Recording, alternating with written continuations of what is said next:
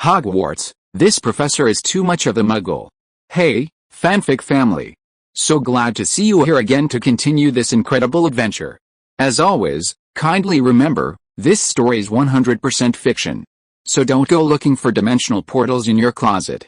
All rights to this fantastic novel belong to the original author. We're just your humble narrators of epic tales. Are you enjoying the fanfic? Show it by subscribing to our YouTube channel and dropping us a like. And if you're impatient for more exclusive content, our Patreon is your happy place. Chapter 51 Christmas Party. It was 11 o'clock in the morning. The weather was clear and cold. Melvin sat by the window, his expression somewhat subtly distorted.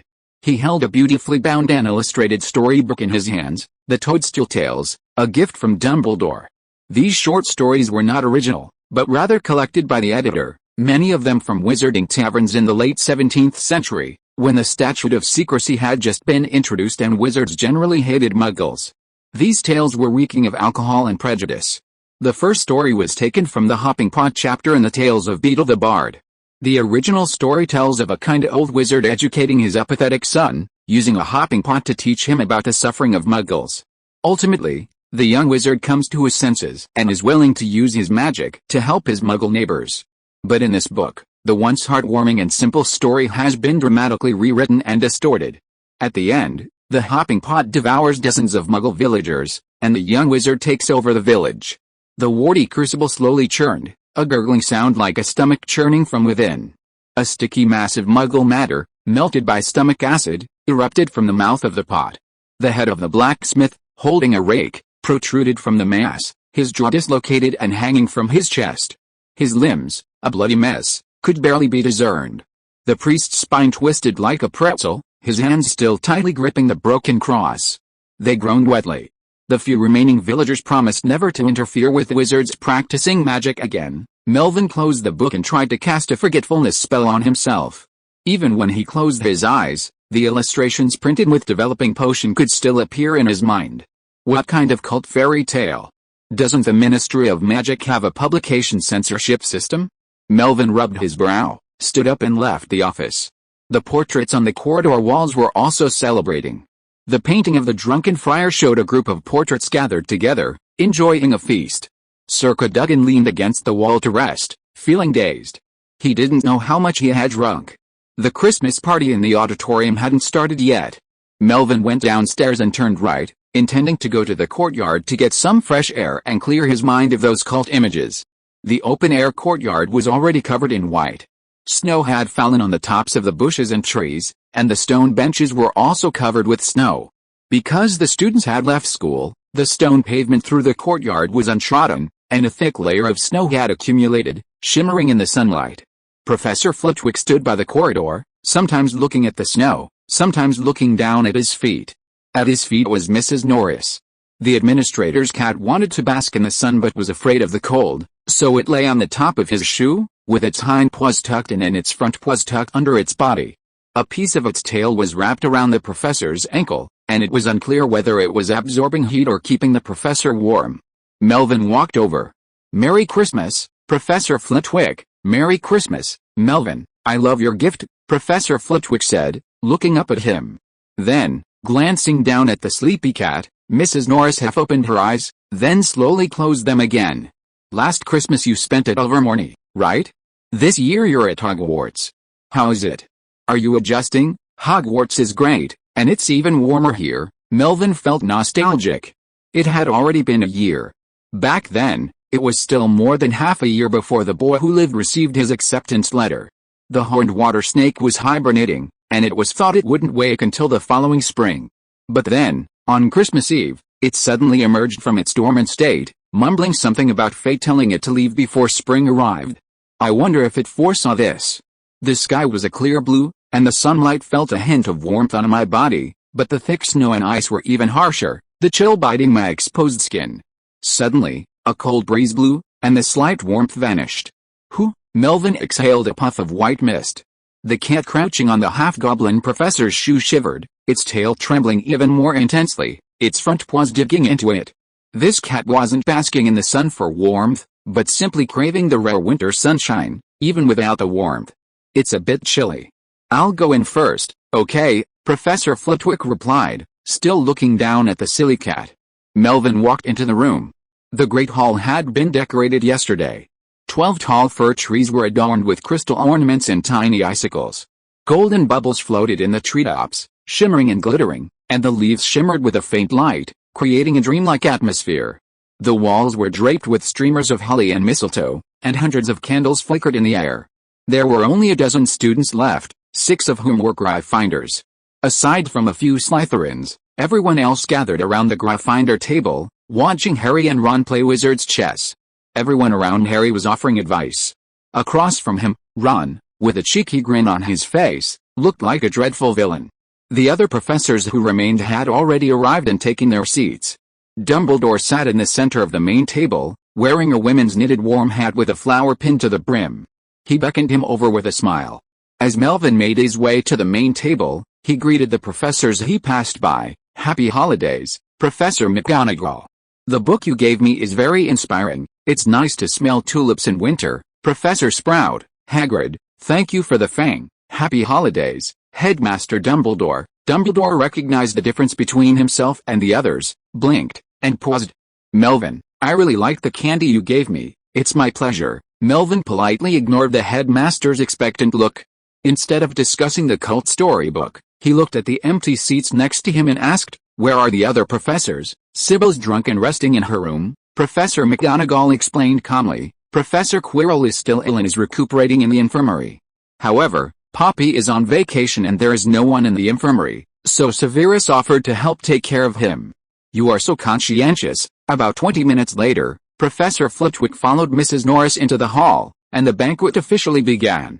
As Dumbledore knocked the goblet with a silver spoon, all kinds of delicious food appeared out of thin air, and the table was suddenly filled with roast turkey, roast steak, cream soup and other foods, as well as bottles of sherry, whiskey, soda water and various juices. Ron's mouth was already full of roast chicken legs. But Harry's mind was not entirely on the table. This was his first time to celebrate Christmas in the true sense. While he was rejoicing, many thoughts were circling in his mind. Who is Nicolas Flamel? What is under the room in the corridor on the 4th floor? What is Snape and Quirrell's conspiracy? And who gave the invisibility cloak this morning? While cutting the steak, Harry raised his head and secretly observed the guest of honor seat above. His expression suddenly became dull. Hagrid, who had drunk himself to death, actually kissed Professor McGonagall. Professor McGonagall, who usually had a serious face, didn't care. She laughed so hard at his jokes that the black hat on her head was tilted with laughter. Chapter 52. After the show, Harry turned around blankly, wanting to talk to Ron about this horrifying scene, but he only saw Ron swallowing the chicken drumstick in his mouth and quietly handing him a glass of fruit wine. The aroma of fruit and wine was sweet. Harry picked up the glass and took a sip quietly. Before he could savor it carefully, he saw George and Fred pouring wine not far away. "Oops. It was made by the twins, so I can't drink it. But it was really delicious, sour and sweet, with the aroma of apples and blueberries, the aroma of wine without the taste of alcohol, and not spicy or astringent." After careful observation, Harry confirmed that the fruit wine was fine. The Weasley twins took it from the guest of honor seat while the professor was not paying attention. It was not a prank prop. After drinking half a glass of fruit wine, Harry let go of his guard against the twins and continued to enjoy the Christmas banquet. "Is it good?" Harry turned to find Fred sitting next to him, smiling as he poured himself another glass. He looked considerate and reliable, like a friend and older brother. He wondered if he had misunderstood the twins before. "It's good. This is my first time drinking. It's a shame we only get to try it at the Christmas party. We were planning to get a bottle of whiskey or sherry, but it was placed in front of Professor McGonagall. It would have been better if it was Headmaster Dumbledore. I prefer fruit wine. If you like it, drink more. The party isn't just about good food, it's also about fun. Here, take this." "What?" Harry dazedly followed Fred's instructions, putting down his cutlery. In his left hand, he grasped a colorful firecracker, pulling its fuse with his right. With Fred's help, he pulled it with both hands. Boom! The roar of the exploding shell instantly made his head buzz. A puff of blue smoke spread out, enveloping him. The red firecracker in his hand transformed into a blue navy hat. Several lively white mice nestled inside the hat, squeaking and scurrying to the ground, drawing Mrs. Norris in pursuit. Believe they were troll heads again. Harry's head was buzzing. Thankfully, the firecrackers were just toys, and aside from being a bit dazed by the explosion, he didn't sustain any additional damage. After recovering, Harry found firecrackers quite amusing. He'd never had many toys growing up, let alone something this novel, something that could both explode and hold a toy. How fascinating. He tore open several firecrackers in quick succession, and soon a pile of objects lay before him, a bag of glitter balloons, a disgusting tumor, and a brand new wizard chess set. All made from the firecrackers. Fun, right, fun. Do you want to open them again? No. What are we going to do this afternoon? Snowball fights on the court this afternoon, and tea party tonight. We can play chess tonight, Harry said, offering a challenge, confident in his brand new wizard chess pieces. You and Percy can watch, but don't give me any advice. You're the reason I lost so badly this morning. The Weasley brothers fell silent. Dumbledore, sitting in the guest of honor seat, took a sip of his fruit wine, a broad smile on his face. This year's Christmas party was more lively than in previous years. Minerva and Pomona were listening to Phileas recounting embarrassing moments from his youth. Hagrid insisted on taking Melvin out for a drink, but not now, not in the Great Hall, but at the Hogshead Inn in Hogsmeade. Melvin could only promise to talk later, which sounded like an excuse. Argus, the caretaker, deboned the fried cod and fed the meat to Mrs. Norris. The man and the cat discussed a night patrol, perhaps catching any students who were out at night during the holidays. There were indeed some students out at night, but the caretaker probably wouldn't catch them. Dumbledore sipped his fruit wine while making his plans.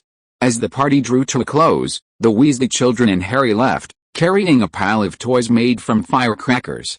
Several professors were still chatting, and Melvin suggested going back to his room to read. It wasn't a Muggle book, but some cult fairy tale about wizards.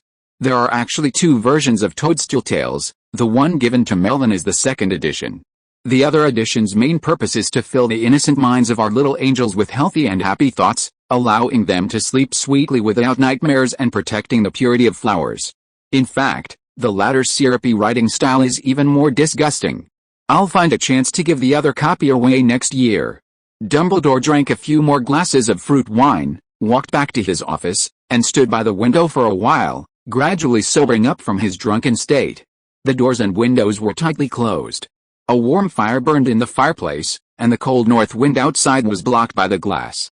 The room was warm inside, while the outside was cold. Moisture condensed on the glass, forming droplets that flowed down like wriggling insects. Looking out the window, the sky was still clear. The students who stayed behind were playing snowball fights on the playground. Harry, like the other children, ran in the snow, having a great time. Until his clothes were soaked with snow and sweat, and the breeze made him shiver with cold. Unable to bear it any longer, he retreated dejectedly indoors. Older wizards dislike holidays, especially grand ones. The quiet after the bustle is hard to accept. On the other hand, having celebrated these festivals dozens, even hundreds of times, each one brings back memories of the past events, and past people. In the valley of Godric's Hill in southwest England lies a small village, perhaps home to a few hundred households, a mixed population of half-wizards and half-muggles. It was once the birthplace of Godric Gryffindor and the place where Bowman Wright forged the first golden snitch. In the center of the village lies a small square with a monument in its center. Nearby, there are few shops, a post office, a pub, and a small church. Even after all these years, I still remember the shimmering stained glass windows. Behind the church is a cemetery, where the wizards who settled there are buried. Occasionally, wizards come to pay their respects or ghosts pass by, giving rise to rumors of hauntings. Muggles always went to church to pray, but avoided it because of rumors of haunted graveyards. However, some brave Muggle children from the village took the liberty of exploring the graveyard. They encountered no ghosts or spirits, only a sickly girl. Ariana quite enjoyed playing with them. Initially, Ariana disliked winter. During this period, the wind and snow were fierce, and Aberforth insisted that she stay home due to her health. Unfortunately, that winter, she developed frostbite on her ears. It wasn't serious, and she didn't feel any itching or pain, but Aberforth felt deeply guilty. The following winters were even more unbearable. She couldn't even take a walk to get some fresh air, let alone go to church. It wasn't until Aberforth returned home during Christmas break that he cast a spell to protect her from the cold. So she went to church every day that holiday, slithering on the icy roads with her Muggle friends from the village, shaking branches quickly while others stood under trees, and building snowmen and having snowball fights with her friends. Everything about the Winter Valley brought her a sense of freshness and joy. Because of this, after graduating from school, he proposed taking her out of the Vale, but Ariana wasn't exactly happy. At the time, he'd believed his quest for the Deathly Hallows was driven by a greater purpose, to gain more powerful magic to heal his sister's illness. With his relentless persuasion and nagging, Ariana, driven by the desire to care for her brother, gradually agreed.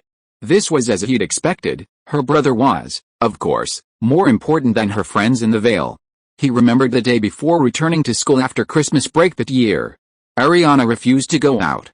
Even when he took her out and deliberately stood under a snow-covered tree, she simply held his hand and stood quietly by, watching her friends play. He remembered the night they left. Ariana, fighting exhaustion to stay awake, kept him company, chatting about all sorts of things, the fire in the fireplace, the morning snow, the mice hiding in the woodpile, and many of their Muggle friends and the nearby residents, but he remembered none of them. Only when he mentioned Aberforth did he seem to scorn him. If Aberforth hadn't learned the spells to protect against the cold and damp, Ariana wouldn't have gotten frostbite and been confined to her room. Dumbledore stood at the window, thinking of the girl who held his hand on a snowy day with a bright smile, and suddenly felt sad. He actually knew what Ariana wanted a long time ago. She loved playing in the snow and she never hated Muggles. But he thought that what his sister wanted was not the best. What he wanted to give her was right and suitable. Then he thought of another person. That person was imprisoned in Nuremberg by his own hands. She wrote to him every Christmas, but he did not read or reply. Together they killed Ariana. Chapter 53, Sleepless Night. The moon rose, the sun set. The night sky was heavy and oppressive, occasionally glimpsing through the clouds a glimmer of light from the stars, like candlelight reflected in the heavens. A cold wind howled in the late night, and silvery snowflakes fell on the bare branches of the whomping willow. The headmaster's office was silent. Dumbledore stood quietly at the window. There was a slight commotion among the portraits on the wall. Headmaster Everard cleared his throat and whispered, "Albus, there's news from the fat lady. Someone left the portrait hole late at night, but they haven't seen who it is." "I see." The portraits of past headmasters looked at him and nodded, then turned and left the office, their footsteps fading. The castle was unusually quiet late at night. Harry cautiously observed his surroundings, tightening his silk dress. He still felt a sense of unease. Even with his careful footsteps, his shoes still made a slight sound on the floor. Today was the happiest Christmas of his life, but one thing lingered in his mind. As he drifted off to sleep, the thought he'd temporarily forgotten during the day resurfaced. At 11:30, Harry stared at the curtains above his bed, wondering what lay beneath the trapdoor in the fourth-floor corridor. At 12:30, Harry opened his eyes again, wondering who Nicolas Flamel was, and who had given him the invisibility cloak. At 1 in the morning, a whirlwind of thoughts raced through his mind, and instead of falling asleep, Harry grew increasingly alert. Finally, wide-eyed, Harry rolled out of bed and decided to find something to do, try out the invisibility cloak. The fabric was light, smoother than silk, so thin it seemed almost insubstantial, and felt nothing beneath it. Wrapped within the cloak, Harry tugged at the edges with his hands to secure it, taking small steps forward, occasionally turning his head to survey his surroundings. The portraits on the wall were fast asleep, unresponsive as they passed by their frames. A few, lightly asleep, were startled awake by the gentle sound of footsteps. They opened their eyes to see only an empty corridor, mumbled something drowsily, and closed their eyes again. What a magical invisibility cloak! Harry's curiosity grew even stronger. Who had given him this magical cloak? Was it a friend of his parents, a professor at Hogwarts, or even Headmaster Dumbledore? Why wouldn't they reveal their identities? Could it be a wizard from outside the school? The faces of every adult wizard he'd known flashed through his mind, but he still couldn't come up with an answer. He gave up the thought and began to think about what he could do with the cloak.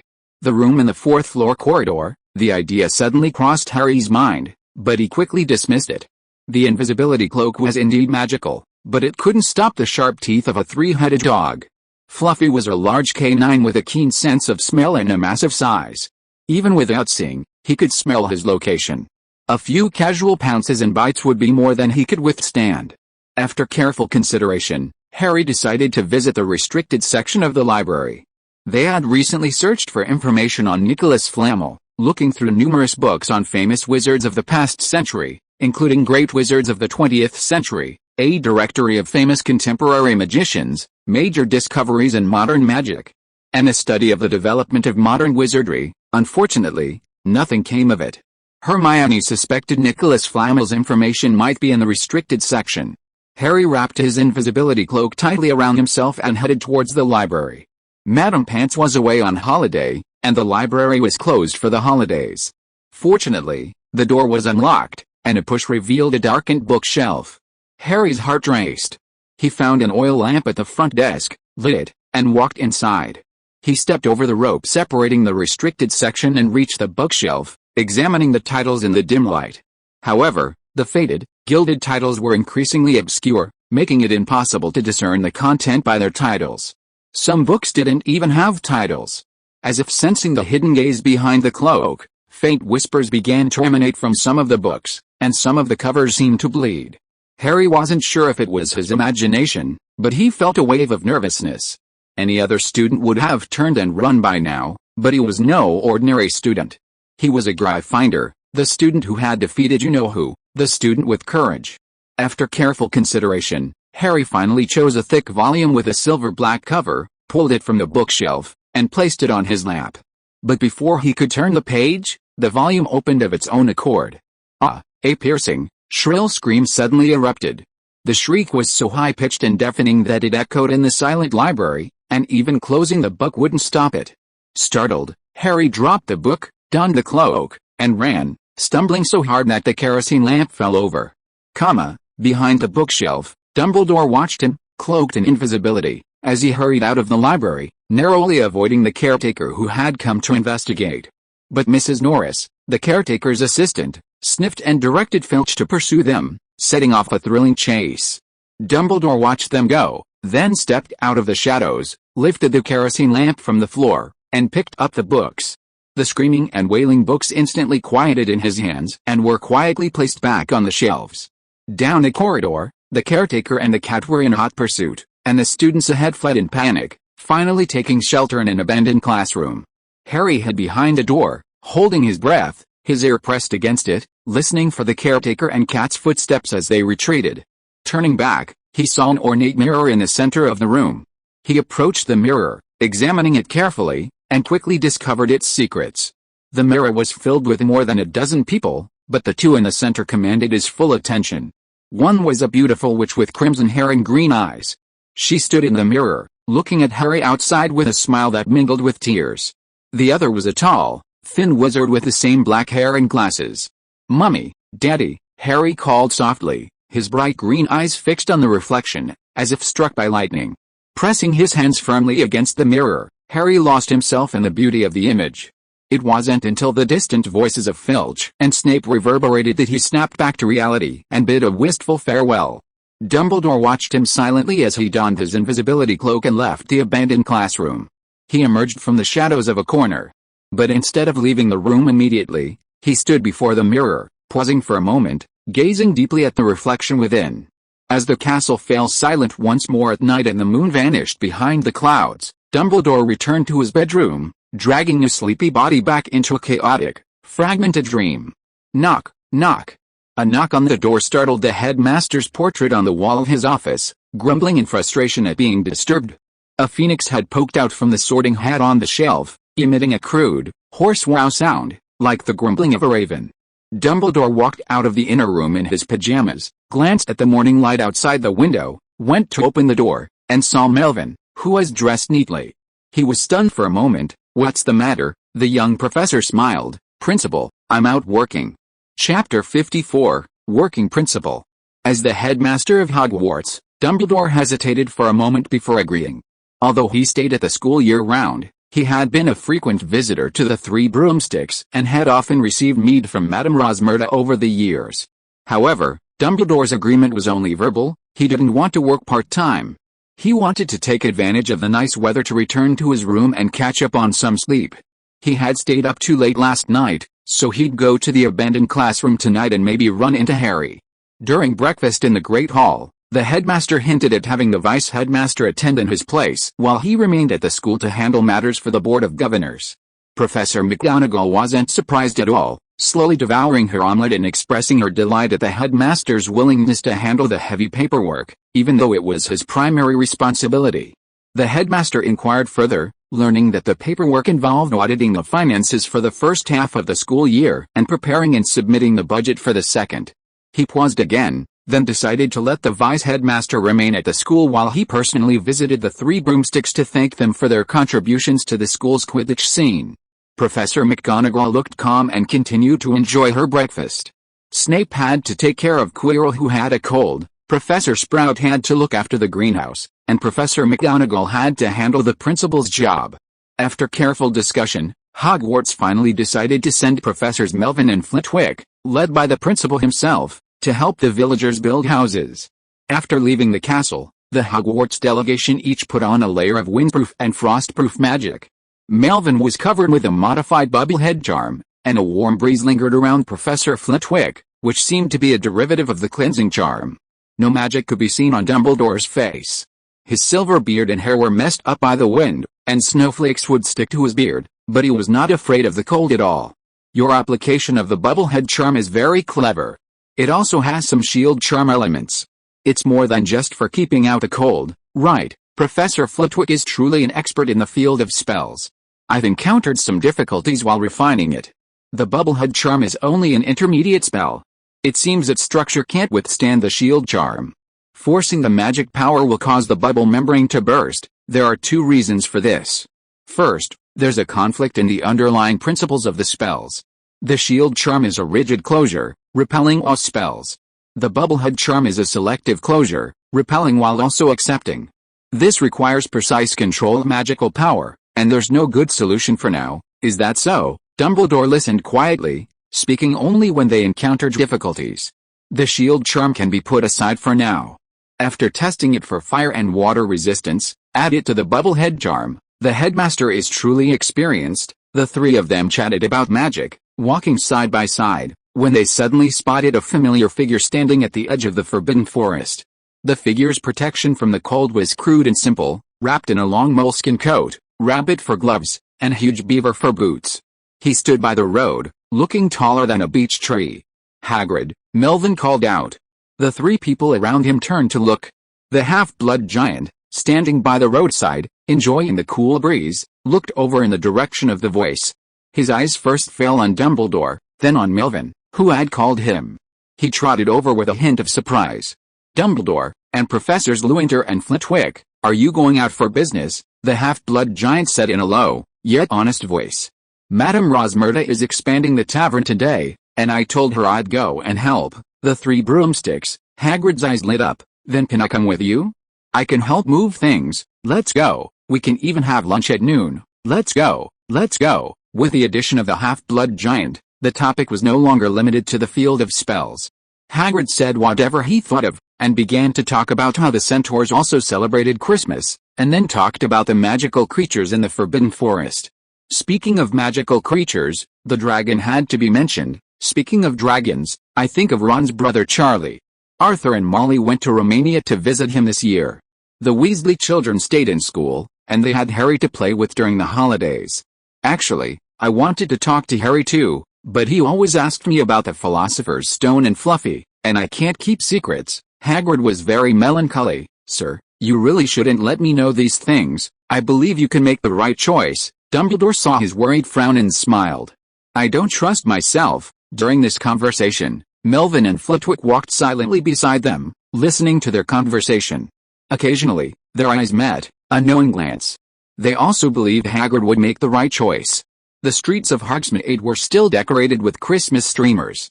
Only Honeydukes was still doing mail-order business. Owls were constantly taking off with packages. Many shops were closed, and the 3 broomsticks had put up signs announcing renovations.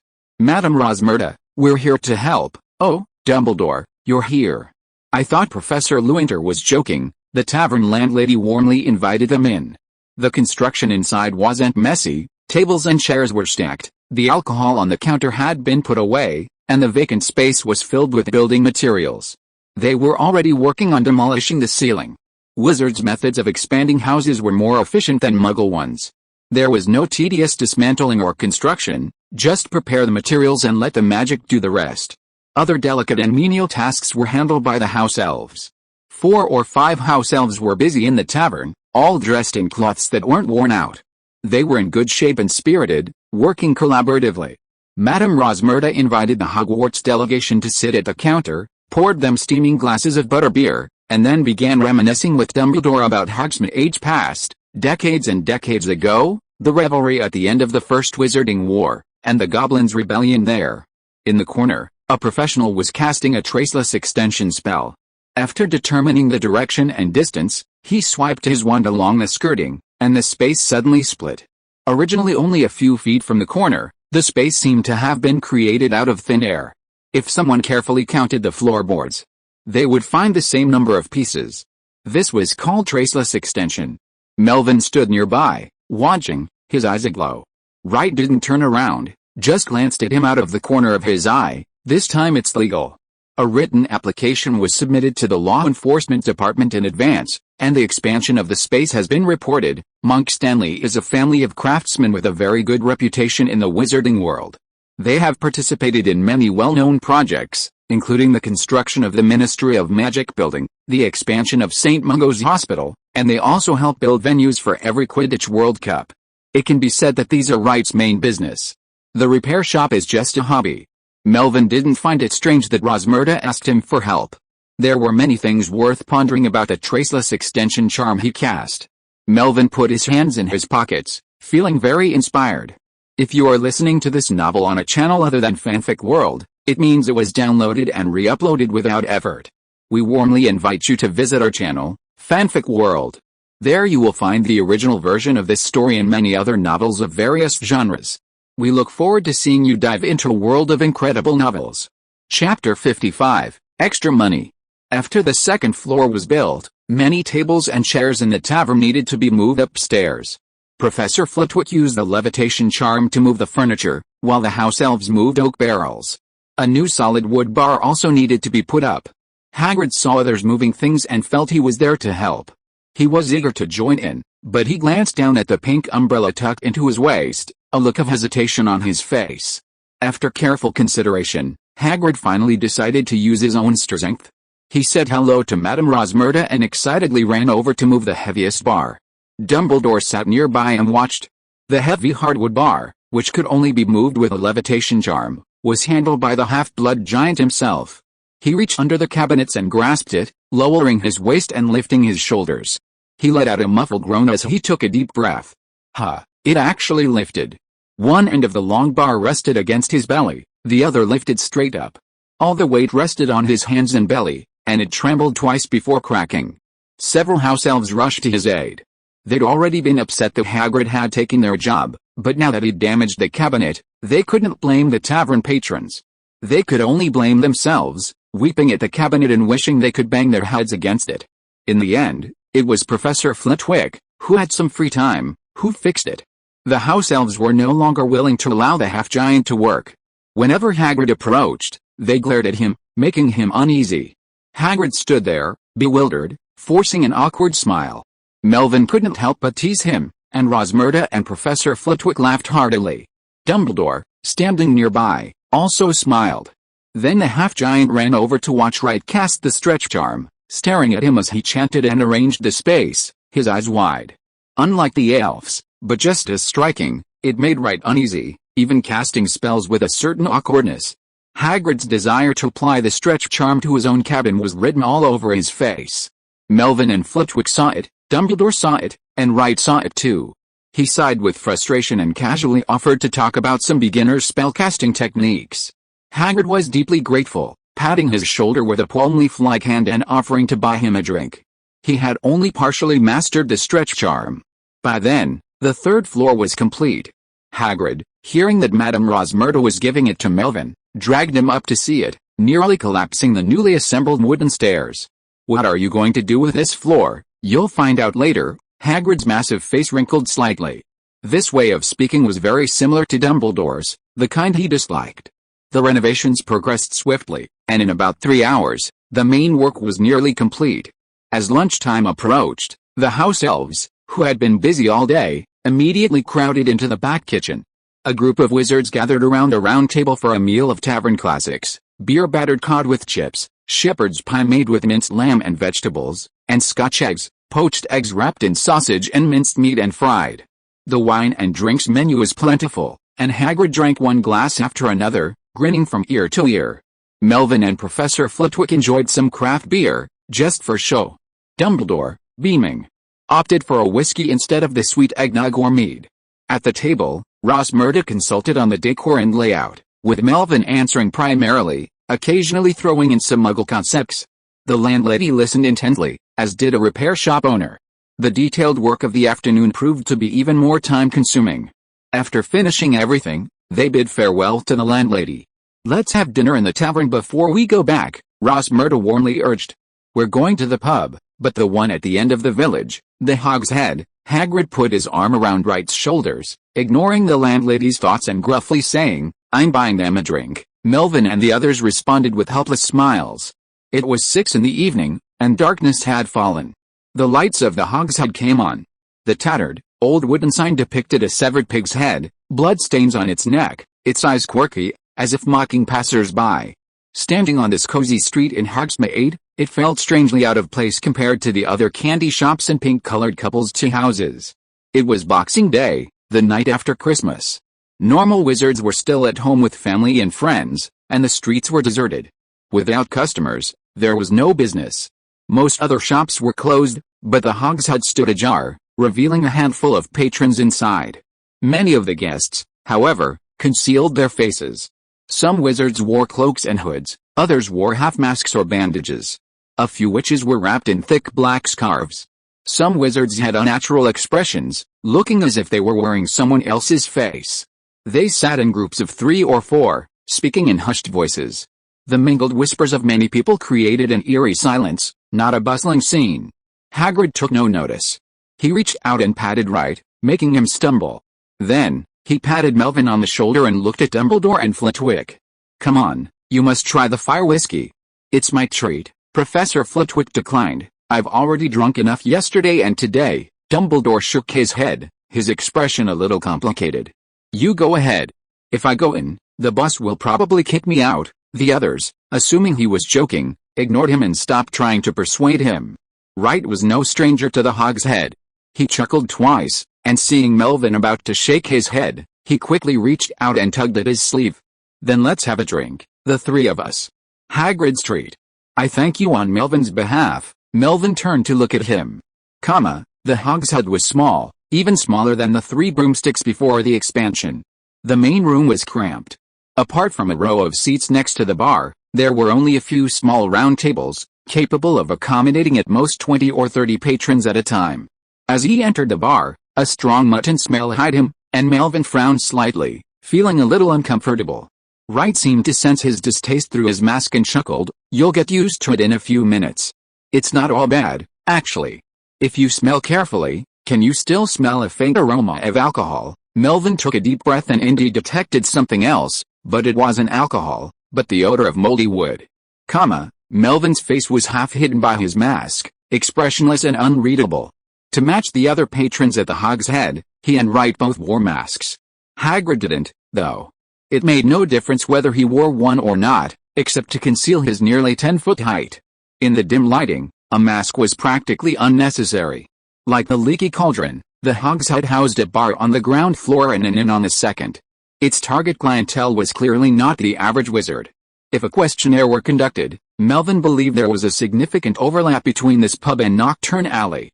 However, the atmosphere here was even worse than Knockturn Alley. Doors, windows, tables, and chairs were caked with stale putty, leaving a greasy black crumb with a rub of the finger. The floor felt strange underfoot. At first glance, it looked like compacted mud, but it was actually stone flooring stained by centuries of grime. Because rainwater couldn't wash inside, it was, in some ways, even dirtier than the open-air grounds of Knockturn Alley. The half-giant entered the bar, attracting the attention of many patrons, but he paid no attention. His first order was a drink. Hagrid was experienced in this and led the 2 to the bar. The bar owner stood behind the wooden counter. He had thick gray hair and a beard. His face was unclear, but he was a tall, thin old man. Judging from his sharp eyes, he had a bad temper. The man in front of him was the headmaster's biological brother. Melvin looked at the owner of the Hogshead Inn. He was tall and thin, wearing a dirty apron. Most of his face was hidden behind his unkempt beard and hair. The thick beard showed no signs of being groomed, almost like a mask. Only a pair of blue-gray, slightly cloudy eyes could be seen under his eyebrows. If you didn't know his identity, it would be difficult to associate this slovenly bar owner with the Hogwarts headmaster. 3 bottles of Ogden's fire whiskey, said Hagrid. The bartender glanced at them, then bent down and pulled out 3 dusty bottles of whiskey from under the counter. His voice was muffled. 30 sickles. Hagrid pulled a gold galleon from his pocket, counted out 13 silver sickles, weighed them in his palm, and handed them over. The wooden drawer of the till slid open automatically, swallowing the 14 coins. Don't look, there are no glasses. Wright pulled Melvin towards an empty round table in the corner. At the Hogshead, you drink directly or bring your own. Melvin looked back to see the bartender wiping a glass with a dirty, dark rag, seemingly never washed. The glass only grew dirtier with each wipe. Fire whiskey, the liquid was a transparent amber color. When unopened, a thin film of blue flame clung to the surface, barely warm to the touch through the bottle. Once opened, the flame quickly turned bright yellow, creating a rippling, flaming foam. Sparks flickered from the surface, creating a soft, hissing sound. It was said that the inspiration for this brewing wizard came from a visit to a dragon. Hagrid didn't exchange any pleasantries or toasts. He unscrewed the bottle cap and took a sip. He exhaled comfortably, and a gust of alcohol rushed into his nose, and out came a few wisps of orange flames. Wright drank more slowly, but was just as casual, with fire coming out of his nose, as he asked Melvin, I heard that you rented the memory mirror to Ms. Rosmerta so that she could play the ball games in the tavern, thus attracting a lot of business. You get a share of the increased profits. How much is the rent for the mirror?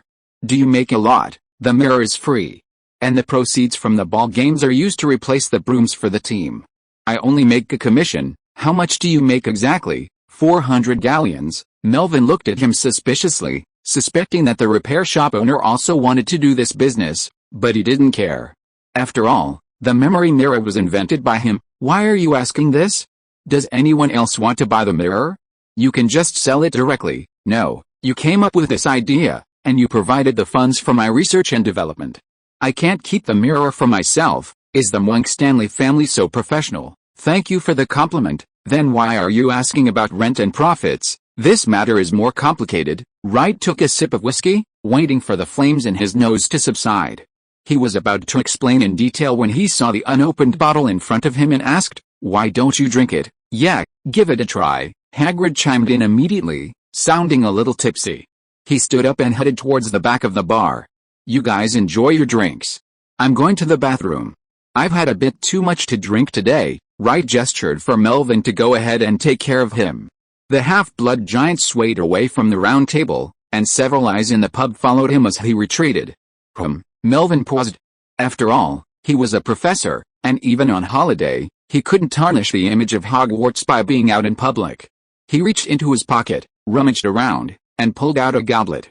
He uncorked the bottle and poured a glass of wizard-brewed whiskey into it. Orange flames suddenly erupted from the glass. Wright was stunned for a moment, glancing at the glass, then at his deflated pockets, a traceless extension charm. Melvin nodded silently and took a sip of the whiskey. The flame wasn't scorching, but rather spicy. Wright frowned, his expression suddenly serious. Is your pocket legal? Melvin looked at him in confusion. I'm a foreign wizard. Why should I obey the laws of the British Ministry of Magic? Don't lie to me. The Woolworth building also prohibits the misuse of the traceless extension charm. I'm in Scotland. Why should I obey the laws of the Magical Congress of the United States of America? You? Wright was stunned. The Monk Stanley family had been law-abiding model wizards for generations. It had taken him years of struggle to open a repair shop here, and he had only grown bolder in recent years. He had never seen such a guy walking on the edge of the law. Then you asked me last time in the tavern whether the stretching spell was legal. You are a local wizard, you should abide by the law. Melvin waved his hand, telling him not to worry about such details. Don't talk about the traceless stretching spell, let's talk about business. Wright clenched a bottle of wine, as if he had clenched his fist. He felt a lot of words were stuffy in his chest. He wanted to write to the Ministry of Magic and the Magical Congress to report this guy, but when he thought of the illegal shop he opened, he finally held back. Old Tom from the Leaky Cauldron also knows about the Shadow Mirror. He wants to buy a mirror. You can also cooperate with a 3 broomsticks model. You provide the mirror and he provides the tavern, and you can directly share the monthly profits. You are wrong, Melvin corrected. I lent the Shadow Mirror to Ms. Rosmerta for free. The school cooperated with the 3 broomsticks through the Quidditch event. The profits are shared by them, and I just earn a commission from it. Then Old Tom is also willing to give the school a share, so that you can earn a commission. What I mean is that the Leaky Cauldron wants the Shadow Mirror, and Old Tom has to pay. Wright was about to ask more when Melvin suddenly turned his head to look at the back door of the tavern and asked softly, "Did Hagrid take too long in the bathroom this time?" Chapter 56 3 Snowballs. The Hogshead Inn, back door. The moonlight was bright tonight, illuminating the snow. The clouds were sparse, the view is wide, and tomorrow should be a fine night. On any other night, Quirrell would have thought this moonlight was fine, but tonight, when he wanted to approach the half-blood giant stealthily to extract information, it was a bit of an eyesore, making it difficult to conceal his whereabouts and identity. He had nearly been spotted by Snape as he left the school. With a swish, his leather boots clattered against the soft snow. Quirrell paused, pulled down his hood, donned his mask, and approached the pub's bathroom with light steps. The front hall hadn't been cleaned all year, but the bathroom was surprisingly clean. At least there wasn't that pungent, disgusting, blinding smell. The half-blood giant stood at the sink, staring intently at the copper faucet, letting the water wash over his hands. It's not surprising that drunk people, when their minds stop working, often do inexplicable things. His hands were thick and broad, covered in knotty calluses, their muscles and veins thick and bulging, making him look more like some kind of humanoid beast. The strong smell of alcohol amplified the savagery in the half-giant's aura. He turned and glared, and that momentary gaze made Quirrell's breath hitch, as if he were being stared at by a wild beast. Quirrell consoled himself with the fact that he was a defense against the dark arts professor and had dealt with even more ferocious magical creatures. But the oppressive feeling brought by this size was still there. Despite Hagrid's usual gentle demeanor, the strong smell of alcohol made him wonder what sanity remained in him, whether he would suddenly erupt in attack.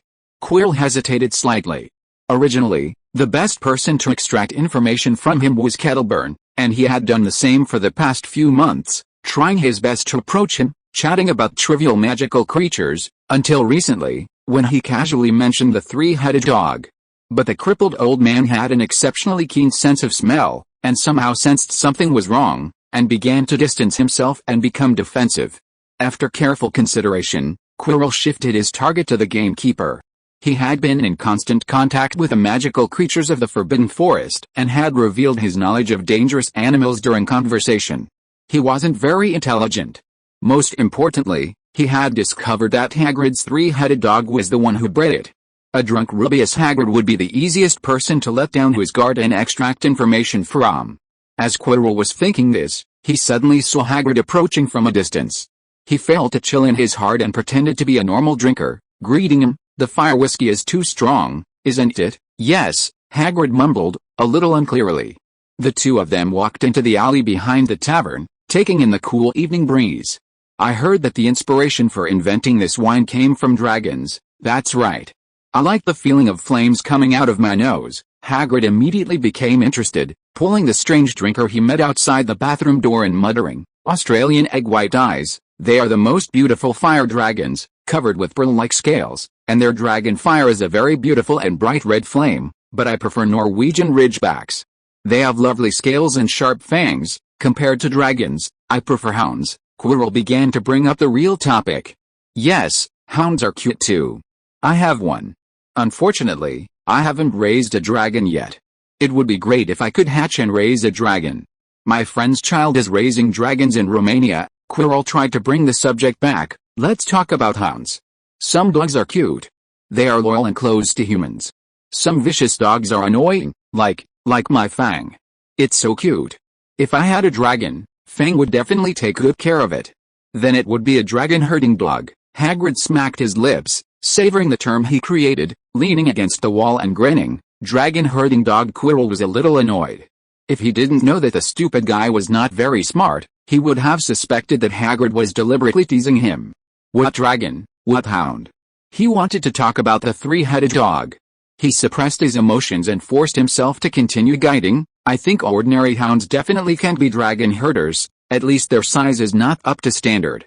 Are there any dogs that are larger, almost comparable to dragons? The gamekeeper thought for a moment with his drunken mind, and answered seriously and sincerely, you can be a dragon herder for Hungarian horntails. Those dragons are smaller, or other young dragons. Quirrell clenched his hands behind his back into fists, suppressing the impulse in his heart. For the next 10 minutes, Quirrell tried to steer the topic towards the three-headed dog from various angles, trying to get information, but Hagrid's focus always stayed on the dragons and his dragon herders. Don't mention dragons anymore. Quirrell finally couldn't bear it anymore and shouted in a low voice. But at that moment, the gamekeeper turned to look at him, slowly squatted down, and asked sincerely, why can't we mention dragons? Don't you like dragons? They're so adorable. How about the Swedish short-snout dragon? The Welsh green dragon? The Ukrainian iron belly? Quirrell could no longer suppress the urge in his heart. He took out his wand, aimed it at the drunk and cast a confounding charm. Hagrid finally quieted down, leaning stupidly against the wall, his eyes dull and his expression bewildered. Huh? Quirrell finally felt relieved. He finally didn't have to continue to talk to the stupid drunk. The Dark Lord was just too cautious, saying that he might have giant blood and that the spell he cast might be ineffective. He was just a gamekeeper without a wand, only better than that squib Filch, who was obedient after a confounding charm. Tell me, what is the weakness of the three-headed dog? Hagrid stared at the masked wizard with dull eyes, opened his mouth, and burped at him. His breath was mixed with a stench of alcohol and stomach acid. Quirrell's cloak and mask couldn't block the stench. He breathed in a little, and his vision went black. He nearly vomited, feeling the suffocation. Uncontrollable malice surged within him. He had never felt such a strong premonition before that the Imperious Curse would work. Quirrell raised his wand and shouted in rage, soul out of body. His undisguised malice transformed into magical power, coalescing at the tip of his wand. Some ominous spell was brewing. Two bright white lights flashed out the back door of the tavern. A sharp whistling sound pierced the air, and the energy whipped up the snow, illuminating it with moonlight, like waves rising and emptying in a narrow alley. Two snowballs, one in front of the other, instantly reached the half-blood giant. One snowball knocked the one askew, and the other struck the head beneath the hood, making a crisp sound at the beginning and a dull sound at the end. Hagrid muttered, the dragon's breathing fire, compared to the half-giant, who was expelled from school and had his wand broken before graduation, the former unspeakable, right, who had graduated with honors and worked at the ministry for several years, was far more experienced. The elective professor beside him, who had hurriedly gathered snowballs and launched an attack upon seeing the Imperious Curse, was undoubtedly a top-notch duelist. He activated the snowballs as the Imperious Curse sounded, casting the spell silently and wandlessly, launching it the instant the Imperious Curse ended. He was the first to strike, even surpassing many senior aurors at the ministry. The powerful impact sent the masked wizard flying, sending him plummeting into the thick snow. Luckily, Quirrell still had his wand in hand. He gripped it tightly, pressing his temple as he struggled to his feet. His head was splitting, and he could even hear the Dark Lord's low, painful cries, You'll pay for this. Melvin and Wright cast their gazes over. Two ropes burst through the snow, like a venomous snake swooping down upon its prey, a terrifying roar. Wright retreated to the back door of the tavern, worried that the foreign wizard was unfamiliar with British dark magic and even wanted to invite him in with him. Melvin, be careful. This is the dark magic version of quick imprisonment, a masterpiece of dark wizards from 300 years ago. These thick ropes not only bind and imprison, but anyone who gets close will be entangled by the ropes, potentially hanging to death or strangulated like a python. Melvin narrowed his eyes to estimate the path of the two ropes and muttered, obstacles galore. Over a dozen invisible obstacles blocked the two ropes sent out by the masked wizard. Even if they penetrated the obstacles one after another, they would be unable to continue. They fell to the snow, their magic power cut off, and the ropes dissipated. The hooded dark wizard leaped out of the snow, both ropes broken. He knew there was no way he could deal with Professor Lewynter in the short term and wanted to retreat immediately, but the pain in his head made him unwilling to give up. He clutched his wand and communicated with the Dark Lord, hoping to teach him a lesson. Perhaps it was one of the snowballs that hit him right in the back of the head, and the Dark Lord unexpectedly agreed. Quirrell pointed his wand at the figure and heard a muffled spell from behind his head. Suddenly, a brand new rope shot out.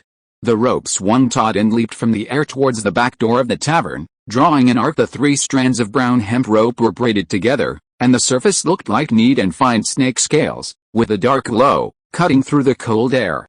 If you listen carefully, it sounded like a venomous snake spitting out its tongue. Quirrell sneered inwardly and turned away without hesitation, but his head was still a little dizzy and his body was staggering. Melvin tried to block it with a barrier again, but this time the rope was attached to a strange magic. With a light touch, the magical barrier melted. He immediately changed his strategy, abandoning the illusory magical defense and instead intercepting the rope physically. He stared at the rope, his eyes wide and his pupils constricted, able to see every texture on the hemp rope. "What are you standing there for?" Wright watched anxiously. This black magic was clearly more sinister than the previous 2. Melvin's mind was affected by the black magic. He reached into his inner shirt pocket, ready to rescue the young professor in a critical moment. Just as the black hemp rope was about to reach him, the surrounding space seemed to shift. Wright heard a slight splash of water, and his vision blurred for a moment, but upon closer inspection, nothing seemed different. Beneath the bright moonlight, a hazy mist appeared out of thin air, consisting of countless tiny, crystal-clear beads of water, gleaming faintly. Little by little, the water particles condensed into droplets, clinging to the surface of the hemp rope, quickly turning into hoarfrost. Layer upon layer of hoarfrost, it condensed into ice. The whole process seemed long, but in reality, it took only the blink of an eye. The rope was frozen in solid ice, suspended in mid-air like a magical ice sculpture. Melvin waved his hand, and the ice sculpture shattered with a fine, crisp sound, instantly shattering, and the hemp rope within was reduced to dust. But Melvin did not stop. These fine powders of ice crystals were controlled by transfiguration and turned into an ice ball. With a sound of whistling wind, it shot towards the masked wizard who was fleeing far away. The figure flew backwards and fell into a snowdrift farther away, completely disappearing. "Is this the student who dropped out of Ilvermorny?" Wright, with a dazed expression, sighed. "Dumbledore should not have hired you as a professor of Muggle Studies, but as a professor of defense against the dark arts.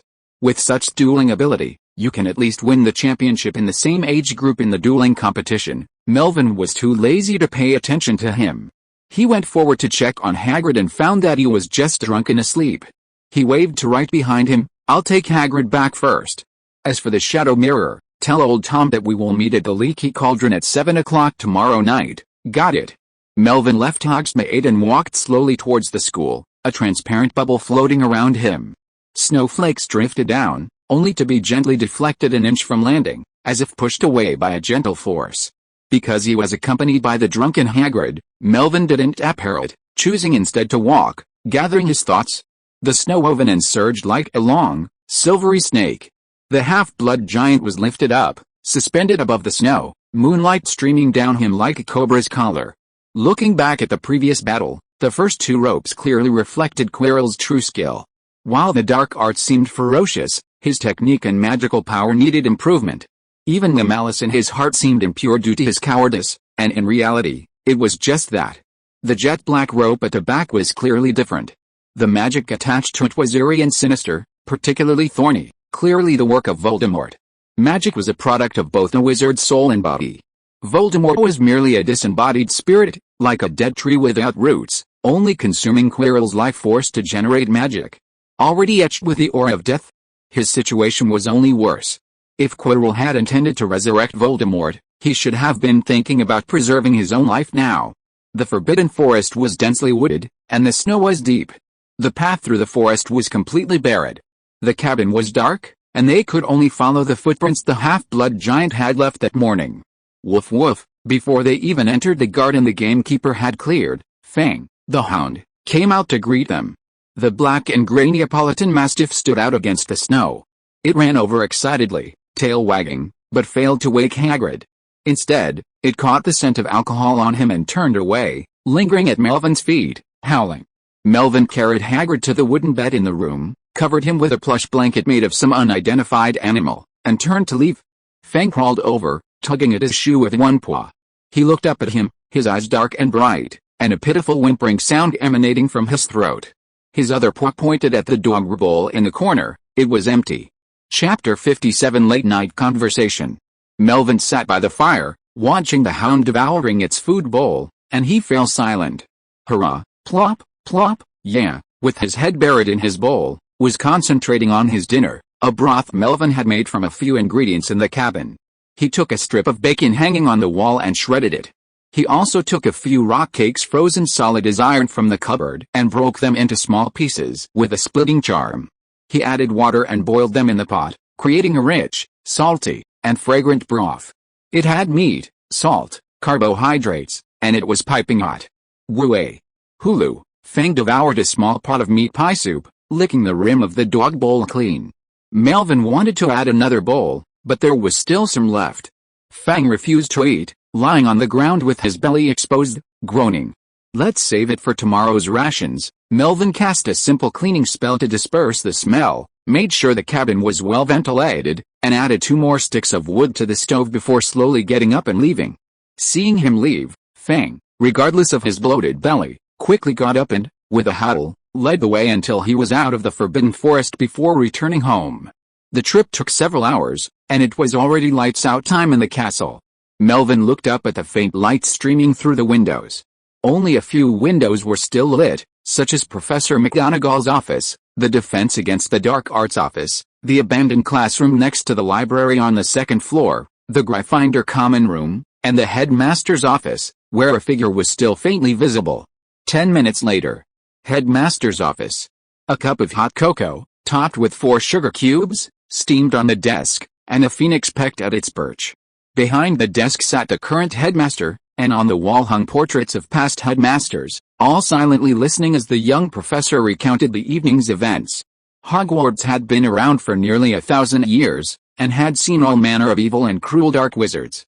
It had even trained many famous dark wizards, many of whom were recorded in history. Every headmaster had to deal with several dark wizard cases every few years during their tenure. Dumbledore's achievements were the most remarkable. Before he officially took over as headmaster, he had already defeated Grindelwald, the leader of the Wiccan Party, and had faced the Dark Lord again a decade earlier. Having saved the wizarding world twice, his achievements were almost comparable to those of the 4 founding fathers. The portraits of the past headmasters were not particularly interested in the sudden appearance of a dark wizard in Hogsmeade, but they noticed that Dumbledore, the most successful, was listening intently, as if taking the matter particularly seriously. So, the portraits perked up and took their time. Melvin sniffed the aroma of the hot cocoa as he finished recounting his experiences tonight. Phineas Black wanted to speak but was stopped by Headmaster Moore next to him. Dumbledore pondered, and a group of headmaster portraits also became nervous. Dumbledore looked up at Melvin and asked, "The magic on the last rope is very different." "What's different?" "Very tricky, very evil. The malice is almost comparable to the unforgivable curse." "Oh," the headmaster portrait on the wall exclaimed in a low voice. Dumbledore gazed deeply at the young professor before him. His mind quietly reaching a decision. "I think I know who he is." Melvin feigned confusion. "Who?" "An old friend.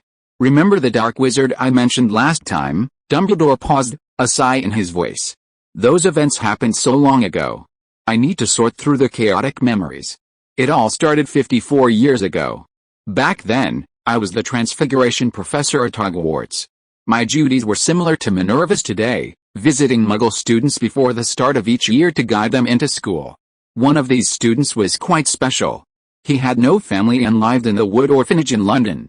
His name was Tom Riddle." Melvin listened quietly, combining his memories from his past life with Dumbledore's account to piece together the full story. In the early autumn of 1938, Dumbledore and Riddle first met. He had assumed he was a poor, lonely child, but in reality, he was using his magical talents to steal, rob, and bully other children. Neither of them had a good impression of the other.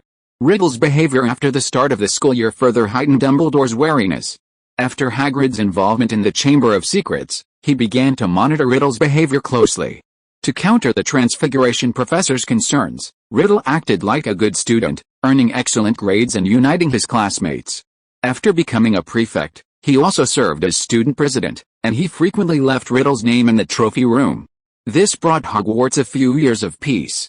However, outside of school, he presented a different image. Riddle discovered his origins, learning that his father was an ordinary Muggle from Hangleton, and that his proud Slytherin bloodline came from his mother, Merrippy Gaunt. The Gaunts, descendants of Slytherin, practiced inbreeding to ensure the purity of their lineage. When Riddle found the Gaunt mansion, the only remaining member of the ancient family was the mad, tyrannical wizard Morfin Gaunt, who was also his uncle. During a conversation with Morfin Gaunt, Riddle learned the truth about his past. Back then, only 3 members of the Gaunt family remained. Father Marvolo and son Morfin had abused their daughter Merrippy, disdaining her magical talent. This long period of oppression led Merrippy to fall in love with a Muggle Riddle. Morfin used magic to teach Riddle a lesson, and summoned Ministry of Magic official Bob Ogden. During the negotiation, a conflict ensued, and the Gaunts attacked Ogden, leading both to imprisonment. Freed from the oppression of the Gaunts, Merrippy's magical talents were unleashed. She used a love potion to lure Riddle away, and after living together for a while, she became pregnant. Perhaps due to negligence during her pregnancy, or perhaps believing that years of living together would foster true love, Merrippy stopped using the love potion for some unknown reason. Riddle, a Muggle, regained consciousness, horrified, and fled. Merrippy suffered a blow, and after being devastated, she fell into complete despair, and from then on she closed herself off from the outside world and stopped communicating with outsiders. Pregnant and helpless, she could only rely on pawning the Gaunt family's things to survive, including Slytherin's locket. She struggled to survive until the end of 1926, when she gave birth to Voldemort at the door of the Woods orphanage. Her long-term weak body could not support childbirth, and she was unwilling to use magic to fight for a chance of life. She died on the night of giving birth. According to her wishes, the orphanage let the child inherit his father's name, Tom Riddle. 16 years later, Riddle learned the truth, and his uncle Morfin in front of him still despised his sister Merrippy's behavior and despised the Muggle blood in Riddle's body. Riddle himself also despised the Muggle blood in his body and hated the Muggle father who abandoned his family, so he killed the Muggle Riddle family and put the blame on the last blood of the Gaunt family, his uncle Morfin. Melvin listened quietly, silent. Dumbledore didn't yet know that Voldemort had not only killed those Muggles but had also used them to forge a Horcrux, the Gaunt family ring. After graduating, Riddle lay dormant for a long time. He twice attempted to return to Hogwarts to teach. The first time, I persuaded Headmaster Dippet to reject him. The second time, after I had taken over as headmaster, I rejected him again. After leaving Hogwarts, Riddle began using Voldemort's name to recruit pure-blood supporters from his former school days to form the Death Eaters. Dumbledore began secretly investigating his background, but made little progress. Around the time of the First Wizarding War, Slughorn, then the potions professor, suddenly retired. Before his departure, Dumbledore questioned Riddle about the situation, but Slughorn was vague and his memory was unclear. After Voldemort's fall, Dumbledore collected and compiled information, obtaining many useful clues. These included the memories of Bob Ogden and the house elf Hoki. Dumbledore had known for years that Voldemort was not truly dead, and Quirrell's return from Albania confirmed his suspicions. Melvin's discovery of Ravenclaw's diadem revealed something he had never seen before, a mere memory acting and thinking on its own, a mere memory attempting to drain his magic. It was more than just a memory, it was a soul. Dumbledore was certain Slughorn's memories had concealed something. The snow had ceased falling outside, but the howling night wind continued. I have every reason to believe that the dark wizard who attacked Hagrid tonight was Professor Quirrell, and that the final, evil power came from my old friend, Voldemort. Dumbledore paused before pronouncing the name. The cold wind outside seemed to freeze for a moment before growing even more turbulent. Melvin mentally sorted out all the connections, pondered for a moment, and then asked softly, "Why would the headmaster tell me such a secret?" "Well, for many reasons." Dumbledore took a sip of his hot cocoa and began to recount. "You attended Ilvermorny, and you didn't experience that turbulent period. No one was constantly harping on his fears. You could call him by his name without hesitation, something even Minerva couldn't do." Melvin shook his head. "Professor McGonagall is the head of Gryffindor. She wouldn't fear any dark wizard, not even the Dark Lord." "I know," Dumbledore explained. "Many wizards are reluctant to call him by his name, not out of fear. It's more a habit left over from that time. Voldemort cast a spell on his own name, and every time he called it, it could trigger a reaction. With Voldemort's downfall, this spell no longer held any deterrent power. For over a decade, this name has been associated with too many bloody and tragic events. The mere mention of it evokes memories of those who have died, Many foreign wizards can call Voldemort by his name. Isn't that why the headmistress told me these secret truths? Melvin said. If I don't tell you, can't you find out? Dumbledore stared into his eyes. Meeting those azure eyes, Melvin subconsciously wanted to activate the brain occlusion, but found that there was no magical fluctuation. The headmaster's eyes did not have any penetrating power or oppression, just a gentle look. Dumbledore retracted his gaze and took a sip of hot cocoa. As a newly appointed professor of Muggle Studies, you have almost no communication with your former professors. Less than 2 weeks after the start of school, you seem to have insight into Quirrell's plan and deliberately used what you called Muggle psychology to scare him away from you. Like you said, this is a judgment based on psychological analysis. Can psychological analysis find the location of Ravenclaw's crown? Dumbledore looked at him with a smile. Melvin avoided the headmaster's gaze with a guilty conscience and silently tasted the cloyingly sweet hot cocoa. At that time, he was in the room of requirement. In order to gain the headmaster's trust, he found the Ravenclaw item on a whim. Looking back now, it was indeed a bit tasty. Since everyone knew the location, he should delay it for 2 more days and say that he found it by accident. That would be reasonable. For wizards who had gained his trust, Dumbledore was willing to respect the little secrets in their hearts and did not ask any further questions. Melvin, perhaps you will feel confused. Since I know Professor Quirrell's identity and know that he and Voldemort sneaked into the castle to seize the Philosopher's Stone, why don't you arrest them directly? No doubt, not at all. Melvin silently denied it in his heart, but still made a guess on his face. Is there a shortage of professors for the Defense Against the Dark Arts class? That is indeed a very important reason. Dumbledore laughed suddenly, but there is an even more important reason. I think you have noticed it. Melvin nodded and replied softly, Harry Potter. Yes, Harry Potter. Dumbledore's smile faded, his eyes a little sad. Harry's parents, James and Lily, they were good friends when they were in school. They got married soon after graduation, which happened to be during that turbulent period. They were hiding from each other while getting pregnant and having children. I still remember them now, a very optimistic young couple. Every time we got together to exchange information, we would learn about the bad news and the tragedy. When everyone was sad, they would always break the silence and let the meeting continue. Everyone felt that life was difficult at that time, but they could always barely hold on.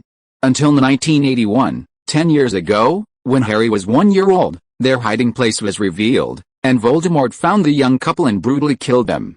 Before she died, Lily left a blessing on little Harry, a powerful ancient magic.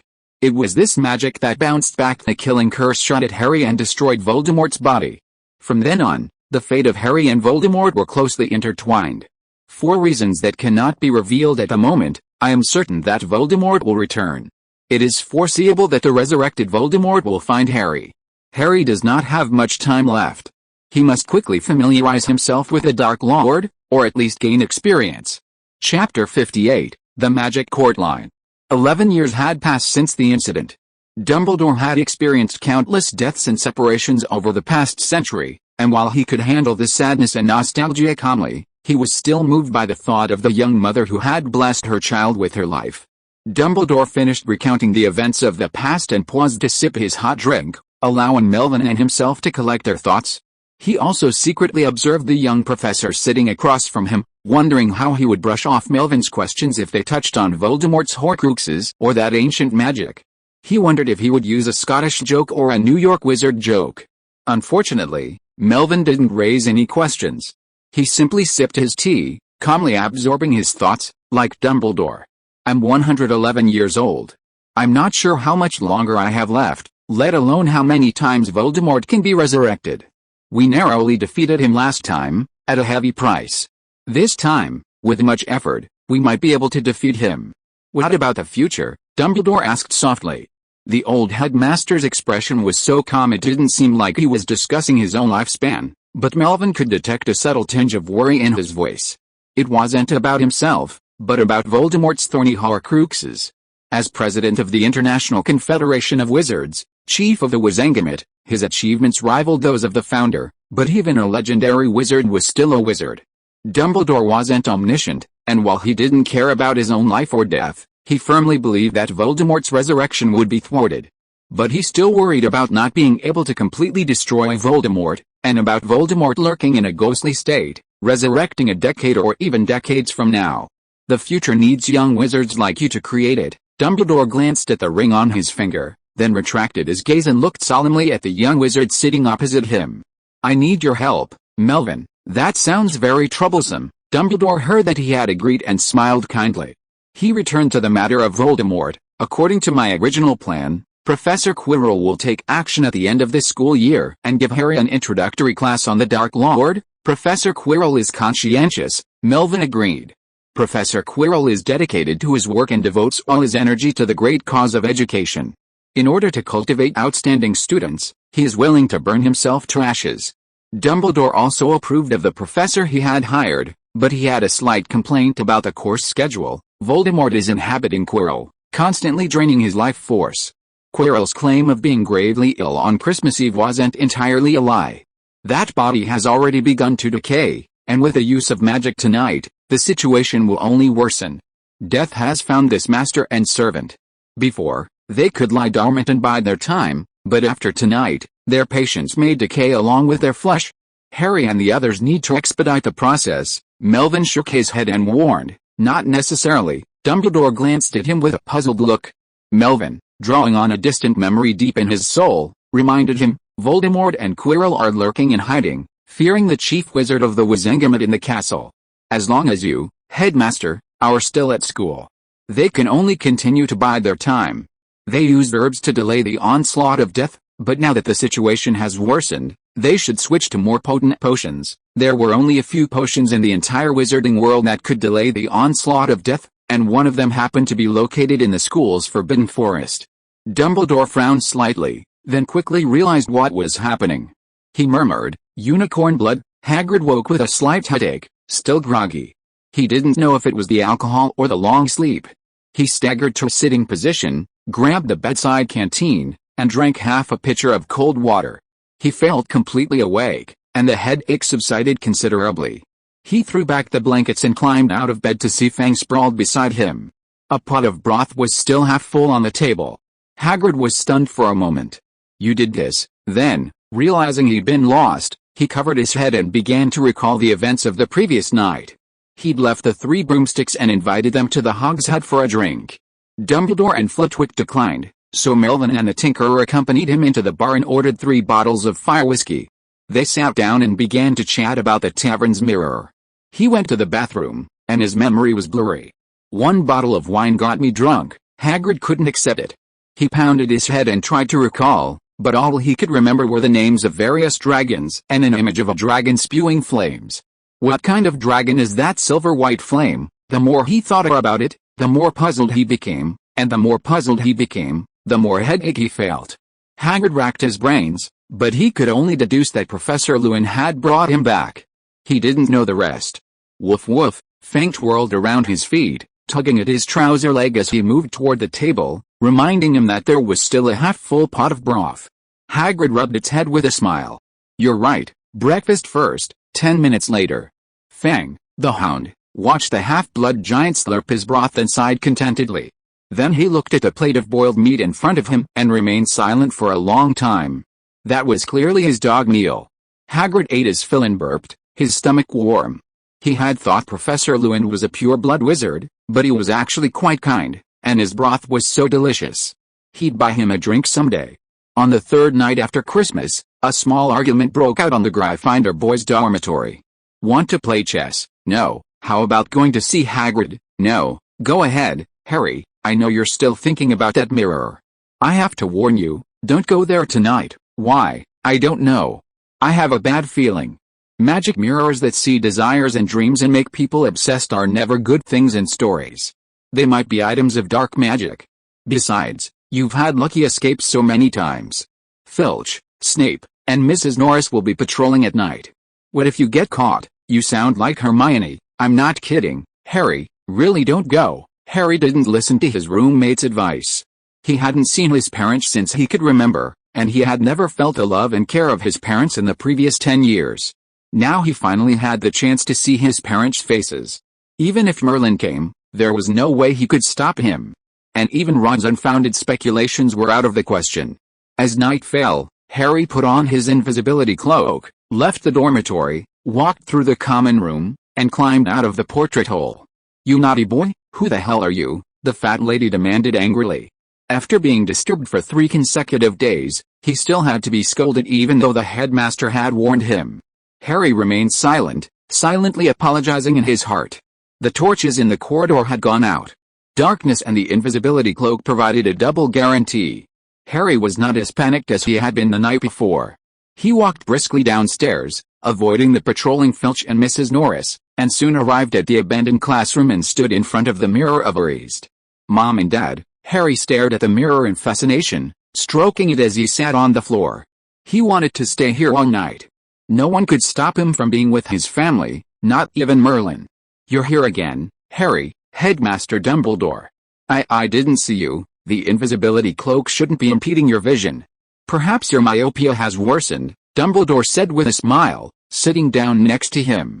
"However, it's possible that you were so eager to see the Mirror of Ares that you ignored your surroundings." "I didn't know it was called that, sir. I just called it by the inscription. Eris, you can try reading it backwards." In an abandoned classroom in the castle, the kind headmaster began a psychological counseling class for the new students.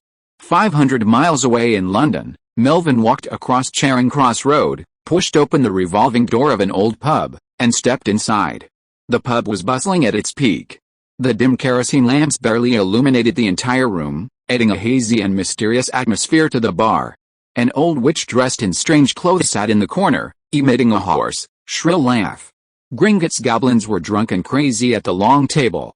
The young nephews of the Abbott family were in charge of mixing drinks and serving the guests. Old Tom was slacking off behind the counter, chatting with a few wizards. Hearing the ring of the brass bell hanging behind the door, Old Tom glanced over. Seeing the visitor, his eyes lit up, and he smiled brilliantly. His wrinkled face squeezed together, revealing his toothless gums, like a shriveled walnut. "Professor Lewynter," Old Tom hurriedly stepped out from the counter and led him to the second-floor room. "Please wait a few minutes. Wright already told me he didn't expect you to come early, so he'll be here soon." The second floor of the tavern was a hotel, specially reserved for guests. Inside, tables and chairs were neatly arranged. The air was filled with a faint aroma of wine, a fire crackled in the fireplace, and the faint sound of cars passing outside a window could be heard.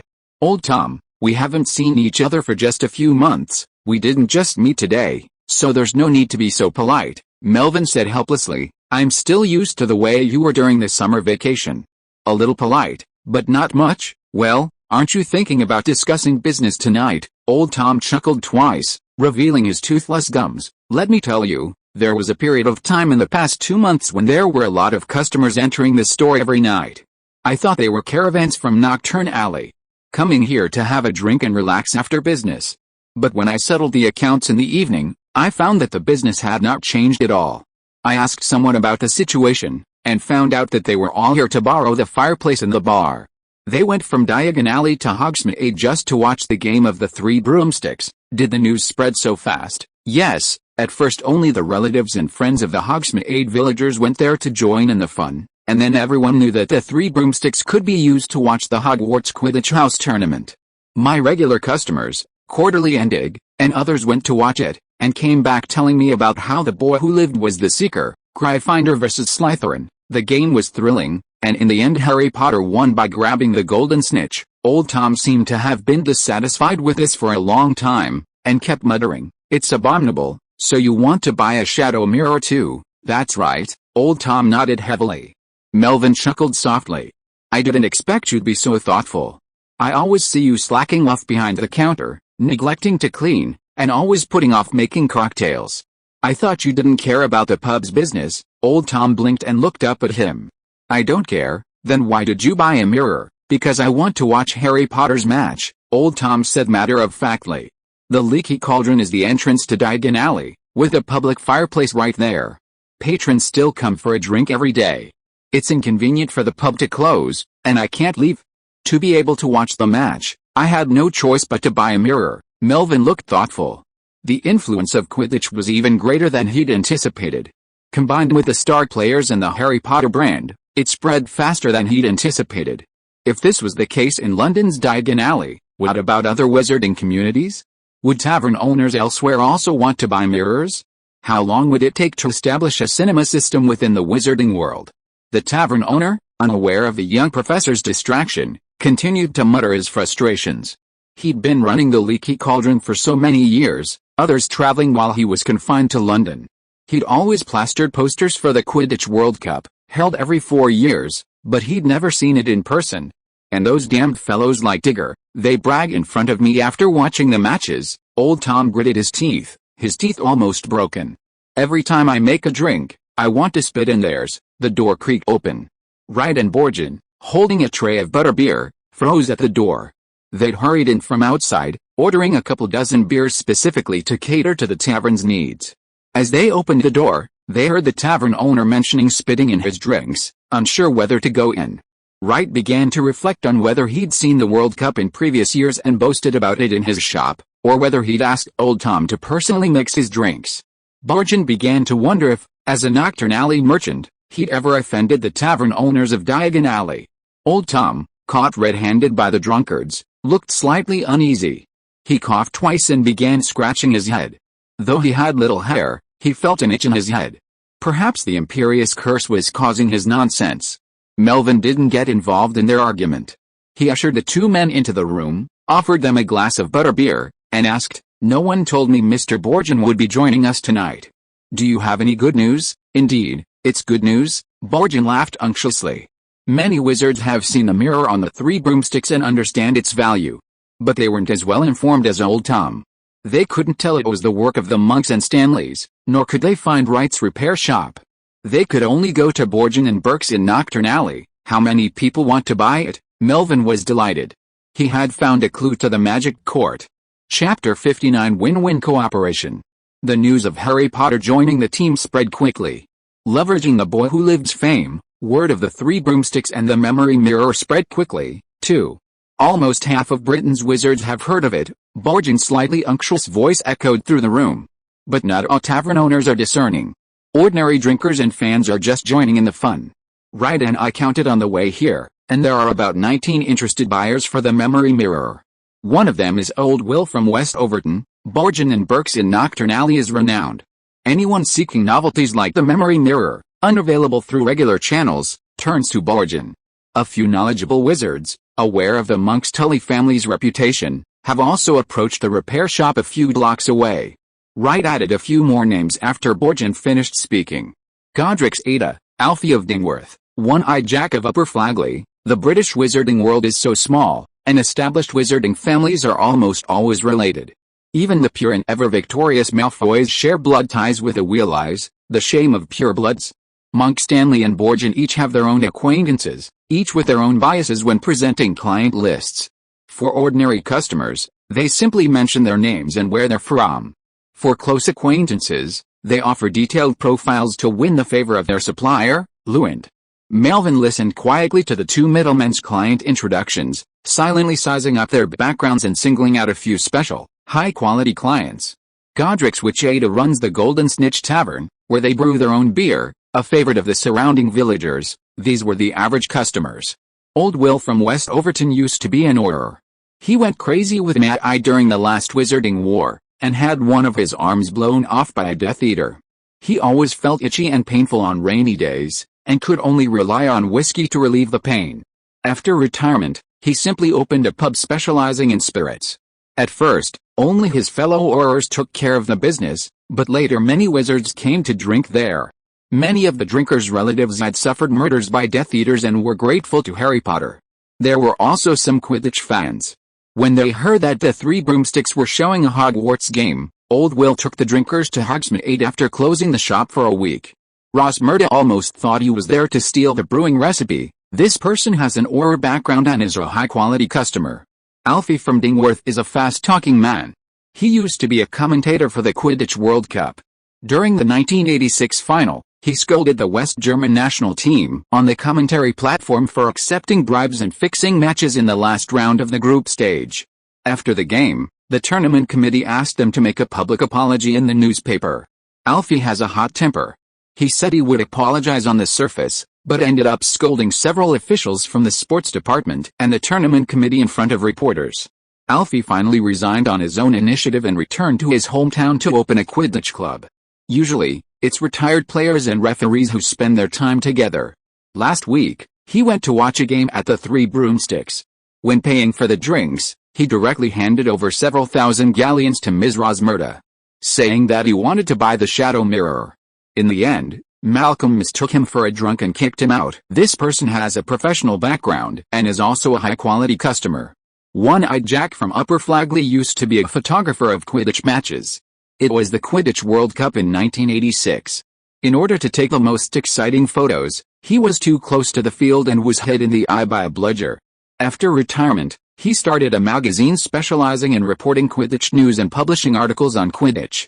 However, it was too professional and its sales were not as good as those of other people. It went bankrupt within 2 years. The editorial office of the magazine has been transformed into a pub for intellectuals. The customers there are basically all people from publishing houses. Editors and reporters have the same bad habits. They always say things that are unfounded and have no evidence, or they chatter a lot. You think it sounds very impressive, but when you go back and think about it carefully, hey, in fact, he didn't say anything. Alfie resigned because he insulted officials from the Ministry of Magic, but in their mouths, it became an exposure of Quidditch corruption and he was squeezed out and driven away. Melvin's eyes lit up. This Jack was even more of a professional match. His mind must be full of wonderful pictures. Oh, and there are few pure-blood wizards. They're not buying them for their own business, but simply buying them to display in their manners. Pure-blood families are like that. I won't mention their names. Wright's mouth was dry as he spoke, and he took a sip of beer. Old Tom and Borgin, both pure-bloods, smiled awkwardly. Borgin cleared his throat, his expression somewhat unsure. Finally, there's Knockturn Alley. It's home to a group of wizards who don't want to be seen. Some are Quidditch enthusiasts, others Harry Potter fans. They usually hide in the basement of Knockturn Alley, and in their spare time, they enjoy a few drinks to relax. In short, we need a mirror, too, Melvin paused. Knockturn Alley was a complex area, and they were channel partners, so they were considered high-quality customers. Having been listening to the other buyers, Old Tom compared himself to them and suddenly realized he had no competitive advantage. He quickly spoke out, the Leaky Cauldron is willing to cooperate with the school. If they have a memory mirror like the Three Broomsticks, I'll give the school's football team a share, plus a commission for teaching you, same as the Three Broomsticks, Melvin said, looking at him gloomily. You don't have to pay for the memory mirror. I provide the content for free. The pub just provides the venue, and there's no operating risk. It's a practically zero-cost deal. Anyone would be willing to buy it. Old Tom scratched his head and smiled shyly, the scene somewhat horrifying. The memory mirror costs 30,000 galleons. How much will your pub's share be? A few hundred galleons a month, and it will take more than a decade to recoup the investment. Melvin briefly explained the situation and concluded, the Three Broomsticks is a unique example of promoting the memory mirror. Other pubs that want to join the fray won't be charging the same price. Old Tom and Borgin nodded thoughtfully, not skeptical. Similar memory display products exist on the market, and they do cost tens of thousands. As businessmen, they understand that no one would take a losing proposition like this. Only Wright blinked, his expression subtly inexplicable. 30,000 galleons? How could he not know? The last large-scale memory mirror cost nearly 10,000, primarily due to R&D and trial production costs. Even with those, it was only 9,000 galleons. How could Melvin just open his mouth and say 30,000 galleons? Never mind, 30,000 is 30,000. Right, not knowing how to run a business, drank his beer in silence. Borgin, a seasoned businessman in Knockturn Alley, vaguely guessed the young professor wouldn't sell at the cost. Professor, what do you mean? The memory mirror can be sold to you at a discount. The cost is 30,000, and we can give you a 70% discount. The image content can be discussed separately, but the price is guaranteed to be favorable. A 70% discount on 30,000 meant a 20,000 savings. Old Tom gulped down his entire beer, stunned by the surprise price. But there are conditions. What conditions? Professor, just tell me. Tavern owners who purchase the Shadow Mirror need to join our Magic Mirror Club. Without waiting for their questions, Melvin began to explain. This club is an organization Wright and I founded. It's primarily responsible for the production and review of Shadow Mirror content. Subsequent members must abide by the relevant regulations and cooperate with us in developing and producing more interesting video content. Old Tom and Borgin glanced at Wright subconsciously. Wright remained silent, drinking his beer. Don't look, don't ask, he only just learned this news. Old Tom drank a little too much beer tonight, and his head was not very clear. Professor, I still don't quite understand. Can you tell me specifically what this club does? Melvin did not get impatient and explained patiently. Memory mirror, a magic mirror that can play memory images. Not only the memories I provided, but also the memories of all of you. Old Tom, you also heard the identities of those people just now. They must have memories of previous Quidditch World Cups, and even insider perspectives, exclusive perspectives, and insider revelations. They can also analyze the game situation when playing images. Melvin turned his gaze to Borgin. And you, Borgin, Knockturn Alley is often frequented by traveling merchants from various countries. Their footprints are all over the world. They can definitely get memories of other Quidditch events, World Cup group matches, intercontinental matches, the usual training matches of various teams, and even college matches of other magic schools. The three people present listened to the young professor's slow words, and a door seemed to slowly open in front of their eyes, and behind the door was a wider world. I know you don't care about business, Old Tom, but you'll definitely want to see those exciting matches in person. Melvin, like a good, patient professor, guided them to imagine a beautiful future. Join our club and collect exciting Quidditch matches from around the world. We'll centralize resources and produce content, so that time and space won't be limiting viewing. Then you can watch Hogwarts games, Charlie Cannon's games, and the Armenian Youth National Team games without leaving home. Old Tom unknowingly finished another beer, shoved his glass on the table, and shouted, "The Leaky Cauldron is willing to join." Borgin keenly sensed the business opportunity hidden there, a promising one, and quickly agreed. Only the repair shop owner, still drinking silently, remained at the table. Wright looked up, meeting their gazes, speechless. "Why are you looking at me? I can't agree on behalf of those tavern owners. At most, I can convey to them what we discussed tonight, but that won't happen until after the Christmas holidays, when some of them are traveling abroad." After some discussion, the four reached an agreement. Old Tom and Borgin were beaming with joy at the 70% discount they'd received.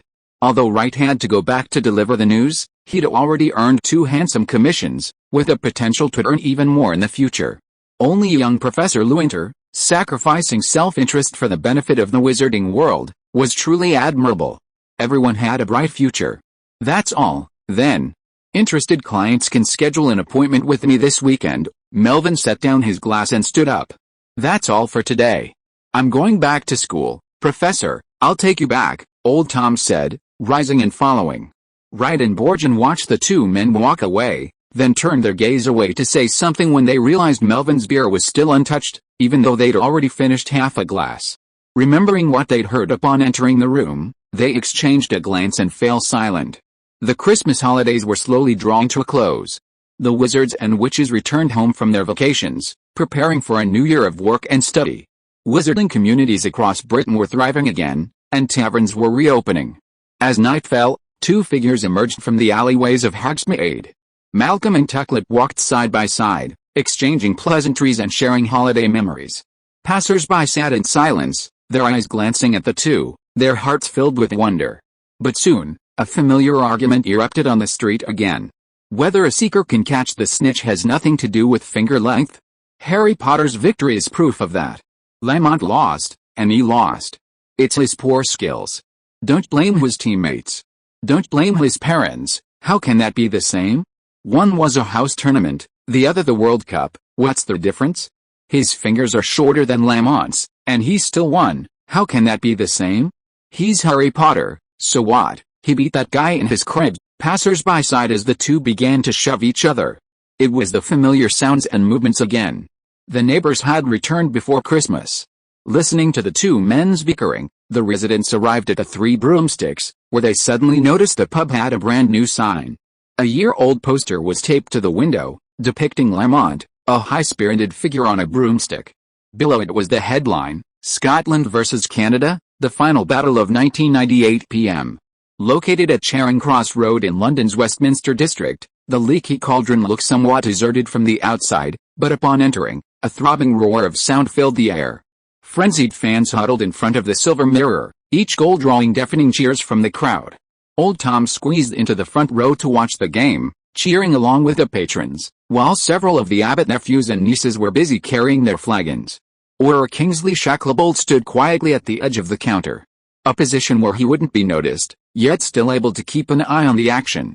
He was a regular patron of the pub. The bartender recognized the tall, dark-skinned, balding Auror and offered him his butterbeer, offering a few teasing comments about ending his vacation so early. Shacklebolt gave a helpless smile, saying that he didn't want to work either. Hearing the wizard's deep and slow voice, the clerk, who was a little irritated due to being too busy, calmed down and gave an extra serving of fish and chips. Shacklebolt leaned against the counter, watching the clerk go away, taking in the situation in the store. There were still a few days left in the holiday, and actually he didn't want to return to work so early. He had accumulated enough vacation time in recent years, but his job responsibilities were extremely special. The Ministry of Magic had holidays, but number 10 Downing Street needed to be at work early. In the Ministry of Magic, he was the captain of the second team of Aurors in the Department of Law Enforcement. In the Muggle Prime Minister's office, he was an assistant secretary who was about to be promoted. Shacklebolt eyes swept across the picture presented by the silver mirror, his eyes calm. The memory mirror looked like a magical improvement on the Muggle TV. If Director Umbridge knew about it, the Department of Law Enforcement would be busy again. Chapter 60 The vacation is over. The Department of Law Enforcement, as a core department directly under the Ministry of Magic and the highest coordinating body of the law enforcement system, has several secondary departments set up within it. The Auror Office, which coordinates the investigation of magical crimes, the detention of suspects and the execution of Wizengamot trial procedures across the territory, the Wizengamot Bureau, which manages lawmaking and policy review, the Striker Reconnaissance Unit, which is responsible for approving and issuing special operation permits for the Auror Force to combat dark magic forces that endanger the safety of wizards. Although the above departments have great authority and can even coordinate the management of other departments of the Ministry of Magic in special periods, they have had nearly 10 years of peace since the fall of the Dark Lord. The most urgent task they carried out last year was to deal with a minor magic leak case. An old witch's relic tea set was resold to a Muggle antique shop, which caused an accident to the female Muggle who bought the tea set and her relatives and friends. The Auror Office recovered the tea set and cooperated with a memory cancellation officer to calm the impact of the incident. The rest of the finishing work was handed over to the Office of the Prohibition of Misuse of Muggle Artifacts for investigation and processing.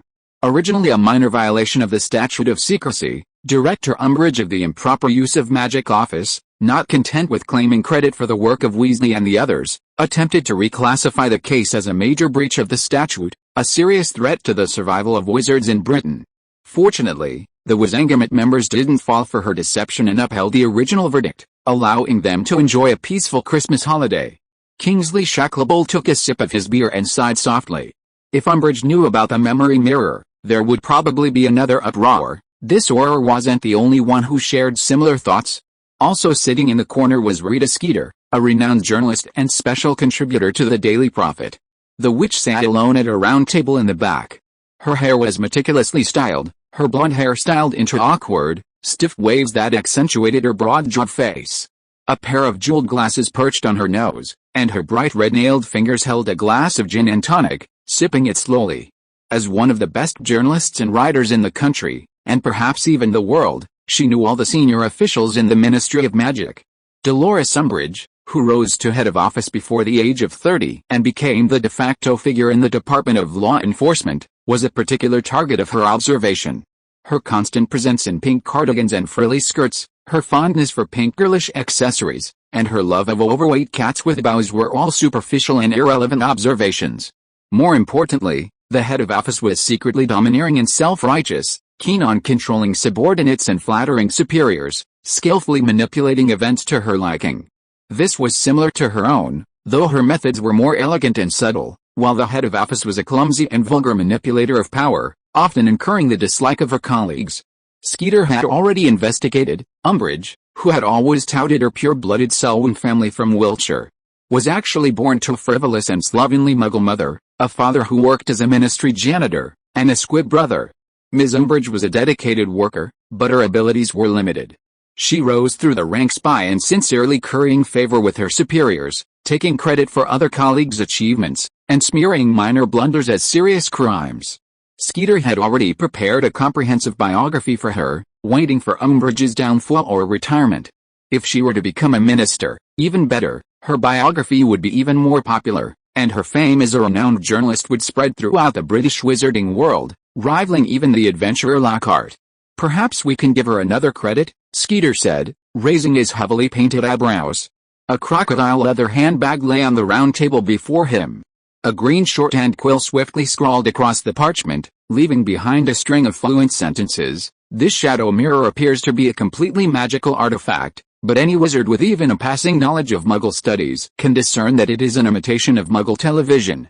I do not wish to delve into the deeper intentions behind this imitation, but even the slightest observation reveals that the shadow mirror's influence, like a vast net, has quietly enveloped the entire British wizarding community, urgently awaiting the intervention of knowledgeable wizards."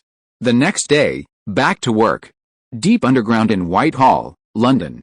The Prime Minister's office had not yet fully resumed operations, and with little work, Kingsley had time to return to the Ministry of Magic for the Law Enforcement Department's morning meeting after the holiday.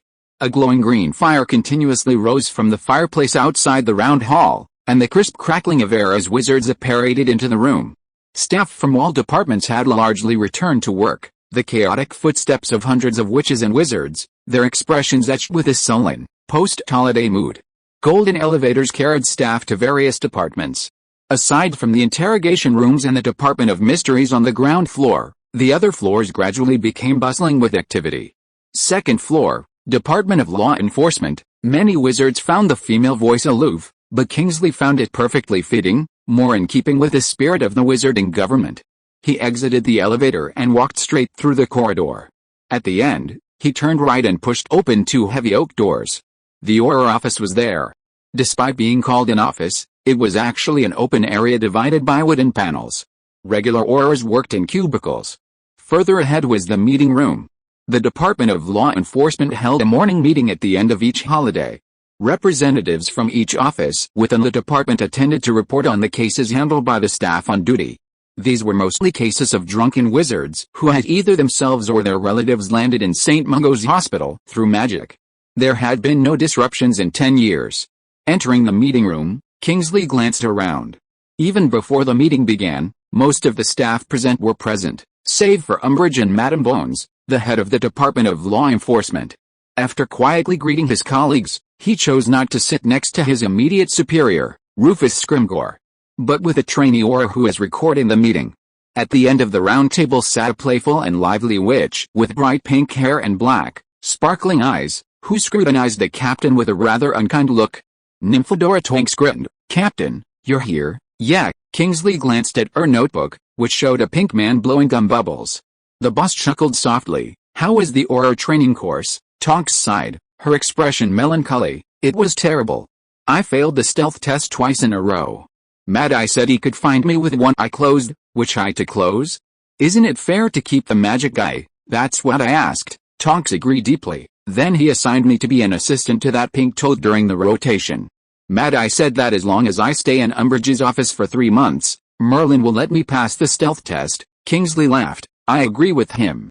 Your most important job in the next 3 months is to try not to attract Umbridge's attention. It should be over today. I have to report to her separately after the meeting." Tonks flipped open a page in her notebook, which was neatly filled with the accumulated holiday details. Willie Withersing had enchanted a Muggle toilet seat in a public restroom, resulting in a Muggle's bottom being bitten into 7 pieces. A shipment of antique furniture had been stolen from Knockturn Alley, suspected to have been stolen and sold by dark wizards. These were trivial matters, but the last one caught Kingsley's eye. Golden reporter Skeeter reports, memory mirrors have appeared in pubs across the country, suspected to imitate Muggle products and may have uncontrollable effects. The handwriting was fresh, as if it had been added just this morning. Kingsley withdrew his gaze, lost in thought. Last night at the pub, he had also suspected that Umbridge might be making a fuss about this new thing.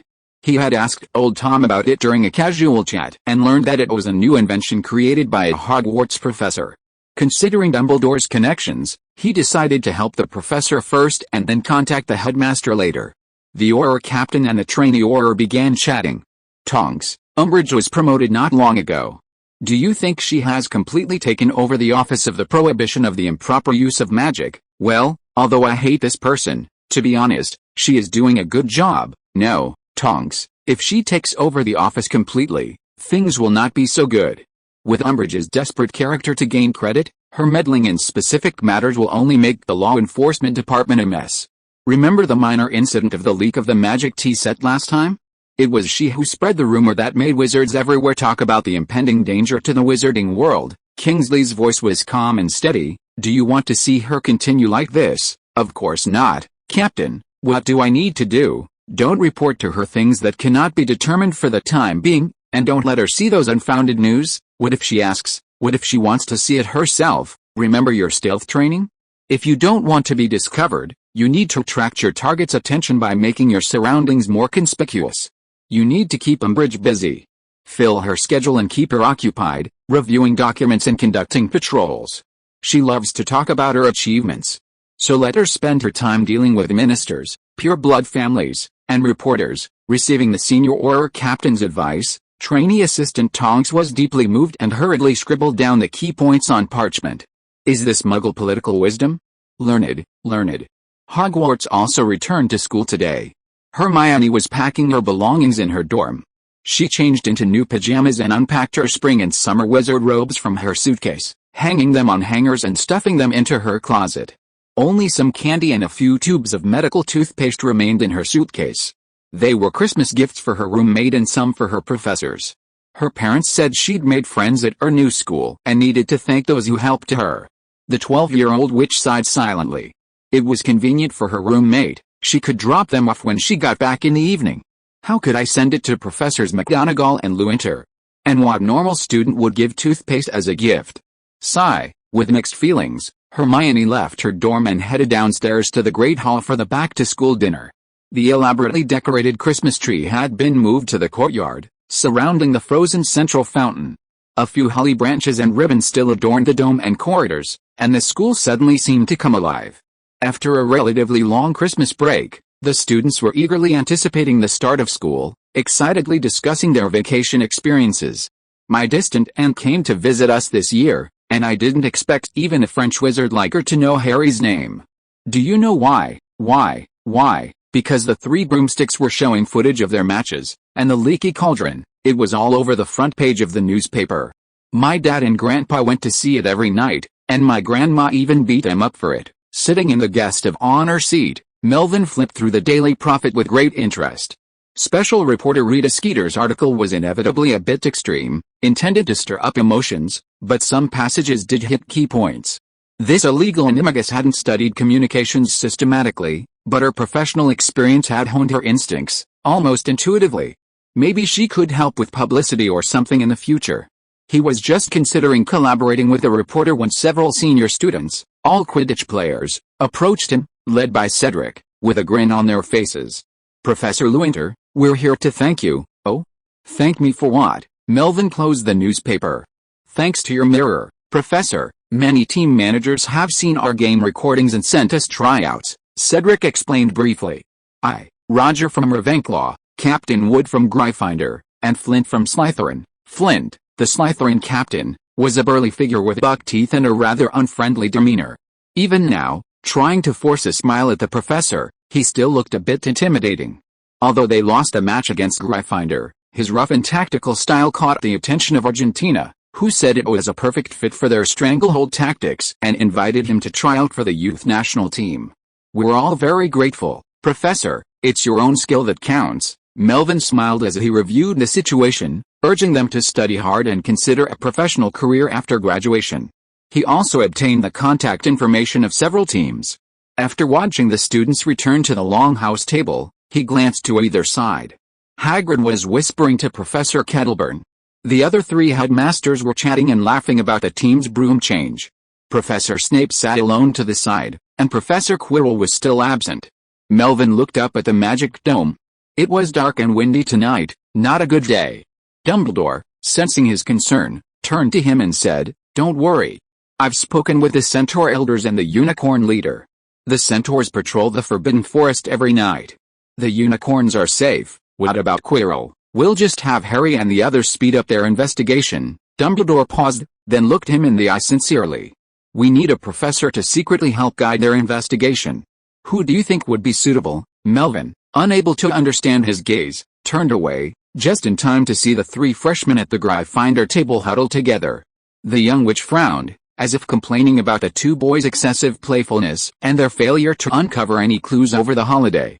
The other two students who stayed on campus looked helpless but were unable to refute. Chapter 61, Group Fights and Helping Out. The new term dinner was a feast of delicious food, and the ghosts' performances were clumsy and comical. Only Dumbledore's quirky jokes weren't funny at all. The young wizards thoroughly enjoyed themselves.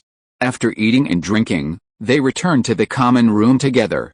Slytherin, Flint and Warrington walked together. The captain was questioning Professor Lewynter's Muggle Studies class and whether the anecdotes were true. He said that even though he was in his 5th year, if he passed his ordinary wizarding levels, he could still take advanced classes for the next 2 years.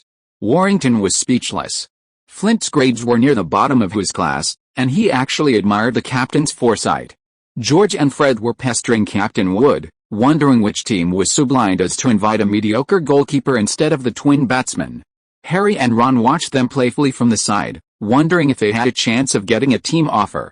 He thought a career as a professional Quidditch player after graduation wouldn't be a bad idea. Hermione, rubbing the medical toothpaste in her pocket, walked behind to confront Professor Lewynter. Lavender and Parvati wanted to follow and see, but Hermione sent them back. In the main seat of the auditorium, Melvin stood up and walked slowly behind, gazing at the school's magic dome. His mind was occupied with the tasks assigned by the headmaster, and how to guide the young witches without leaving any trace. Professor Lewin, Hermione said, standing in front of the professor. Seeing that he seemed lost in thought, she instinctively called out to him. She felt for the toothpaste in her pocket, still finding this gift too strange. She stammered, I told my parents about school over the holidays, and they asked me to thank you for preparing this. The young witch mumbled halfway through her sentence, then pulled out a tube of medical toothpaste and handed it to him, silently turning away from his gaze. Forget Granger, I'll just call you Hermione. A few thoughts flashed through Melvin's mind. He ruffled the little witch's hair, took the toothpaste and put it in his pocket, then fished out a few boxes of chocolate frogs.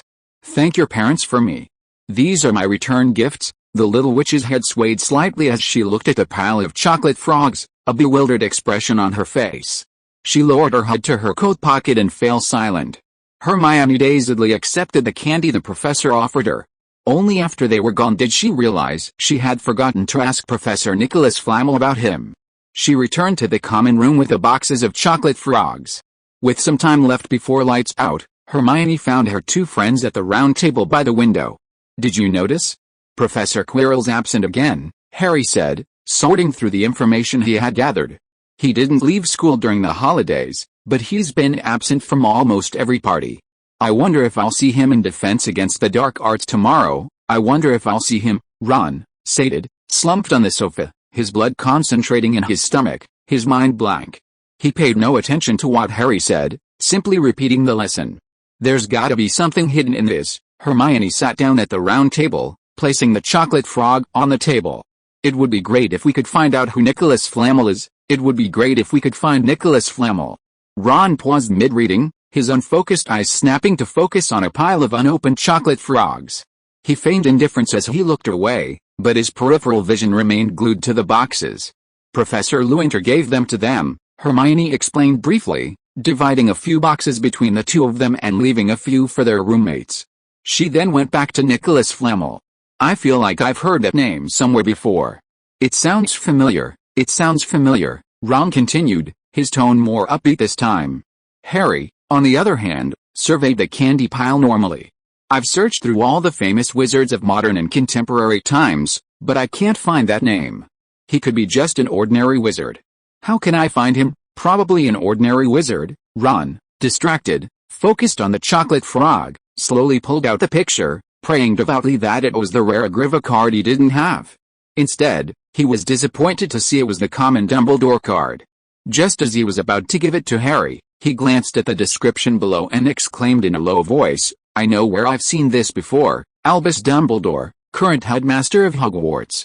His contributions include defeating the dark wizard Grindelwald and his significant achievements in alchemy with his partner Nicolas Flamel. Hermione finished reading the description, feeling happy at the clue, yet also a tinge of doubt. Was this a coincidence, or... Monday morning.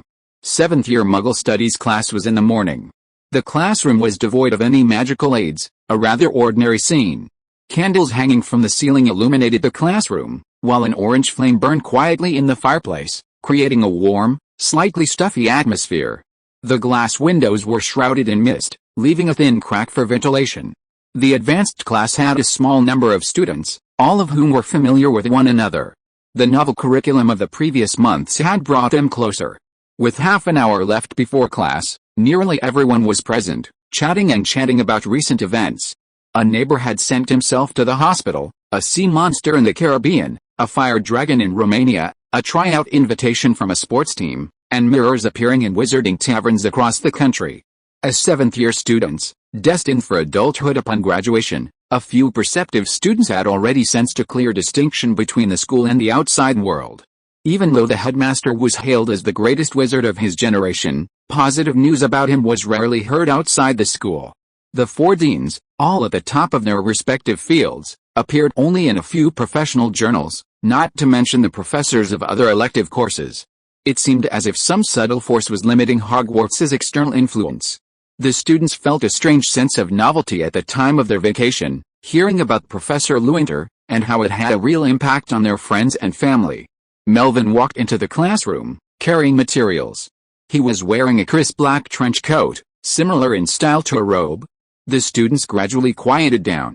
"Before the new semester begins, I have something to say," Melvin said, his voice even and smiling. "Last year, we successfully completed 4 rounds of review. We learned what we needed to learn, memorized what we needed to memorize, did the exercises, and wrote the papers. We endured most of the hard work. I believe that you will all successfully receive your certificates for the level exams, unless someone is attacked by a dark wizard with a forgetfulness charm during the holidays." The classroom erupted in laughter. "Let's talk about topics that are not related to the exam. I know that some of my classmates will inherit their family businesses after graduation, or work in the Ministry of Magic as arranged by their families. Your parents run restaurants and grocery stores, and you also run restaurants and grocery stores. Your parents are directors or directors of a department of the Ministry of Magic, and you will also become directors and directors step by step, get married and have children within a few years, live a happy life, and pass this on to your next generation. I have no intention of criticizing the right or wrong of these phenomena, nor do I think you who are in them need to be responsible for it." Melvin raised his voice slightly to suppress the noise in the classroom. "In fact, compared to Muggle Studies, I think history of magic may be more suitable for me. The current history of magic is just a simple narrative of the history of magical creatures. The textbooks only contain objective but boring information. Wizards have not yet developed a historical perspective. There are many things worth discussing here. However, Professor Binns has no intention of retiring anytime soon, and I, being lazy, don't want to delve into the vast and complex research of historical materials. So, over the next 6 months, when I have more time, I'd like to present you with some simple, entertaining, yet profound Muggle content." "Professor, you said the same thing last year," Aleister Chaston exclaimed with a smile. He was the Hufflepuff captain, a mediocre player but cheerful, and was currently training Cedric to take over. "This year, it's real, I promise," Melvin promised with a smile. The 7th-year student's time was precious, and the young professor hurriedly concluded his opening remarks and began reviewing holiday assignments. A few students seemed sluggish during the holiday, their work showing signs of perfunctory effort. Melvin didn't criticize them directly, but simply made a few casual jokes in class. 5 minutes before the bell rang, Melvin dismissed the get out of class early to accommodate the graduating class and save himself the trouble of clamoring with other students in the corridors and stairs. At the corner of the stairs, Melvin saw Hagrid sneaking down the stairs, his neck hunched. Several thick books were wrapped in his moleskin coat, and words like fire dragon, raising, and hatching could be seen on the spines. The half-giant, over 8 feet tall, looked very funny in his furtive behavior, making him even more conspicuous than usual. Hagrid turned and saw the young professor, and greeted him cheerfully. "Melvin, do you have time for a drink, later? By the way, what made you suddenly want to read?" Oh, Hagrid looked away guiltily, quickening his pace downstairs. I suddenly feel like reading. Bye. Professor Quirrell was also on the move. Melvin chuckled softly and was about to continue downstairs when he heard a commotion in the corridor. Class dismissed. Professor Quirrell sat at the podium, his face pale and sallow. He had lost considerable weight due to his illness, yet his skin was still puffed up by swelling. His face, likened to soy sauce-colored hue. And his purple turban was also stained with soy sauce, as if he hadn't washed it in a long time.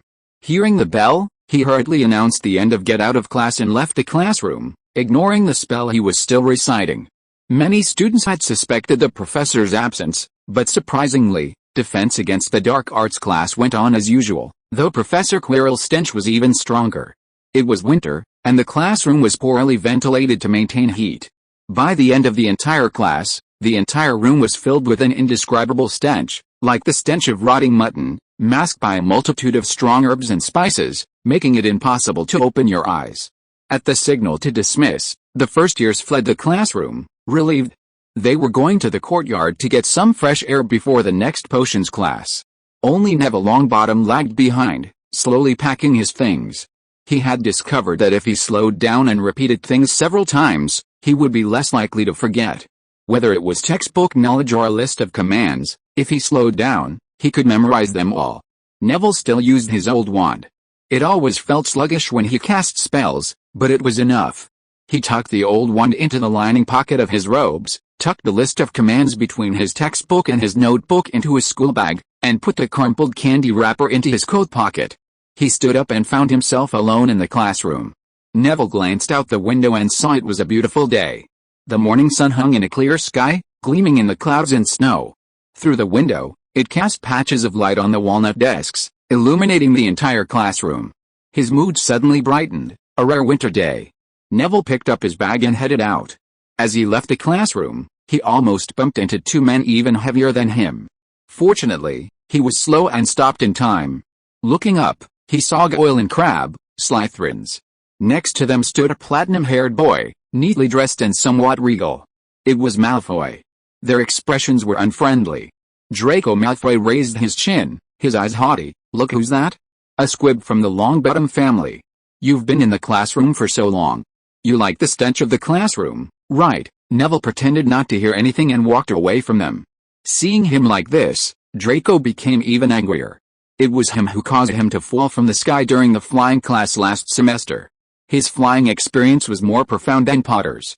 If it weren't for that accident, he might be the player being recruited by the team now, and the broadcast in pubs across the country would be him leading the team to victory. Legs freeze and stop dead. Neville turned around when he heard the voice.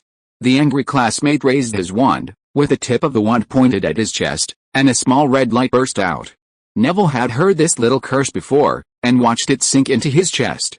Then, his legs were clamped together by a huge force that came out of nowhere, tightly pressed together, and he fell straight forward. He remained calm, his gaze darting across the winter sky outside the window. He still considered the weather beautiful. It was just a minor, insignificant curse, something he could undo himself once they were far away. Crabbe and Goyle grinned broadly, and Draco, with a sneer in his face, considered their absurdity a triumph. He deliberately approached him, kicked his fallen satchel, paused briefly on the scattered books and lists, and crushed a crumpled candy wrapper twice. It wasn't a harmful gesture, merely an insult. The three Slytherins didn't see anything wrong with it, nor did they consider it anything more than a curse. But Neville, who was flat on the ground, suddenly looked up and stared at them. Draco felt like he was being stared at by a lion, panicking, and feigning composure as he turned to leave. Instead of undoing the curse, Neville bent his legs to regain his balance, climbed up into a half-crouching jump, and instantly leaped up, leaning forward slightly as if pouncing. He clenched his right fist, raised it high, and swung it in a sharp arc. His fist collided with Draco's left cheek, sending his frail body flying like a spinning top, crashing to the ground. Half his face swelled up instantly, and snot and tears streamed uncontrollably. Crabbe and Goyle, standing nearby, froze for a moment. Seeing Neville pressing down on Draco and about to strike again, they quickly lunged at him, and a scuffle ensued between the four. "Ah!" a scream echoed from the side of the aisle. Harry and the others, returning to their seats, widened their eyes as they watched three Slytherins pin down Neville. The young Gryffindor wizards barely paused. Seamus and Dean cried out to help, while Lavender and Parvati, their hair tossed back and sleeves rolled up, rushed forward. Hermione offered a few words of advice, but seeing her friends suffering, she instinctively reached for her charms textbook. Pansy Parkinson, a Slytherin, saw Draco being kicked by Harry and rushed forward screaming, followed by Millicent, Daphne, and the others. The peaceful corridor suddenly became a battlefield, with new students joining the fray every few minutes. Melvin and Professor McGonagall arrived shortly after each other to see a scene. A crowd of onlookers gathered around a tableau filled with nearly every first-year student from Gryffindor and Slytherin, their faces bruised and bruised, their hair ripped like an owl's shed, their robes askew. In all my years at Hogwarts, I've never seen such a nasty brawl. Professor McGonagall was so furious she couldn't articulate clearly, her black-framed glasses flashing a glare that practically spitted fire. How dare you? How dare you? Points deducted. Groundings for everyone. Professor Snape, who arrived late, had no objection to this. He looked at the fighting students coldly with no expression on his face. These injuries were nothing to wizards. Melvin did not think the situation was serious, and even found it amusing. If he was not mistaken, the little witch left clear footprints on the backs of Pansy and Millicent, and when the professor arrived, she kicked them again. She is worthy of being the little witch of Gryffindor. The Sorting Hat was right. If you are listening to this novel on a channel other than Fanfic World, it means it was downloaded and re-uploaded without effort. We warmly invite you to visit our channel, Fanfic World. There you will find the original version of this story and many other novels of various genres. We look forward to seeing you dive into a world of incredible novels. Chapter 62, Malfoy and Longbottom's Past, 5K. In the Muggle Studies professor's office, Melvin was looking through a notice distributed by the vice-headmaster to all faculty and students. Last week's group brawl was so egregious that Professor McGonagall was furious. This notice was posted in the common rooms of each college, on the bulletin board outside the auditorium, and a copy was mailed to each student's parents. Several Gryffindor and Slytherin students engaged in brawls during recess. Their actions seriously violated school rules and had a negative impact. After discussion and decision by the deans and the headmaster, Gryffindor and Slytherin houses will be reprimanded, and the students involved will be given notices of criticism and weekend confinement. We hope other students will learn from this, study hard, and strictly abide by all rules and regulations. For a week, every morning and evening, the school auditorium could be filled with a deafening roar of parents' letters, more invigorating than coffee. Melvin had learned much of the British wizarding slang, which was indeed more refined than the howlers from Ilvermorny, but it still inevitably involved some words like shit, piss, and fart. To protect his hearing and appetite, he had recently been having his meals delivered to his office by the house elves, freeing up time for magical research. With the spread of the Shadow Mirror in wizard taverns across the country, Melvin Lewynter's name had appeared on the front page of the Daily Prophet many times. Although he didn't know why the Beetle reporter favored him, he still expressed his gratitude. Melvin put down the parchment, grasped his wand, squinted his eyes, and felt the magic flowing through his body. The newspaper's influence was gradually becoming apparent. Thousands of wizards across the British island had recited his name, forming a secret and subtle connection with him. A small number of these wizards were moved by this emotion, and this emotion gave rise to unpredictable changes, transcending the barriers of the mountains and transforming into his weak but steadily growing magic. Iron armor, Melvin muttered softly. A fleeting silvery metallic sheen flashed, followed by a soft yet piercing metallic clang. A magical bubble enveloped his entire body, then vanished silently. It covered an area several inches from his body, far exceeding the range of a simple shield charm. Its protective capabilities remained to be tested, but unfortunately, no other spells could be cast while the shield charm was in effect, and the distance of a few inches made it difficult to cast powerful spells. Based on my intuition, it should be easy to resist common spells like stunning curses, disintegration curses, and binding curses, but I'm not sure about dark magic. Perhaps I could ask Professor Snape for testing. As Melvin was considering the feasibility, there was a sudden knock on his office door. The voice of the administrator, Filch, pierced the room. Professor Lewin, the headmaster wants you to attend a meeting in the side hall of the Great Hall. Understood, Melvin agreed, pondering as he sorted the documents on his desk, put his wand in his pocket, put on his coat, and headed for the side hall. Was there something urgent at the meeting? Dumbledore was still in school, and Quirrell was in danger, so he probably wouldn't dare act rashly. Dinner was over, but it wasn't lights out yet. Students were still wandering the corridors and stairwells. Few first years were to be seen. Occasionally, a few were spotted, from Badger and Eagle houses. None of the students who had participated in the brawl that day were to be found. Melvin had a suspicion.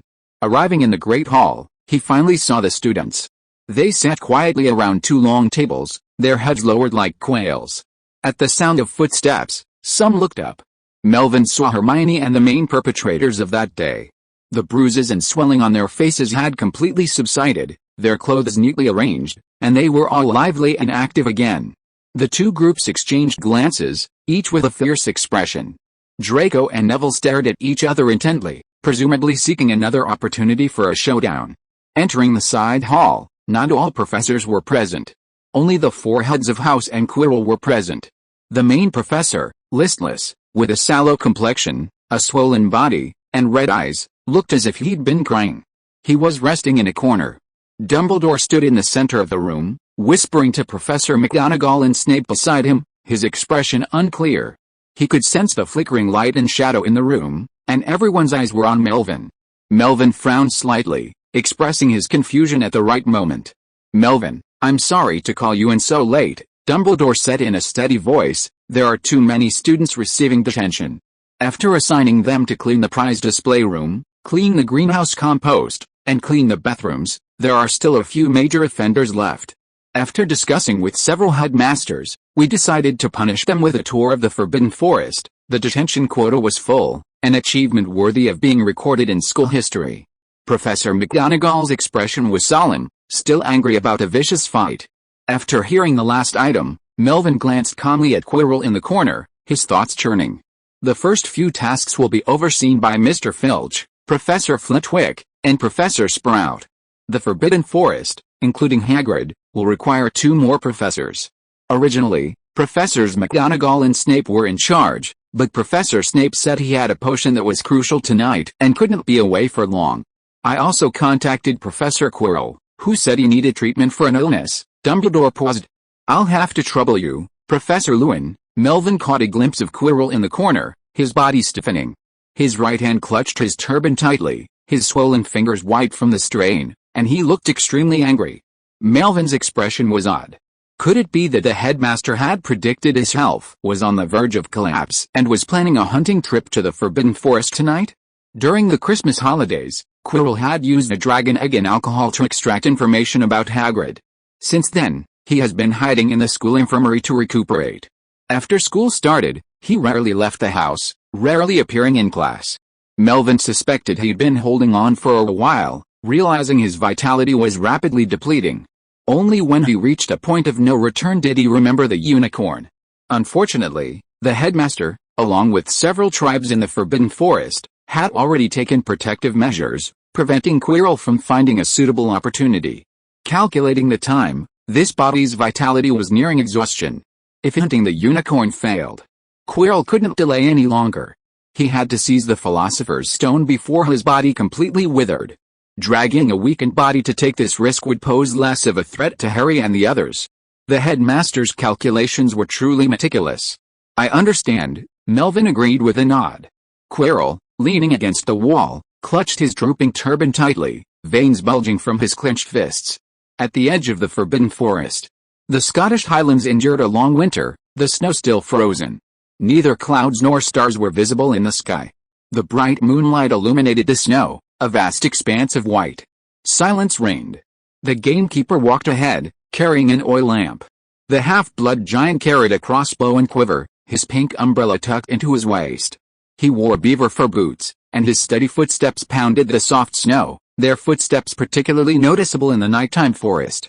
Hagrid followed 2 groups, Gryffindor's Harry, Ron, Neville, and Hermione on one side, and Slytherin's Draco, Theodore, Pansy, and Daphne on the other. "Don't be afraid. The centaurs have organized patrols. The forest is actually quite safe," Hagrid said loudly. "The giant acromantula and those nasty venomous snakes are hibernating in their burrows. There are no blood-sucking leeches or stinging wasps this season. We'll just make 2 turns and head back." The young wizard sniffed and silently slowed his pace. staying closer to the two professors behind him and feeling more secure. The night was freezing, and a chill wind blew, making the air chill their noses. Several young wizards' noses were red from the cold, and they couldn't stop sniffing. Behind the team sat Professor McGonagall and Melvin, who were in charge of security. Thanks to your Muggle Studies class, no senior students got involved in the brawl, otherwise it could have been much worse, Professor McGonagall thanked Melvin and explained. The Slytherin seniors were ready to get involved, but Cassius Warrington, who took Muggle Studies, and Lee Jordan agreed to let them fight on their own. Marcus Flint, from the team, agreed, and so did the other students. Melvin thought of Marcus, the buck-toothed man.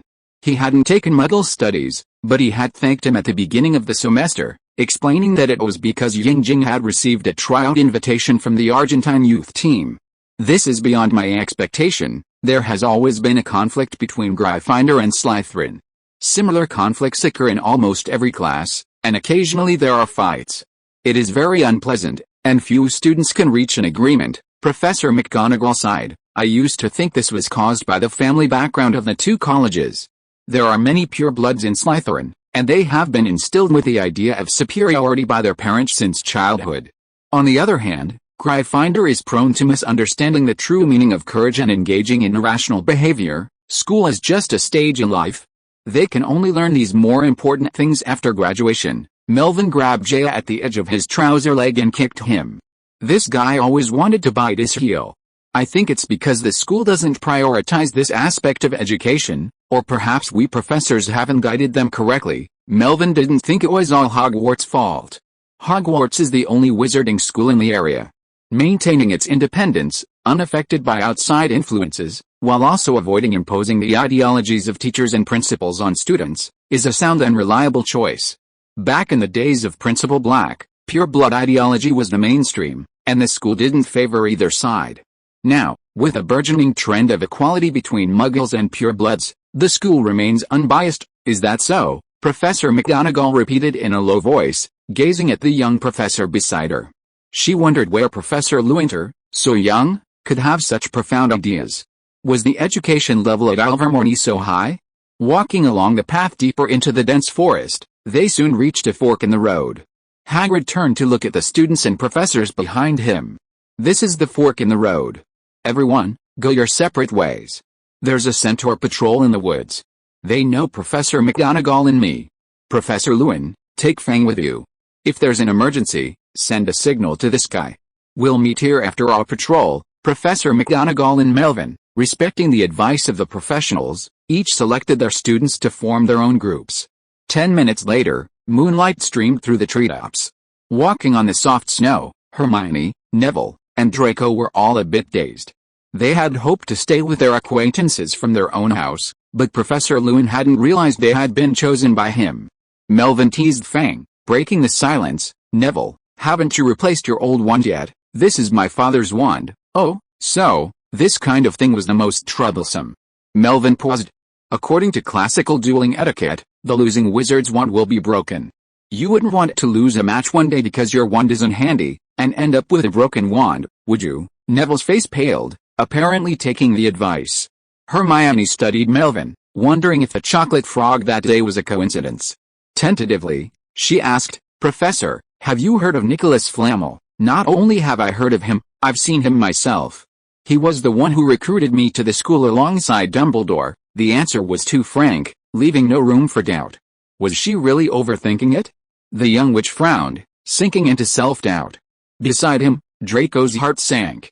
He had assumed the other two weren't familiar with the professor for their elective course, but judging by the two conversations, it seemed he was the only one unfamiliar with Professor Lewynter. Just as he was thinking about how to escape and call for help if he were surrounded and attacked, he suddenly heard the professor calling his name. Draco Malfoy? Right, huh? Ah. Yes, Professor, there's a pub in West Overton owned by a retired Auror. Your family rented the shop to old Will, right? Really? Draco wasn't entirely sure. He was only 12, so how could he know what his family businesses were? But they had plenty of real estate, and since the professor said it must be. Do you know how low the rent on that shop is? Melvin chimed in. The neighboring shops rent for thousands of galleons a year, but your father rents it to old Will for less than 100 galleons a year. And with 30 years of continuous leasing, he gets ownership of the land. Hermione and Neville pricked up their ears. They'd figured it out. With these terms and this price, the Malfoys were practically giving the shop away to old Will for free. Draco's brows knitted together. How could his shrewd father, the current head of the Malfoy family, engage in such a loss-making business? Melvin seemed to sense their confusion and explained before they could ask, because old Will's arm was blown off by a Death Eater. Your parents were both notorious Death Eaters. After the Dark Lord's fall, they claimed to have been under the Imperious curse and painstakingly escaped justice. Over the years, they have been compensating Aurors who were injured or killed fighting Death Eaters. There are dozens of cases like old Will's. Your father publicly claims that although he was controlled, he is willing to make amends for his mistakes and invests thousands of galleons in this endeavor every year. The newspapers say he is kind-hearted and can correct his mistakes. People in the tavern often accuse him of being hypocritical and just trying to gain reputation to avoid being brought up. Melvin asked casually, which type do you think your father is? Hermione and Neville glanced at him, clearly already having an answer. Draco also had an answer in his heart, but he couldn't say it out loud. Melvin changed the subject and talked about another thing. Mr. and Mrs. Longbottom were a famous Auror couple in their days. They fell before the dawn of victory and were imprisoned and tortured by the Death Eater Bellatrix Lestrange, your mother's sister and your aunt. She used the Cruciatus curse to mess up the brains of the Auror couple. Neville looked up suddenly and stared at Draco, with tears in his eyes, but his eyes were very cold, colder than snow and moon. Melvin didn't look at Draco, instead teasing Fang at his feet. Your parents held high positions within the Death Eaters, and were well known. Many of their enemies still remembered them. Every time the Ministry of Magic showed any sign of relenting, the families of the victims would protest in the courtroom. The Malfoys were nearly unable to escape trial, and were only a hair's breadth away from a life sentence in Azkaban. To gain the favor of the Auror community, the Malfoys spent their accumulated wealth without a second thought, especially hoping to gain Neville's forgiveness. Unfortunately, the Longbottoms had plenty of money, and old Lady Augusta Longbottom was a stubborn old woman. She'd rather have wiped out all the Death Eaters with a killing curse than accept those galleons. Draco's face paled. But Mr. Lucius Malfoy was a clever man. He always figured out how to use galleons correctly. He went around in circles and donated the money to St. Mungo's Hospital for magical maladies and injuries, requiring its healers to meticulously care for the Auror couple and devoting vast resources annually to researching a cure for the after effects of the Cruciatus curse. The three students present were all shocked when they heard this. Melvin only learned about the hidden secrets through the tavern owner. In the end, old Lady Longbottom did not forgive them, but she stopped trying to get old acquaintances of the Longbottom family to protest in court. Draco didn't dare look at their faces and stammered, I didn't know that the candy wrapper was given by his mother. I was careful not to dirty his book. I would rather you stepped on my book, Neville shouted in a crying voice. Draco was speechless. The jungle became even quieter. Swoosh! At this moment, a beam of red sparks rose rapidly, instantly illuminating half of the sky. Chapter 63 Encounter. Late at night, the dim light of a kerosene lamp flickered on the path inside the Forbidden Forest. After walking for nearly half an hour along the path that turned right at the fork in the road, they had reached the depths of the dense forest. The night was mottled and silent, as if all the animals had hidden themselves from the snow. The cold evening breeze rustled the treetops, causing them to sway in the moonlight. Hagrid, the gamekeeper and overseer of Harry and Ron's detention, carried an oil lamp, his crossbow and quiver slung over his back, and trudged ahead, 1 foot deep and 1 foot shallow. A cold wind blew in their faces, shaking off the snow from the surrounding treetops, making a rustling sound. Harry and Ron moved closer, using Hagrid's burly figure as a shield from the chill. It was so quiet that the sound of falling snow was especially clear. Hagrid noticed that two little guys were a little uneasy and said with a smile, "Why are you scared? You were so brave when you were fighting in the school corridors. Show us the courage of a Gryffindor, Hagrid. We've walked the school corridors hundreds of times. This is our first time in the depths of the Forbidden Forest. If you really want us to get used to it, take us on adventures here during the day." Harry sniffed, not even looking up, his breath forming a cloud of white mist between his mouth and nose as he spoke. "Call George and Fred, they'll be interested." Ron hunched his neck, wearing a knitted hat made by Mrs. Weasley. "Don't even think about it. Patrolling the Forbidden Forest is a punishment for your detention. It's not a fun adventure." Hagrid exhaled white mist. It's only because you have professors accompanying you, and there have been centaur patrols lately. The Forbidden Forest is safer.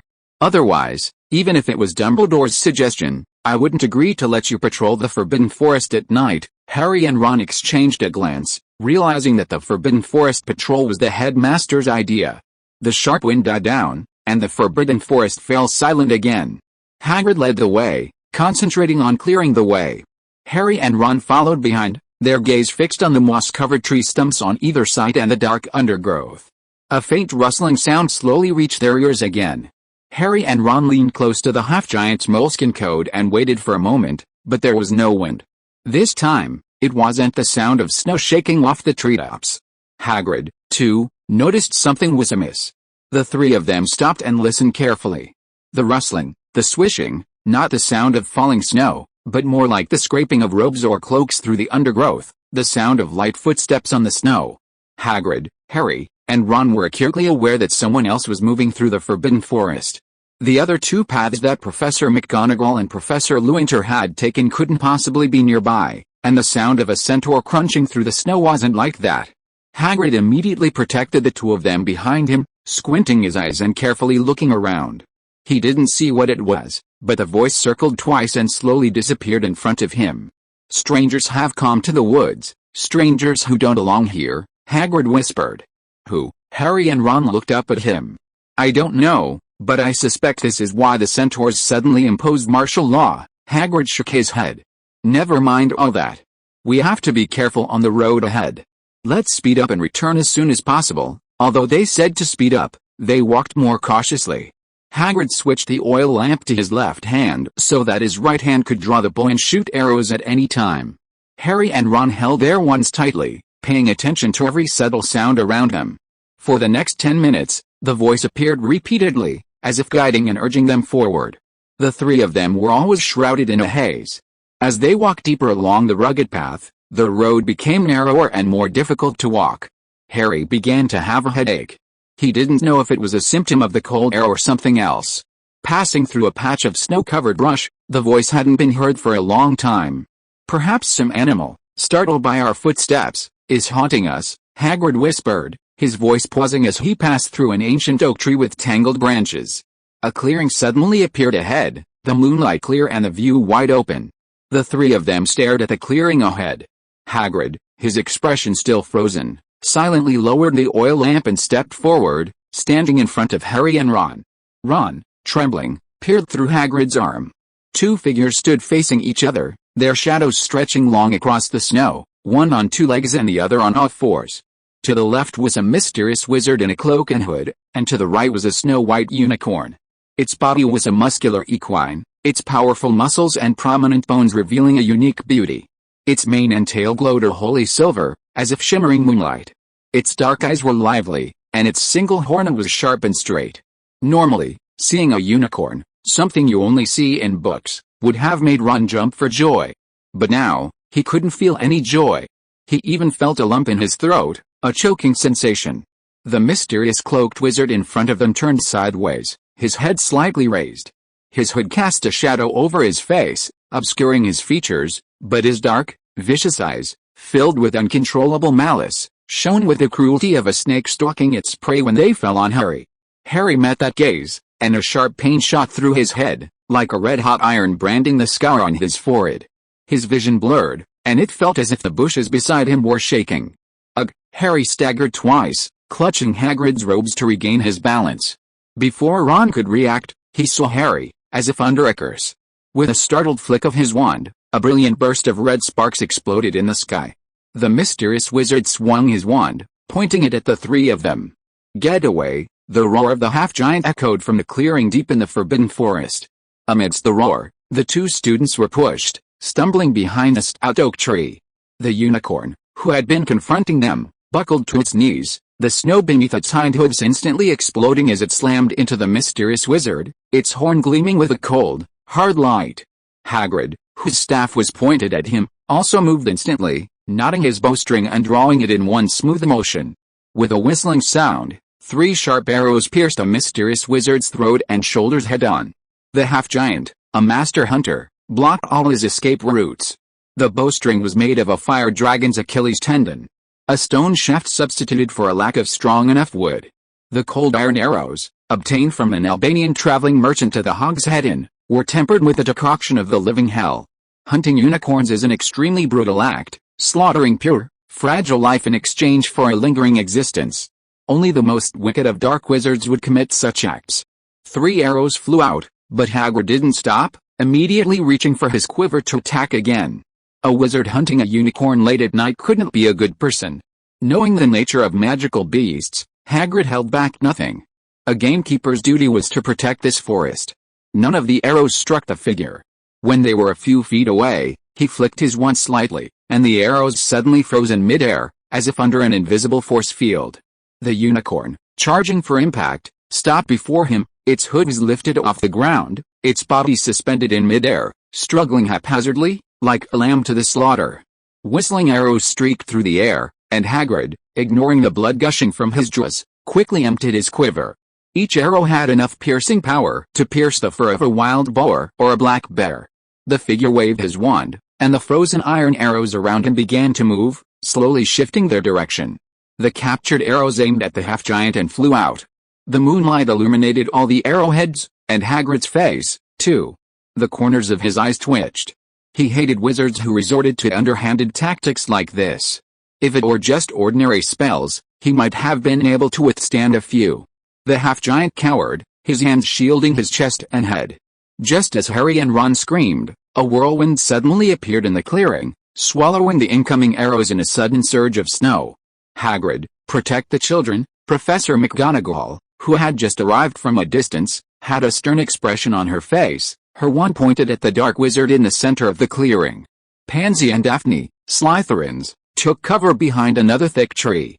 The 2 girls, having been warned by the deputy headmistress, were flustered but not losing their composure. Hagrid didn't say anything more. Staying here would only hinder the deputy headmistress, so he quickly dodged to the side. Dark wizard, whatever your origins, in the name of Hogwarts, I command you to surrender your resistance, Professor McGonagall said, wand raised. The mysterious wizard silently watched the witch, slowly retreating deeper into the forbidden forest, the unicorn swirling in a levitation spell. The unicorn's heavy breathing echoed through the depths of the forest. Its dim eyes suddenly brightened, and it gazed back into the woods. From that direction, a series of horse hooves clattered and bowstrings creaked as they were stretched tight. 3 centaurs emerged from the woods, their upper bodies draped in cold weather bare, for their muscles were as muscular as marble statues. To the left and right were brown, red and silver-colored horses, and the middle one had a black mane. They're Firenze, Bane, and Ronan from the patrol, Hagrid whispered to the deputy headmaster. The 3 centaurs' steps were slow and steady, as were their bows. The arrows were not ordinary metal, but rather dark green plant spikes. The mysterious wizard no longer underestimated the arrows. It wasn't that he feared the centaurs, but rather that he was concerned about being distracted while defending himself against them, given the troublesome old witch nearby.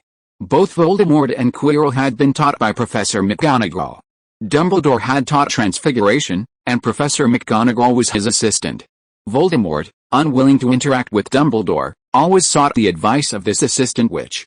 By the time Quirrell was a student, Professor McGonagall was already head of Gryffindor.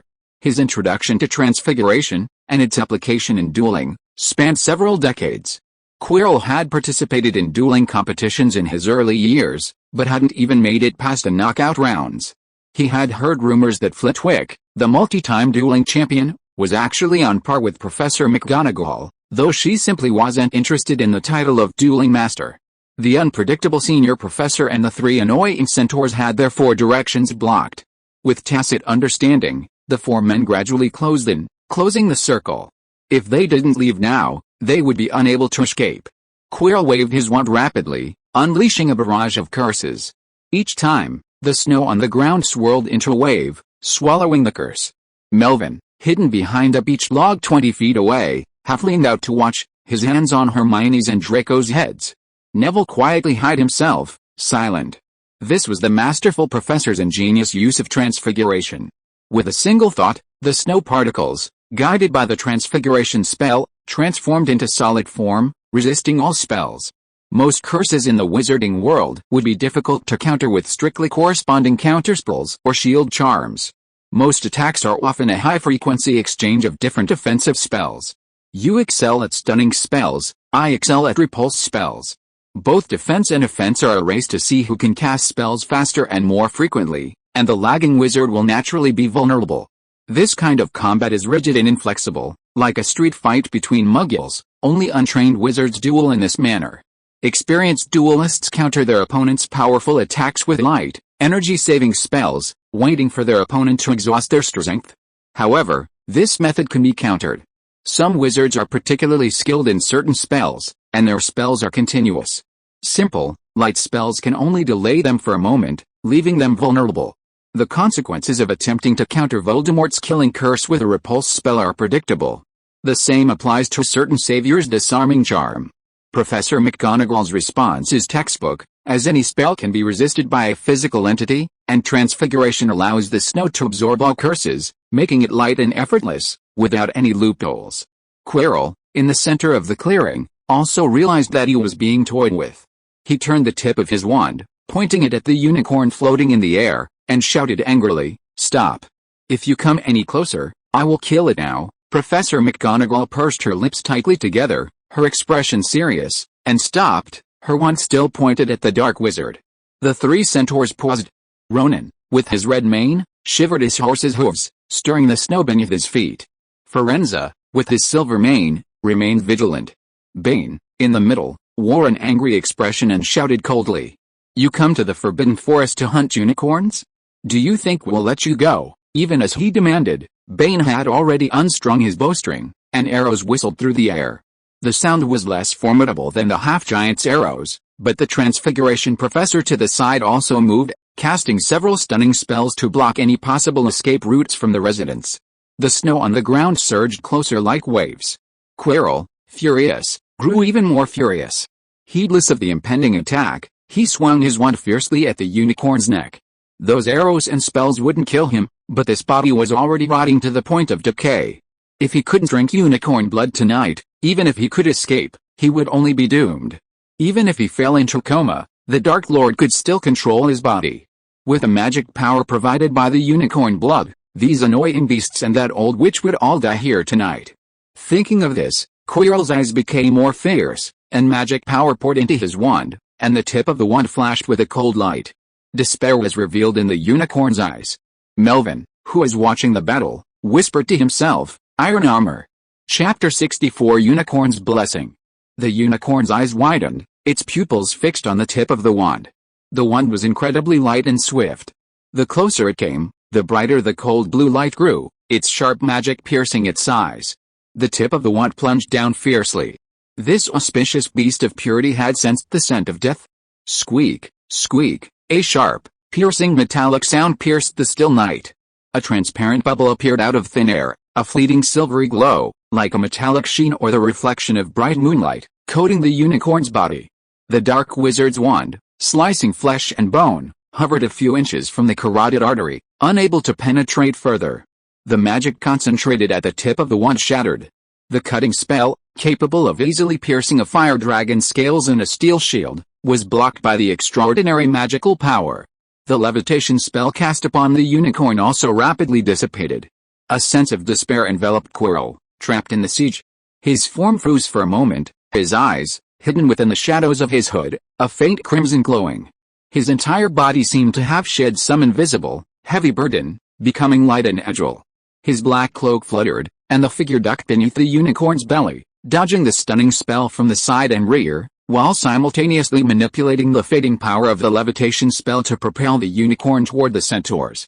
3 poisonous arrows clattered against the transparent bubble membrane, making a crisp clang. The centaurs, startled and enraged, saw the unicorn charging toward them and quickly swung their hooves to avoid it.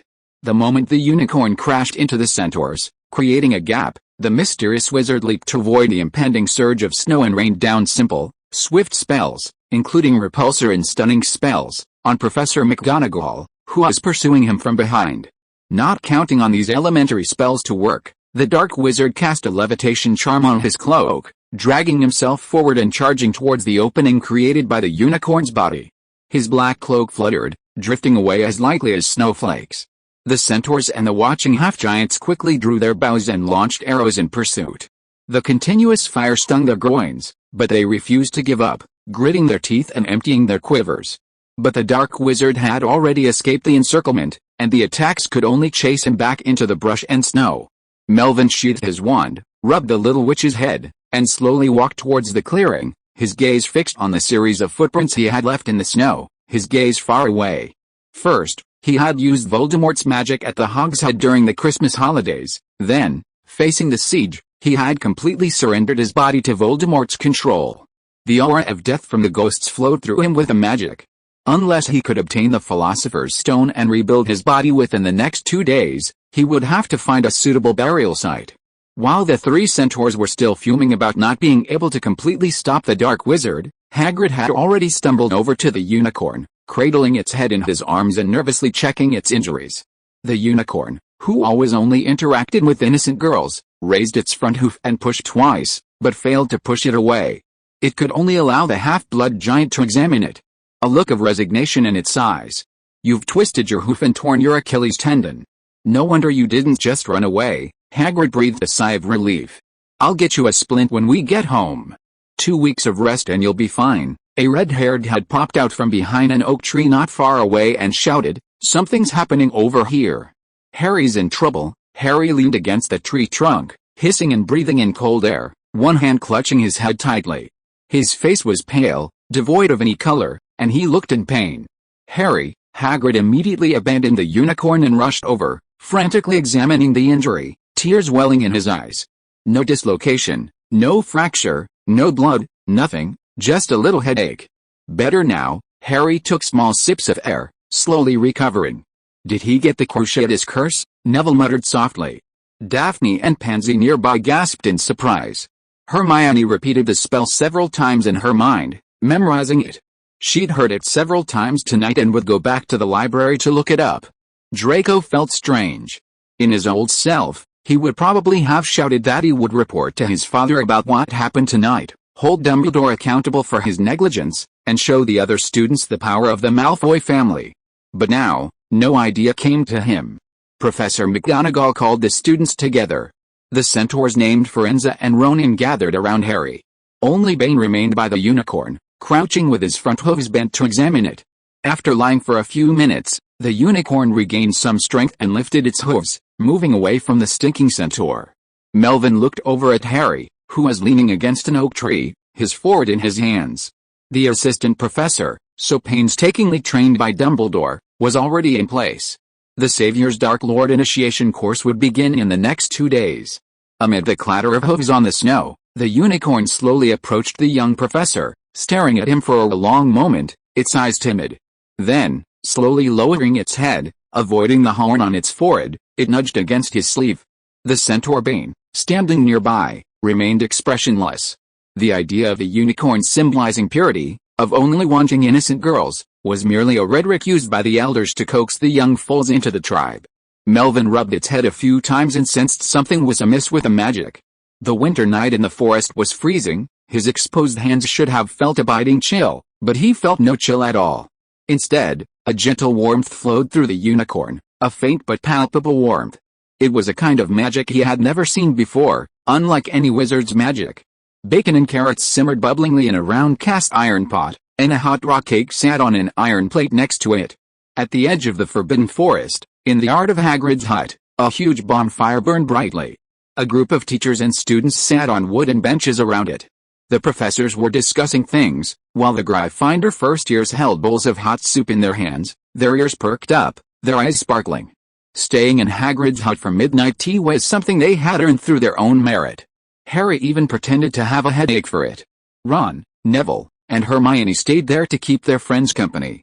Unlike those Slytherin fools, they were obediently taken back to the castle by Professor McGonagall without any resistance.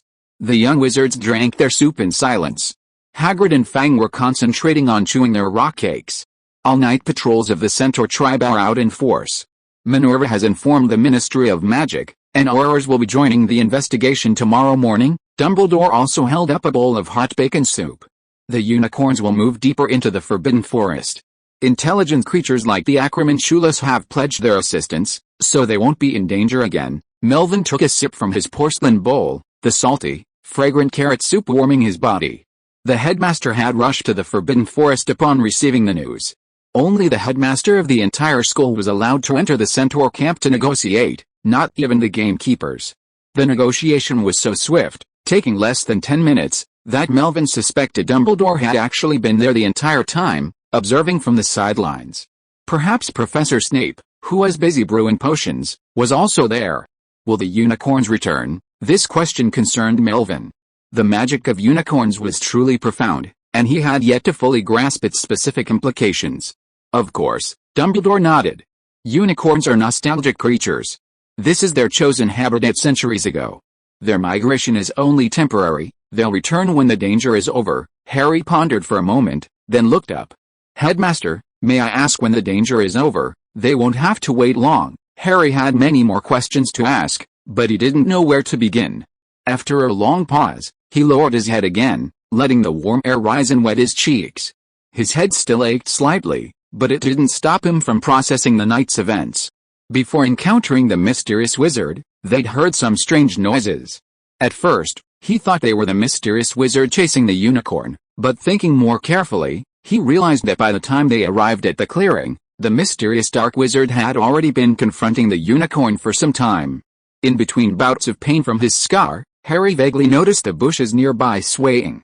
He couldn't tell if it was an illusion caused by the headache or if there was another wizard hidden in the bushes, a wizard leading the way. Finally, there were the centaurs who escorted them out of the Forbidden Forest. Firenze hinted that the desperado who hunted unicorns and sought the Philosopher's Stone was Voldemort, the murderer of his parents. Nicolas Flamel on the chocolate frog card, the Philosopher's Stone in the room on the fourth-floor corridor, Snape's attempt on his life during the Quidditch match, the Mirror of Erised and the invisibility cloak. Harry had a vague feeling that everything fit together, yet something was missing that connected them. The broth bubbling in the iron pot. Hermione looked around as they gathered around the campfire. Hagrid's hut was still furnished as before, but with many things that shouldn't have been there, like the large books by the bed and the iron sheet covering the fireplace. Dragon species in Britain and Ireland. Dragon care, from hatching to hell. It couldn't be what she thought, could it? Hermione pressed her lips together. It was already midnight when they returned to the castle. Melvin saw the light still on in the Professor of Magical Creatures' office from afar. After a moment's hesitation, worried he wouldn't be able to sleep that night, he knocked on Professor Kettleburn's door. Although he had taken care of magical creatures as an elective during his student years, there were no unicorns on Mount Greylock. The superficial textbook knowledge was only enough to get by on exams. For more detailed information, he needed help from a professional. The Magizoology professor, despite his age and insomnia, remained good-tempered and didn't get angry when he knocked on his door late at night. Upon learning that Melvin needed information on unicorns, he enthusiastically recommended a number of books.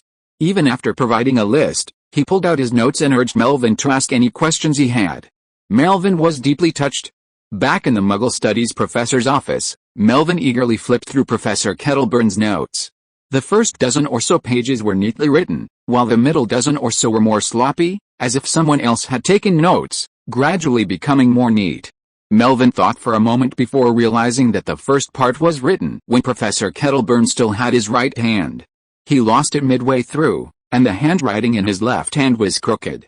He only got used to it later. Melvin continued reading with some respect.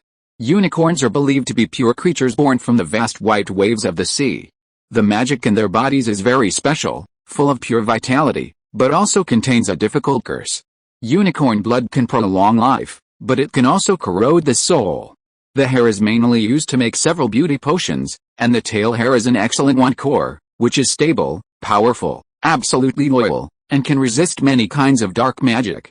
The one that Ron inherited from his brother was a unicorn hair core, but unfortunately that one was only loyal to Charlie Weasley, ignored Ron, and often backfired.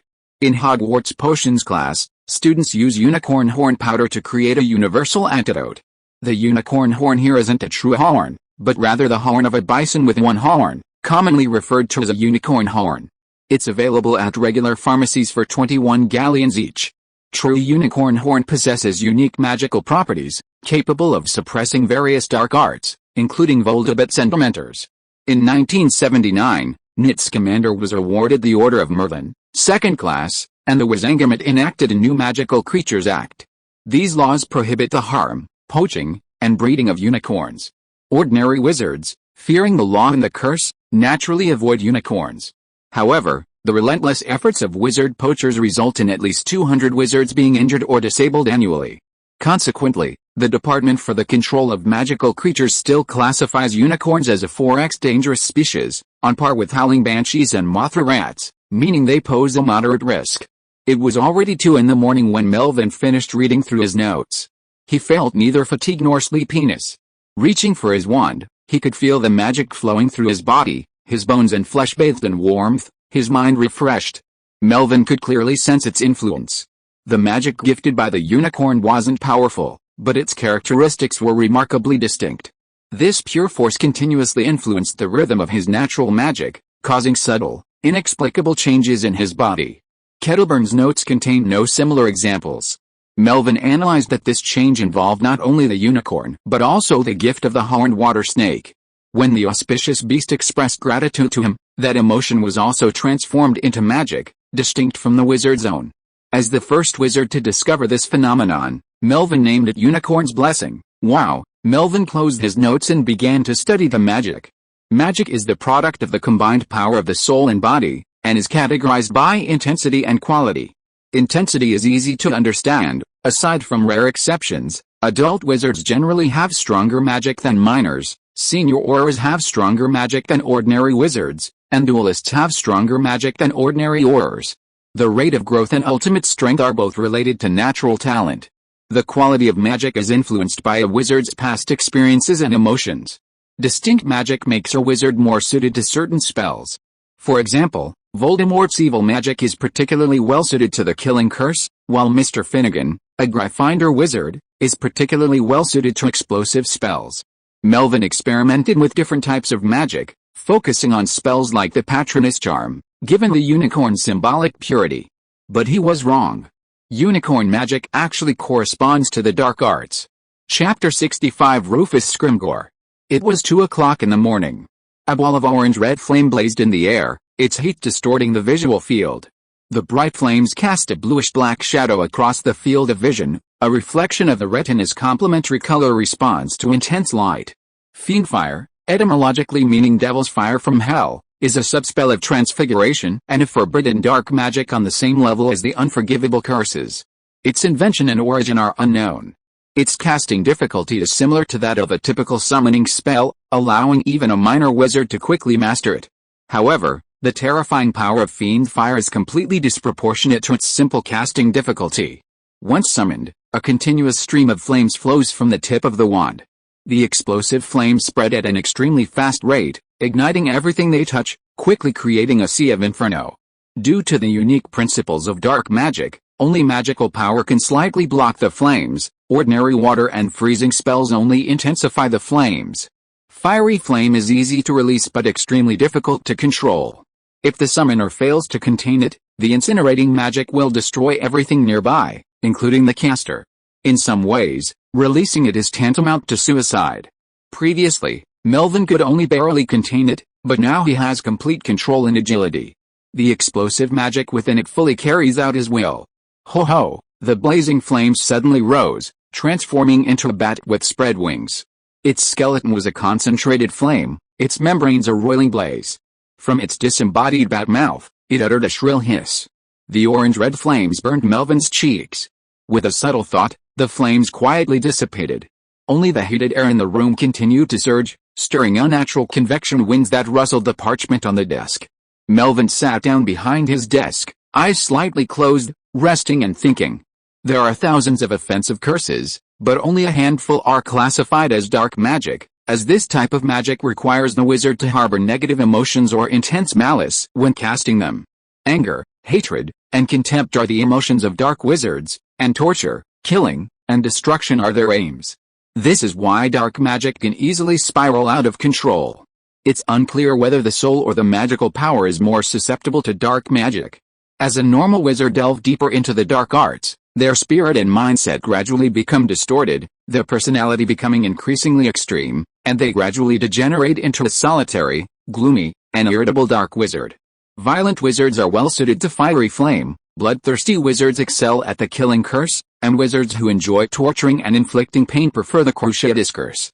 A rapid increase in dark magic skills over a short period of time suggests a change in the wizard's mindset. Melvin examined his emotions and found no negative thoughts.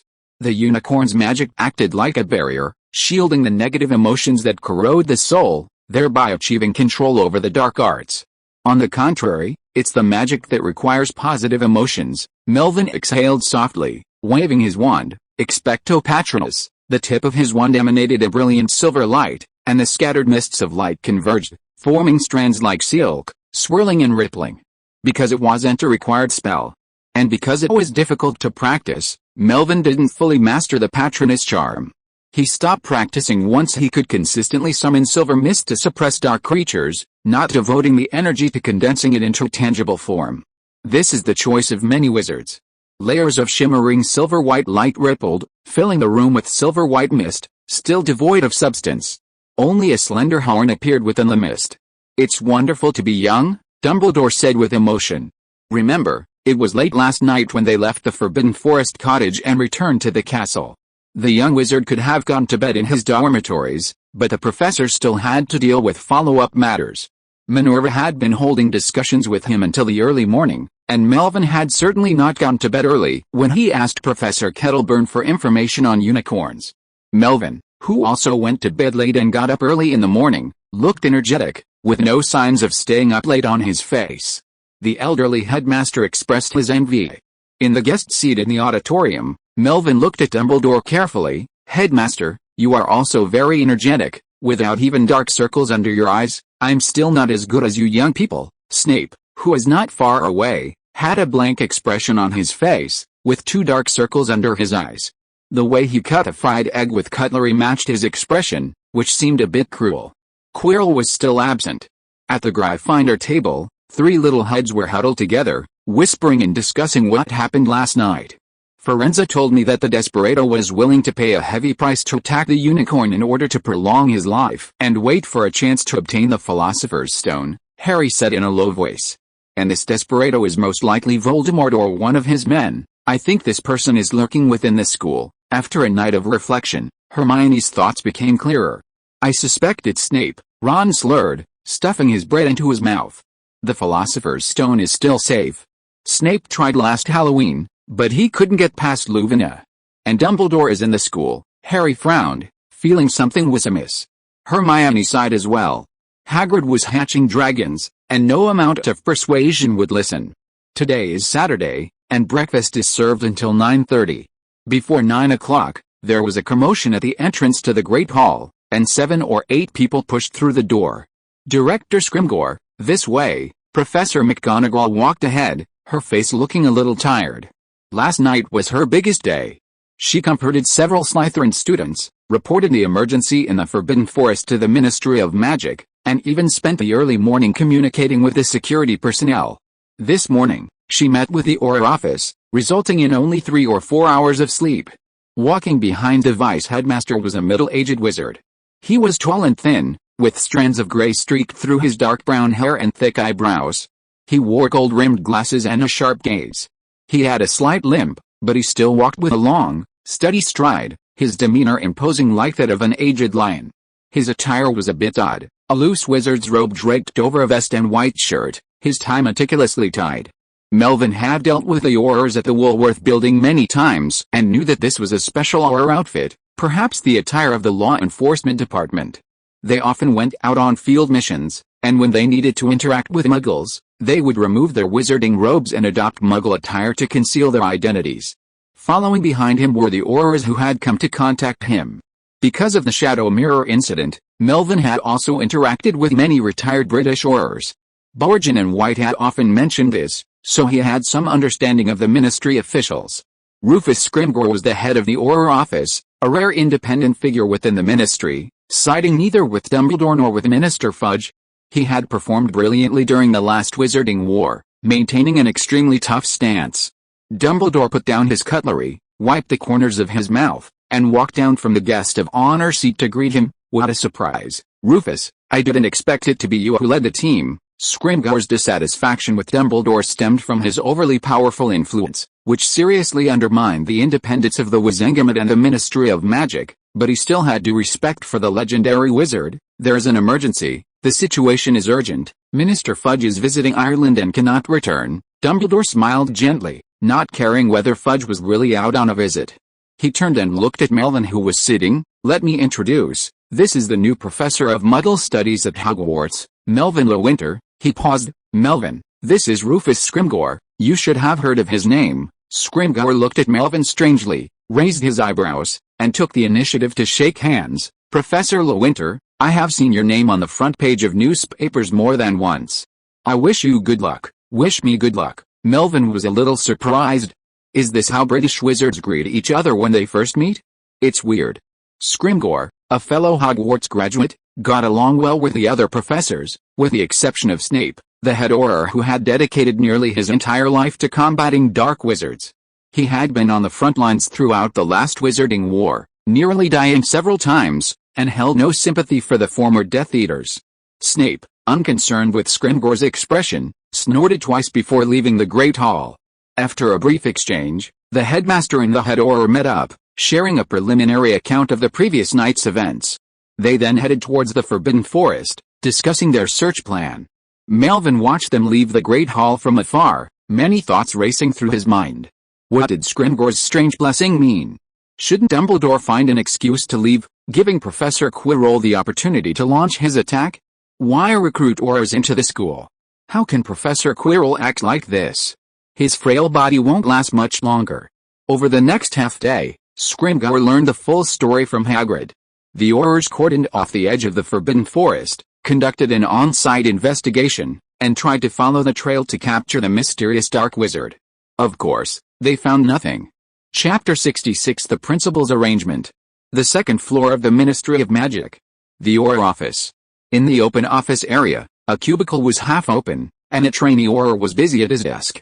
Since the Ministry of Magic was founded, many aspects of its work system have been modeled after the Muggles, with weekends off and holidays on duty, but after hundreds of years of evolution, there are still many differences.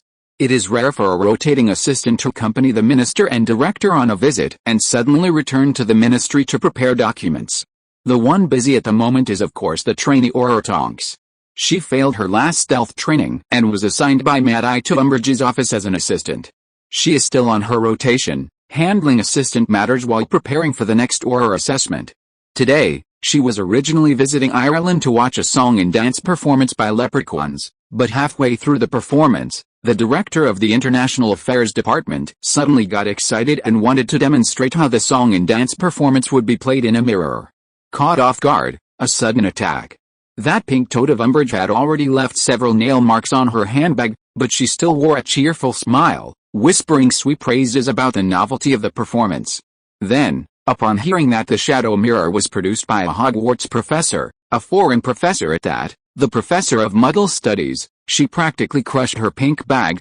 Tonks couldn't understand how Umbridge, a pureblood, could understand Muggle television better than a half-blood like herself.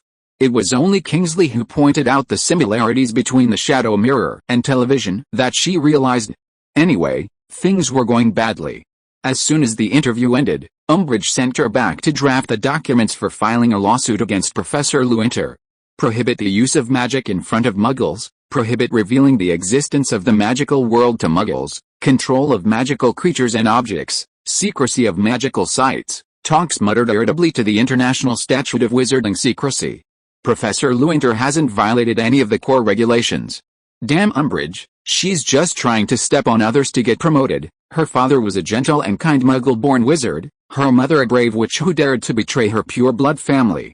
Raised in such a family, Tonks, with her simple and pure sense of justice, could not accept such frame-up and slander. The more she read the regulations, the more irritated she became. I can't write. Tonks pounded the table, her impatience reaching its peak. She simply tore off the half-written regulations and threw them into the trash. Listening to the shredding sound of paper, Tonks felt relieved. She leaned over her desk and let out a long sigh. Damn Mad Eye.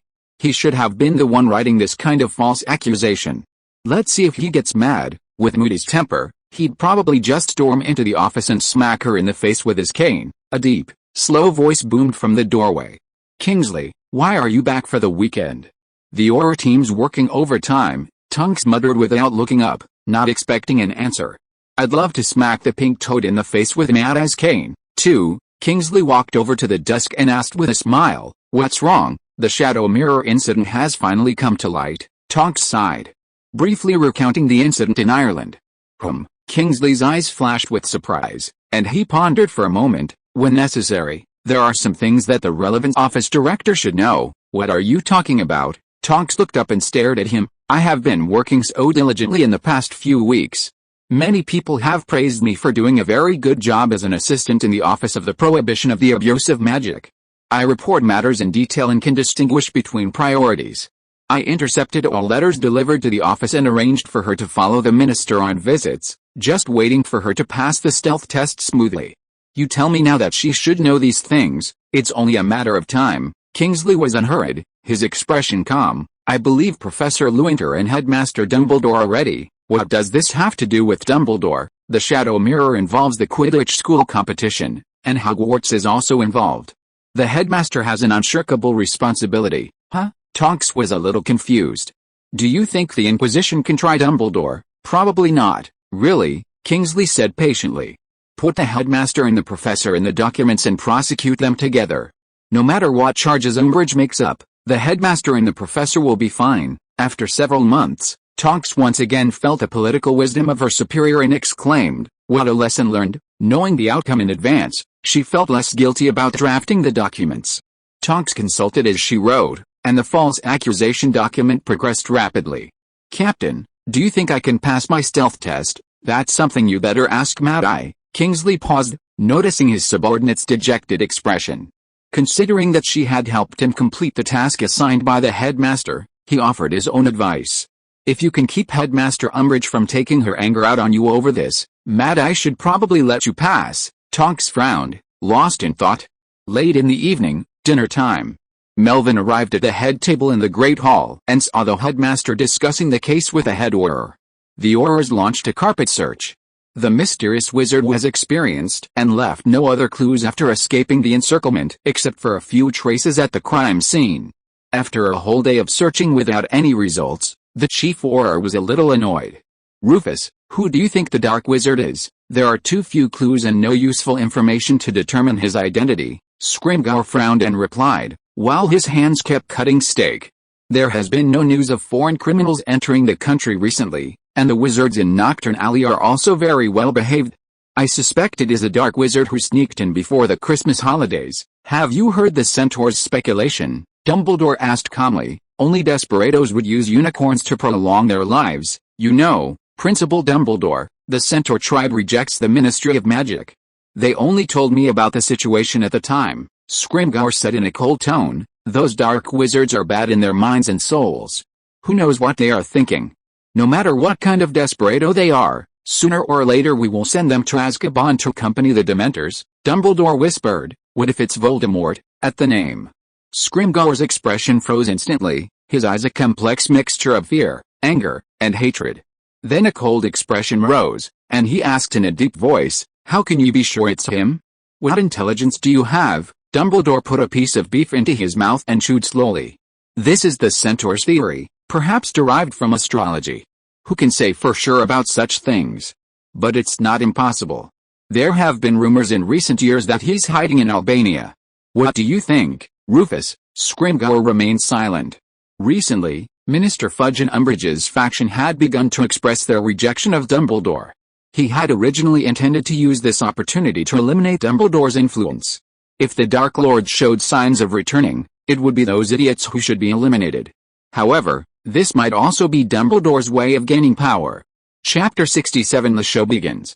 "Dear Professor Lewynter, we have received intelligence that since the Christmas holidays, you have been producing and selling prohibited items, mnemonics, without permission, involving a total value of hundreds of thousands of galleons. This behavior seriously violates the International Statute of Wizarding Secrecy, the regulations for the modification of Muggle objects, and the Code of Conduct for Magical Products, and has caused adverse effects. The Office for the Prevention of the Improper Use of Magic has filed a lawsuit with the Wizangermet. We regret to inform you that you must appear in court at the Ministry of Magic at 10 a.m. on February 2nd for trial. Refusal to appear without valid reasons will result in a trial in absentia. Yours faithfully, Dolores Umbridge, Office for the Prevention of the Improper Use of Magic, Ministry of Magic, February 2nd, that is today. Melvin looked carefully at the name on the signature and found it a little amusing. He finally understood why Scrimgeour had wished him good luck when they met yesterday. The Auror Office and the Office for the Prevention of the Improper Use of Magic both belong to the Department of Law Enforcement. The head Auror knew then that he was being targeted by Umbridge. Melvin was a little surprised, but not panicked. During his time on Broadway, he frequently dealt with MACUSA and had experienced several similar trials. During the Christmas holidays, while selling Shadow Mirror and negotiating partnership details with tavern owners across the country, Ryden Borgen had warned Melvin that Shadow Mirror, like Wizarding Radio, might be targeted by Umbridge and brought under ministry control through unconventional means. The situation could be even worse. Wizarding Radio had tens of thousands of witch listeners who sent howlers protesting and condemning it, while Shadow Mirror was a new concept without a solid public base, and it was very likely to be completely banned by Umbridge. I thought we'd be sued by the end of Christmas, and this letter even arrived later than expected. The Mirror Club's preparations had finally come in handy. Melvin turned to look at the other seats in the main guest section. Quirrell and Snape were absent as usual. The other heads of house had gotten up early and had already finished breakfast and left. Dumbledore had left the table a few minutes earlier, leaving Professor Kettleburn, who was still dawdling with his one-handed meal. After handing the blueberry jam to Professor Kettleburn, who was struggling to move, Melvin wiped his hands with a napkin and left the auditorium to ask the principal for leave. His professor was going to a lawsuit. At the auditorium entrance, Melvin thought the principal was in his office. Just as he was about to go upstairs, he saw the principal standing in the courtyard enjoying the cool breeze. It seemed that he was taking a walk to digest his food after dinner. It was understandable that the old man had a weak stomach. Walking along the corridor, he saw a cluster of branches hanging just above Dumbledore's head. In winter, the trees were only branches without leaves, and white snow was clinging to them. The large branches were snow-white, and the old principal's beard and hair were also white. Dumbledore turned around when he heard footsteps, looking in a good mood. "Good morning, Melvin." Melvin glanced at the branches above his head and retracted his gaze. "I received a letter of prosecution from the Ministry of Magic. It's about the Shadow Mirror, right?" "I received it too," Dumbledore said with a smile. "I was just talking about this with Minerva. The school professors and the team are all related to the Shadow Mirror. Director Umbridge believes that the headmaster is also responsible and has sent me a summons." Melvin narrowed his eyes and stared at the headmaster, who was also summoned. He gradually reacted and quickly grasped the key point. "Where did you talk to Professor McGonagall? She happened to have to check the accounts of the school infirmary in the morning, so we had a brief chat in the corridor outside the ward." "Let me guess, could Professor Quirrell happen to be in the school infirmary and happen to hear your conversation?" "Well," Dumbledore said with a thoughtful expression. "So this is the excuse you used to trick Quirrell into leaving school?" Melvin looked at his clumsy performance and asked calmly, "Did you plan this in advance?" "I just wanted to find an excuse to leave the castle, and I happened to catch up with Umbridge, who was investigating the matter of the Shadow Mirror, so she included me in." Dumbledore looked down at the snow and asked in a low voice, "Will there be trouble with the Shadow Mirror?" Melvin shook his head. "I have been in contact with Ms. Marchbanks. Many people in the Wizarding Examinations Authority are members of the Wizengamot. They also know about the Shadow Mirror. They also have some connections with tavern owners in various places. The notorious Director Umbridge should not be able to pin the crime on me. The situation may be more complicated than you think," Dumbledore explained patiently. "My friend, Minister Cornelius Fudge values this subordinate very much. He hopes to use her to deal with other difficult officials in the ministry and wants her to be promoted as soon as possible. The Shadow Mirror happens to be Umbridge's Medal of Honor. In the years following Voldemort's fall, the wizarding world remained relatively peaceful. Former Minister Millicent Bagnall retired peacefully, and the most senior minister, Crouch, withdrew his candidacy due to his son's involvement with Death Eaters. Dumbledore recommended Cornelius Fudge as the new minister, believing that despite his mediocre abilities, he was diligent and down-to-earth, capable of maintaining peace. Many ministry staff looked down on Fudge, believing him to be a mere mouthpiece for Dumbledore.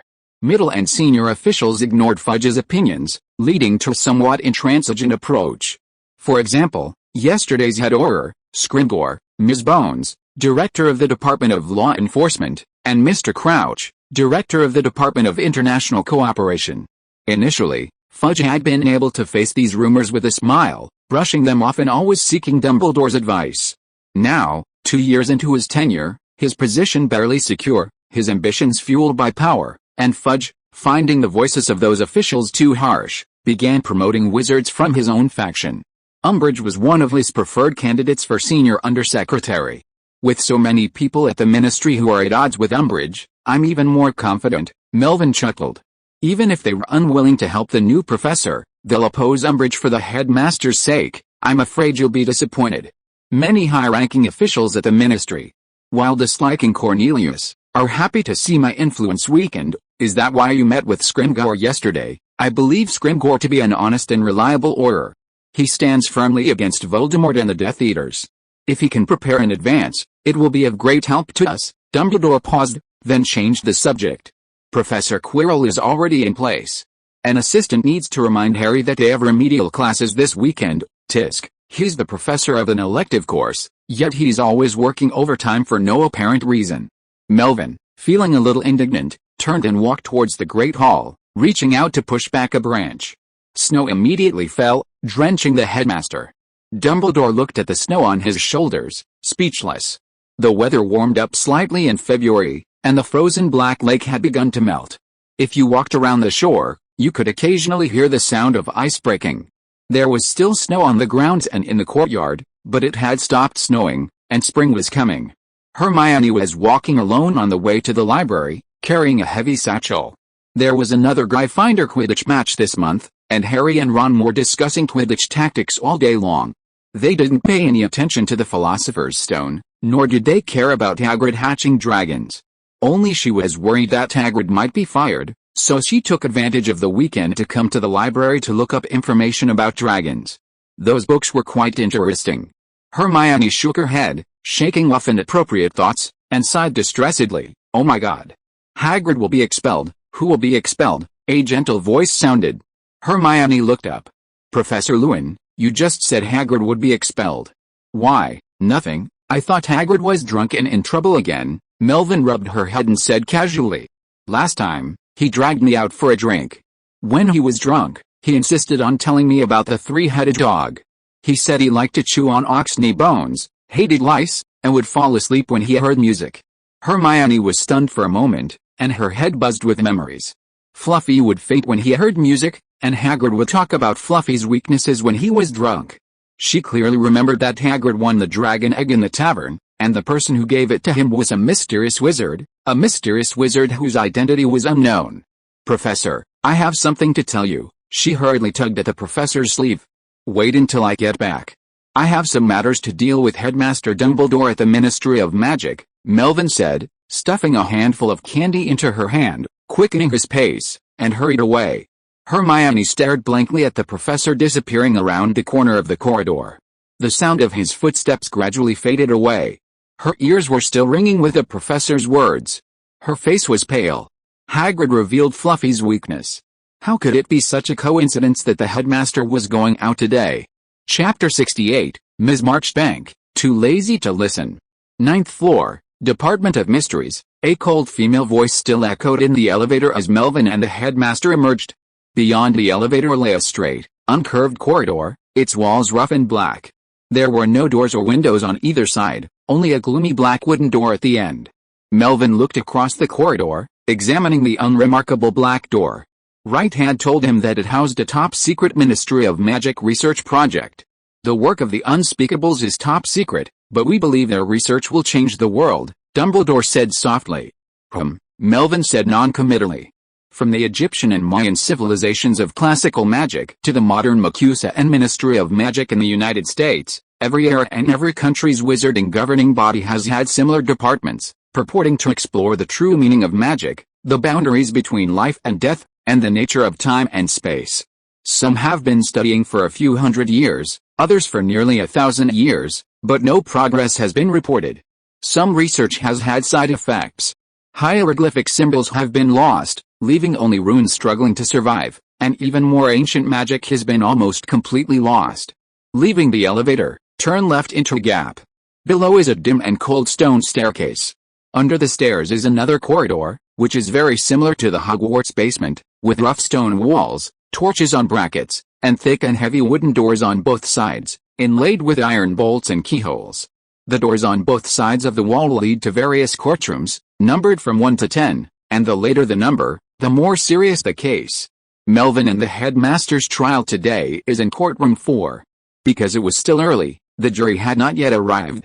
After arriving, Melvin and Dumbledore did not enter the courtroom, but waited in the waiting room next to it for the summons. The staff they met were very tactful, and there was no disrespect in their words or actions. They were even respectful and did not treat them as defendants or suspects. "Don't worry, Headmaster Dumbledore. Umbridge is soon you out of her mad desire for a promotion. The minister isn't back from a visit yet, otherwise she would have stopped this ridiculous trial. But the other members of the Wizengamot know her intentions and won't let her have her way. Professor Lewynter, your name is revered in every pub in Britain. My colleagues and I always go to the pub for a drink after get off work. We all agree that the shadow mirror is a great invention that has changed the wizarding world." "My pleasure." Melvin and several staff members politely thanked him. Dumbledore remained silent after entering the waiting room, his mood somewhat subdued. Melvin noticed this, and out of concern for the elderly wizard, he comforted him. "Don't worry. We made a plan during the Christmas holidays. The trial won't be delayed for long and will be over soon. He'll definitely be able to return to school to audit Harry's Dark Lord initiation class." "I'm just a little sad," Dumbledore said softly. "Corneli was once a very good wizard. In less than 2 years, his heart has shriveled and withered, turning into Harry heart hungry for power." "Silence," the shrill, piercing little girl's voice echoed in the courtroom, deliberately artificial and almost cling. Knowing that this childish voice came from the throat of a middle-aged witch, most of the wizards in the room felt a sense of discomfort. The headmaster and professor on trial remained unfazed. They stood in the center of the room, calmly surveying the courtroom. It was a spacious, subterranean circular chamber, its structure cascading downward in a step pattern. The outer ring housed the jury and public gallery, while the inner circle was a low stone platform. In its center sat an iron chair, shackled and locked with brass locks. The unique structure created an oppressive feeling of scrutiny. The air was slightly damp, and the walls, floor, and ceiling were all constructed of black stone. Torches and oil lamps proved ineffective, while bright light streamed in from the skylight, illuminating the dark tables and chairs within the courtroom. Behind the high table in the front stood the presiding judge, Umbridge, wearing a black, square-edged wizard's hat and black judicial robes. Her hair, neatly curled, was short and stocky, her skin sagging, her cheeks tinged with an unhealthy pink, and a falsely friendly smile, like a shoddy waxwork. On both sides, one could see many Wizengamot members in purple robes, with an exquisite silver W embroidered on their left chests. They lowered their eyes to look at the two people in the room, making tiny noises as they spoke in low voices. Melvin saw several familiar faces, Ms. Marchbanks and Professor Tofty from the Wizarding Examinations Authority, Scrimgeour from the Ministry of Magic, and Crouch and Bones, whom he had never met but had seen their photos in the newspapers. Some nodded to the old headmaster, some looked apologetic, and some looked away guiltily with a glint in their eyes. Although he knew that Dumbledore was prosecuted on his own initiative, Melvin still felt a little guilty.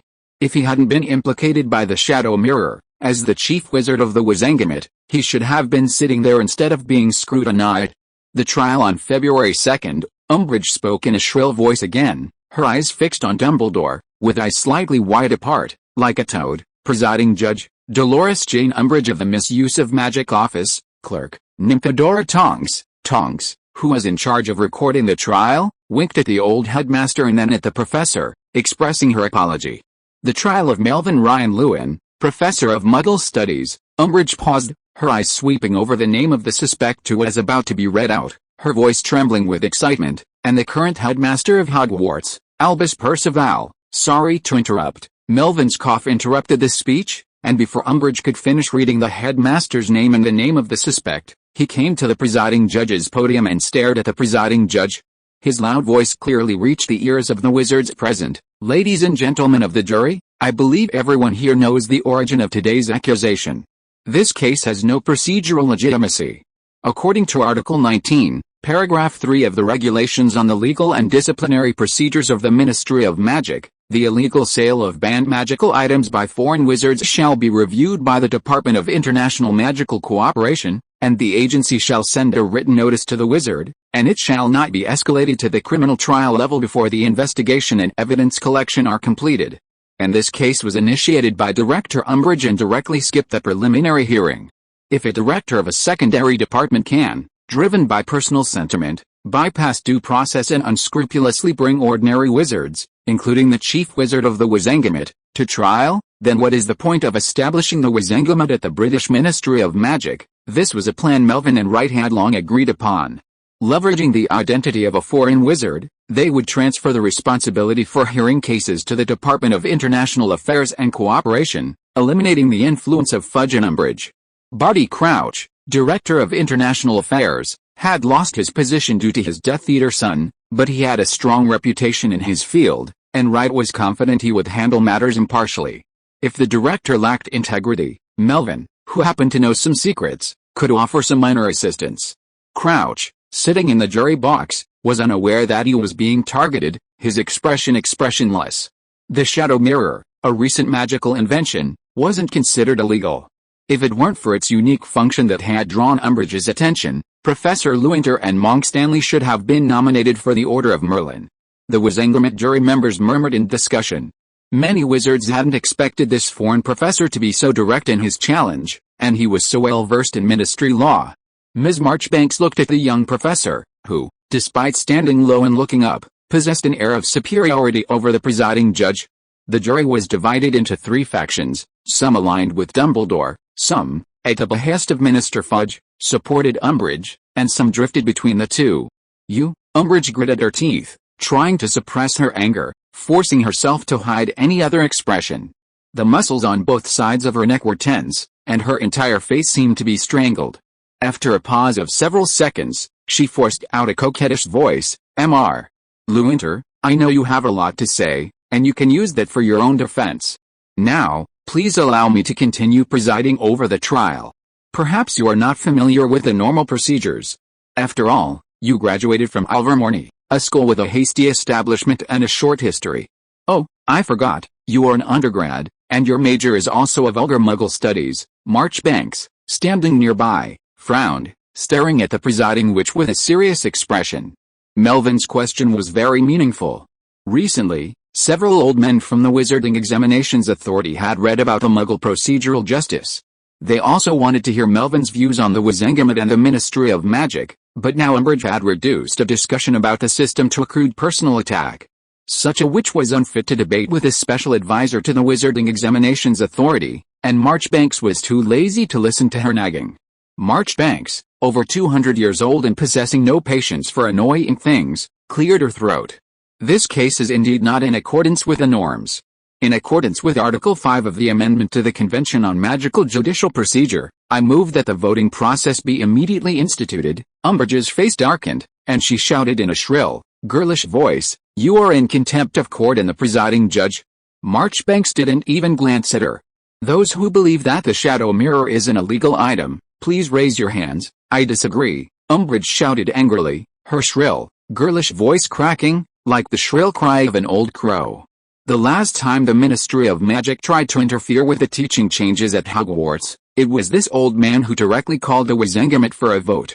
This time, it was this old man again who was examining the shadow mirror. One was the director, a man with 200 years of accumulated prestige, his expression calm and composed. The other, the recently promoted office manager, was furious and awkward. The argument between the two was almost inevitable. Those on the jury close to the headmaster quickly expressed their views, and the neutral jurors showed little hesitation. "Those who believe that the shadow mirror is not a prohibited item, please raise your hands." More than half of the wizards on the jury raised their hands, and the situation became very clear. Scrimgeour, sitting on the right, had a complicated expression, staring deeply at the two men. Was this orchestrated by Dumbledore? Probably not. Ms. Marchbanks' argument clearly favored Lewynter. She was voting on whether the shadow mirror was illegal. Dumbledore and Lewynter had never been treated as criminals. The group of veteran wizards at the Wizarding Examinations Authority were clearly assisting their special advisor. Professor Lewynter had been here less than a year, but he had already quietly established his influence. After considering this, Scrimgeour cast his vote, declaring the Shadow Mirror legal and compliant. Aside from a few members of the minister's faction, no one cared about the presiding judge's opinion. The jury quickly completed their count, finding that less than a third believed the Shadow Mirror violated the law.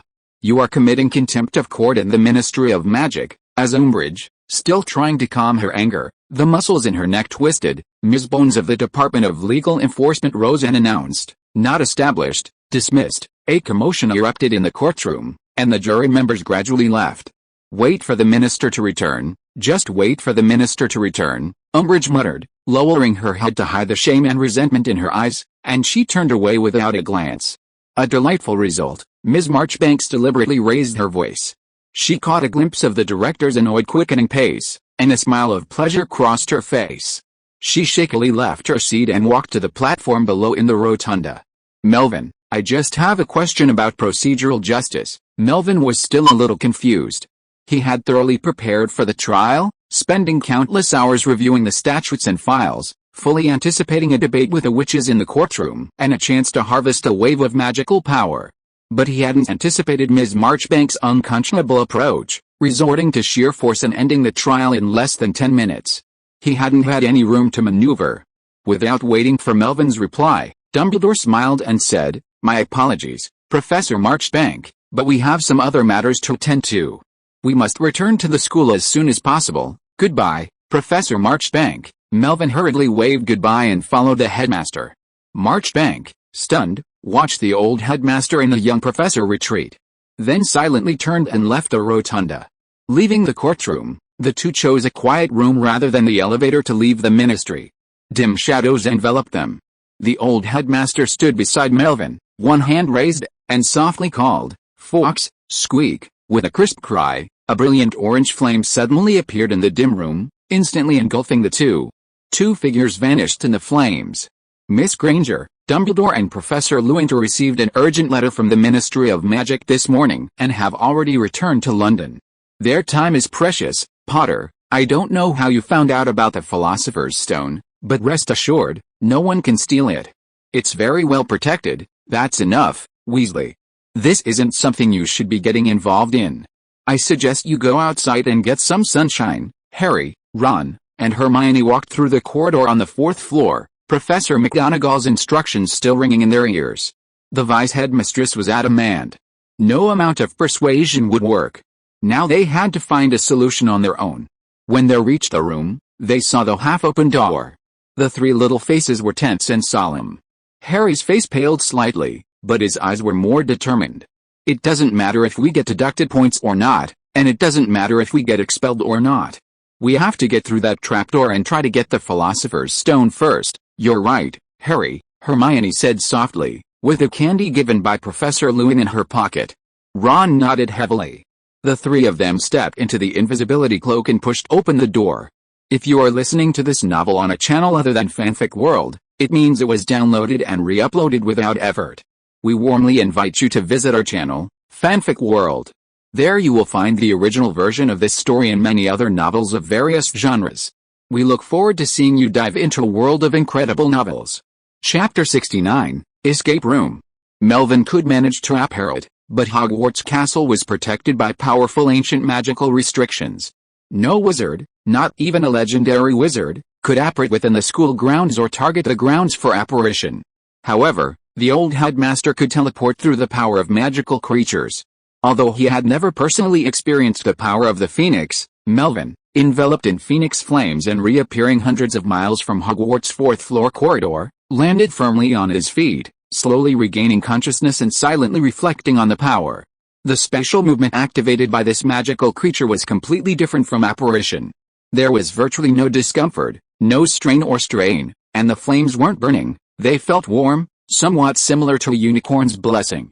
With a unicorn's example before him, Melvin couldn't help but feel a glimmer of hope. He'd heard that the Dumbledore family's bond with the Phoenix was an innate bloodline gift. He wondered if the gift of the Horned Serpent could achieve a similar effect in a roundabout way. Nirvana, rebirth, spatial teleportation, healing and detoxification. Melvin glanced at Fawkes, who stood over the old headmaster's shoulder, and quietly averted his gaze. The Phoenix matter could be put aside for now. The most important thing now was to quickly enter the trapdoor. A new escape room had opened, and as an NPC, Melvin couldn't keep customers waiting too long. He pushed open the door, and Fluffy immediately approached. 3 terrifying heads, the middle one bared its sharp teeth at Dumbledore, while the dog heads on the left and right pointed in one direction, whining and growling. 2 musical instruments lay on the floor to either side, a harp, the other a crudely crafted flute. The flute was Hagrid's Christmas gift to Harry. He'd been working on it for weeks, and this one's the only one that plays in tune. Dumbledore bent down to pick up the recorder, glancing at the harp in the other direction. It looks like Professor Quirrell and the children have already started. I wonder who's in the lead. Melvin glanced at the professor and patted Fluffy's head, signaling him to move his belly. You were worried about the students' safety and couldn't wait to leave the ministry.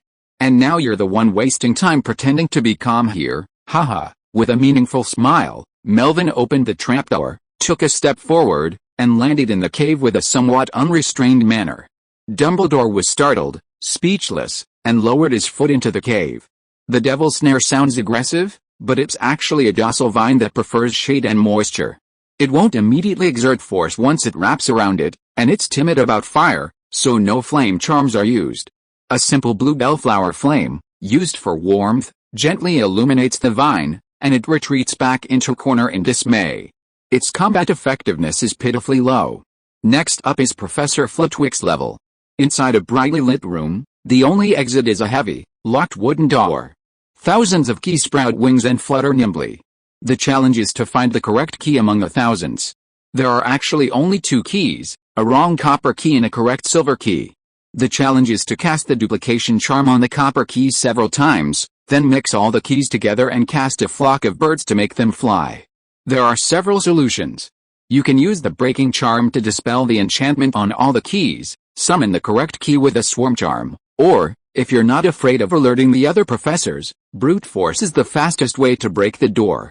Considering that Harry and his friends are first years and might not have enough knowledge of spells to pass, Professor Flitwick thoughtfully provides a flying broomstick, spell stop, invisible magic spreads like ripples, gradually enveloping the entire room. Thousands of fluttering keys freeze in the air, the fluttering sound instantly fading as the duplicated keys quietly dissipate like soap bubbles. The only remaining copper key and silver key fell into the palm of the young professor.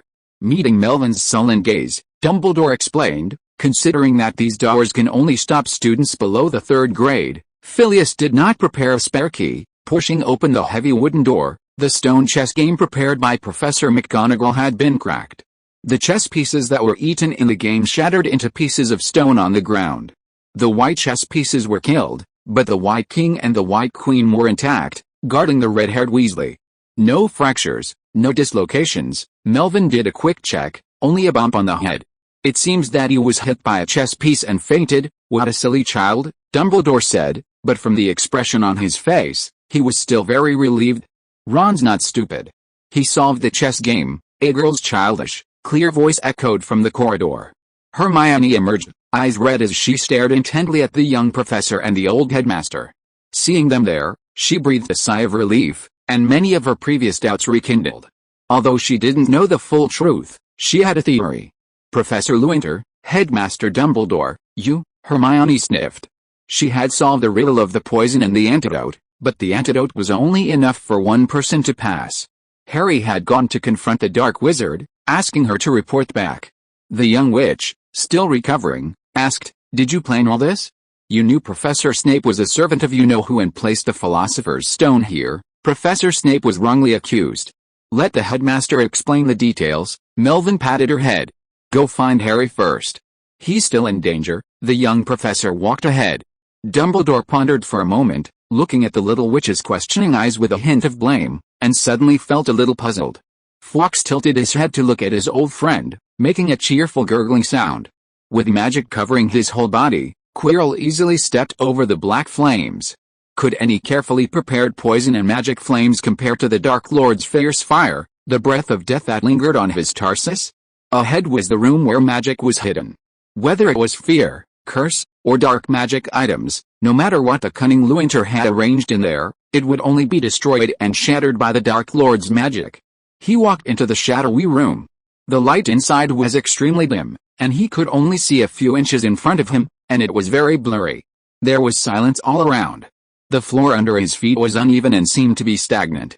Aside from the dripping sound of water, Quirrell could only hear his own breathing. He frowned and prepared to light his wand. Suddenly, a dim, cold light flickered. Quirrell, the Defense Against the Dark Arts professor, immediately identified it as a dark creature called a Hankpunk, the will-o'-the-wisp of Muggle legend.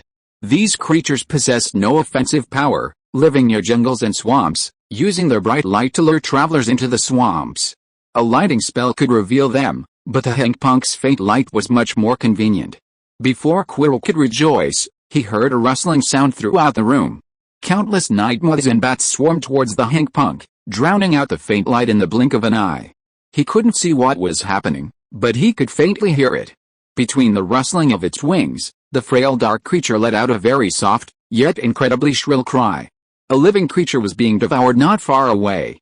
Quirrell felt a slight chill and a slight irritation in his heart. These night moths and bats were difficult to deal with. In the wild, they would use fire to drive them away, but in this cramped, damp, and flooded room, using a fire spell was ineffective. What if it's fiend fire? Quirrell clutched the turban hanging in front of him, then let it go in disappointment. Fiend fire could easily get out of control and possibly destroy the Philosopher's Stone. As long as he didn't attract the attention of these moths, it didn't matter what they devoured. Quirrell suppressed his impatience and made his way inside, relying on his rough sense of direction and the dim light. With a faint light from the Hankpunk, he just glimpsed what looked like a platform in the corner against the wall ahead. He stepped into a puddle. His boots didn't get wet, but some splashed water seeped into his trouser legs, a damp, cold feeling that was unpleasant. Quirrell groped his way along the wall until he felt something sticky and wet. Pulling it closer, he saw it was a wet robe, which he impatiently tossed into the puddle. In the poor dimness, the faint sounds in the darkness, the constant splashing of water, Quirrell felt his breathing and heartbeat begin to feel strange. He knew he was alone in the room, but he could sense a strange breath behind him, a strange gaze peering from the corner. A raging black flame blocked the corridor. As if possessed by a spirit, these flames, sensing the approach of the teacher and students, lashed out with blazing flames, licking at them with intense heat. However, they were blocked by a circle of transparent bubble wrap. Professor, shhh, the young witch began to speak, but the young professor hushed her, stuffing a toffee in her mouth. Hermione was speechless, looking up at the professor questioningly. Only a blurry figure could be seen in the pitch-black room. Melvin reached into his pocket and fumbled, pulling out a slender, withered arm. A candle rested at the wick. He grasped the end of the arm bone with his right hand, brought his left hand to the wick, and with a flicker of his thumb and index finger, ignited the candle. The candle burned without a single ray of light. Hermione could only see a fleeting flicker. The next moment, she felt the professor take her right hand, and a flicker of candlelight appeared in her vision, bringing the room into sharp focus. Looking up at the professor, he held her hand with one hand and held a slightly eerie candlestick with the other. He glanced at the old headmaster next to him, indicating that he should also be added to the group chat. Hermione took the headmaster's slightly rough hand. She saw Dumbledore startled for a moment, then glanced down at her, a hint of pity in his deep blue eyes. She couldn't understand the meaning of that look, but it suggested that Professor Lewynter had told her to do so. The little witch's eyes were bright, and Dumbledore's expression was a little dazed. A bright yellow fire flashed behind Harry. Harry didn't have time to turn around, but he could clearly see the figure in front of him. The purple turban wrapped around his head was Professor Quirrell of the Defense Against the Dark Arts class. Not Snape. Harry suppressed the urge to gasp, holding his breath and trying to calm himself. The signs in the room ahead indicated that the dark wizard who stole the Philosopher's Stone had preceded them. When Harry entered the room, he had prepared himself to face the dark wizard directly. He thought it was Snape, but it was Quirrell. Fortunately, he'd stepped quietly into the room, making no noise and avoiding detection by the dark wizard. It looked like Quirrell hadn't succeeded yet. If he could just hold on until Hermione could get help, there was still time. Harry groped forward even more cautiously, barely lifting or setting his feet, his shoes never leaving the water, and his footsteps were barely audible. Carefully clinging to the wall, something wet and slippery suddenly tangled under his feet. It's a snake. Harry's body stiffened, his heart racing, but his mind remained remarkably calm, not letting out a scream. He was a wizard, he could talk to snakes and had even teamed up with a Zeus python to play a trick on his cousin Dudley. Honestly, Harry wasn't afraid of snakes, he actually liked them. Controlling himself, he half-crouched, lowering his voice so that only a few inches around him could hear, "Mr. Snake, leave me alone. Go bite that bad guy up ahead." The snake wrapped around his leg paused. Though it didn't respond, it slowly retreated along his calf, apparently understanding his words. Harry suddenly remembered something. "Forget it, don't go. That's an evil dark wizard. You are no match for him. You'd better find a safe place by yourself." The slippery long object sank into the accumulated water, creating ripples, and the figure gradually disappeared from sight. Hermione held a sticky toffee in her mouth, holding the young professor in one hand and the old headmaster in the other. Her pretty face had no expression. What was Harry hissing at a rope? The rope looked like the same as the professor's candlestick, as if it was some kind of prop. "Forget it, I'll just ask the professor directly later. Anyway, the headmaster is here, so Harry shouldn't be in danger." Melvin, holding the candlestick, followed Harry not far away. The candlelight was bright and the view was clear. He could see very clearly the communication between Harry and the rope, with a complicated expression. Logically, the broken dark magic rope, unable to understand Parseltongue, had simply fled in search of another target after a failed murder attempt. But combined with Harry's hissing, it looked as if Harry had instructed it to attack Quirrell.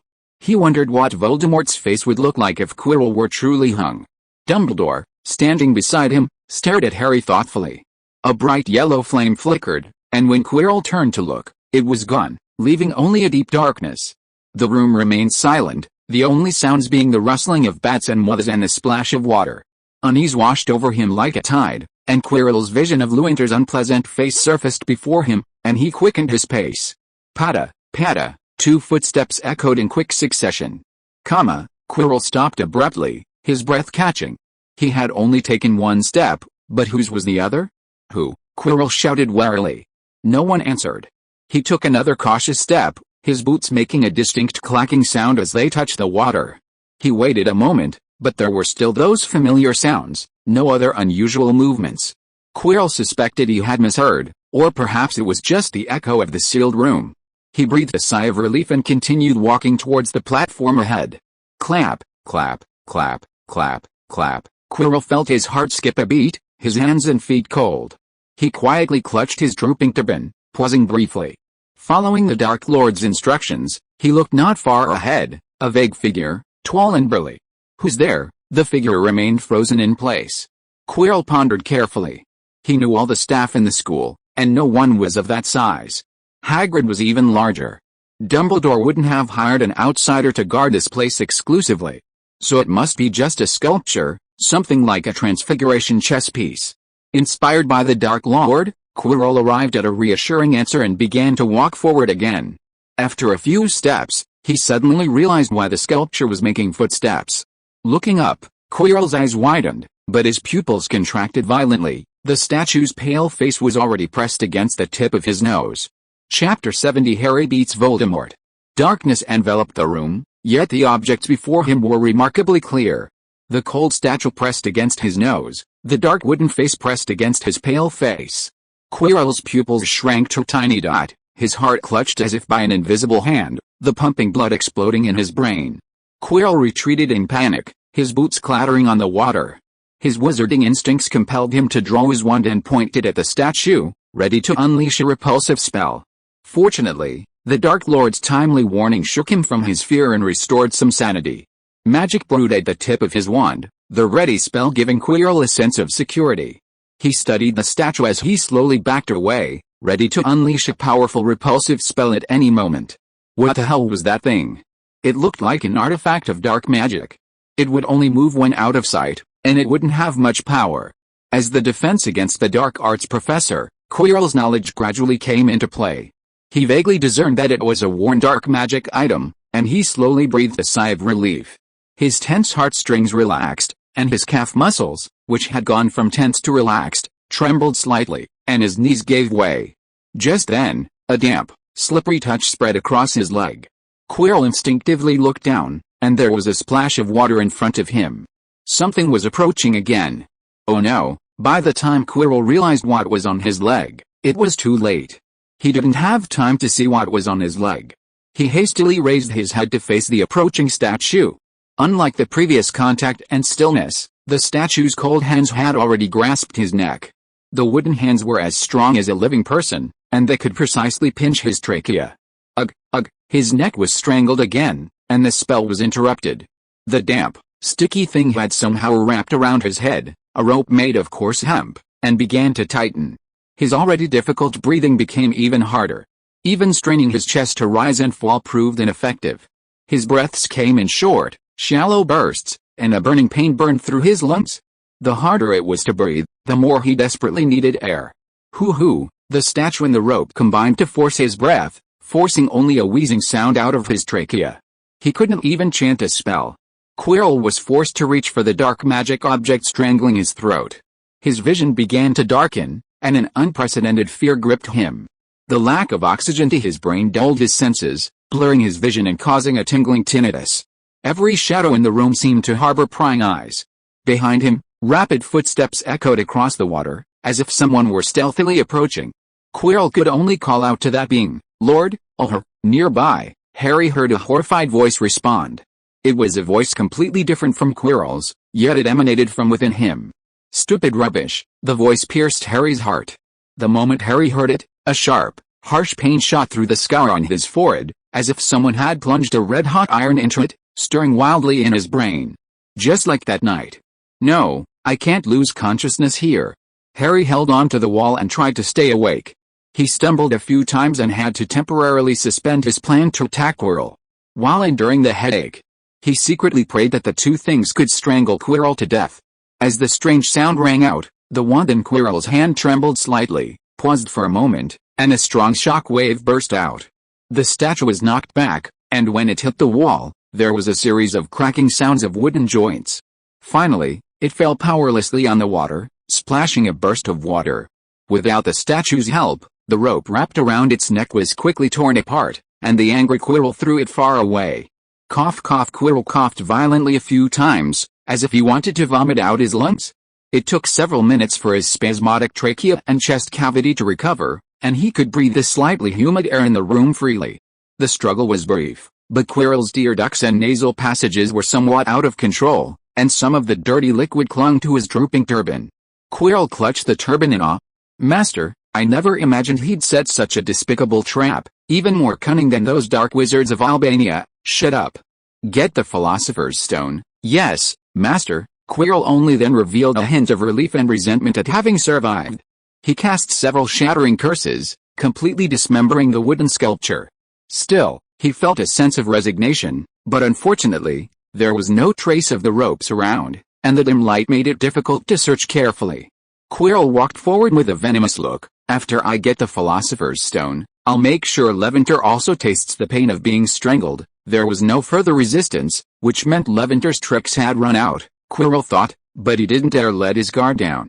He stepped through the cold, stagnant water and slowly approached the stone platform.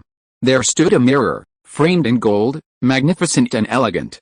The room was extremely dim, but when Quirrell stood in front of the mirror, he found that the light did not affect the image at all. He stared at the mirror greedily. "I have seen the Philosopher's Stone, and I am offering it to you." "Master, but where is it hidden?" The cold and hoarse voice appeared again. "Use that boy." Harry, who was behind him, was startled and had no time to react. He only heard Quirrell snap his fingers, and several magical ropes suddenly appeared out of thin air, wrapped around his hands and feet, and dragged him to the front of the mirror. Quirrell grinned sinisterly. "When I came here, I was still wondering if I would have the chance to meet you before leaving school, Potter." Harry's scowl was still painful, but it no longer affected his movements. He stared coldly at the dark wizard in front of him. "You thought you were hiding well, trying to sneak up on me when I was in danger. What a wicked boy." Quirrell's sneer was chilling, completely different from his usual stuttering self. However, thinking of his previous embarrassment, his face suddenly became less terrifying and even somewhat comical. "Yes, I didn't find you, but you were too anxious. When you tried to murder me, you also let your guard down.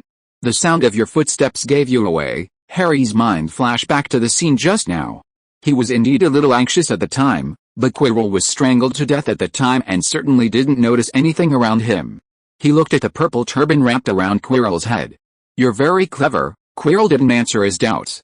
Instead, he pressed his shoulders and pushed him towards the mirror.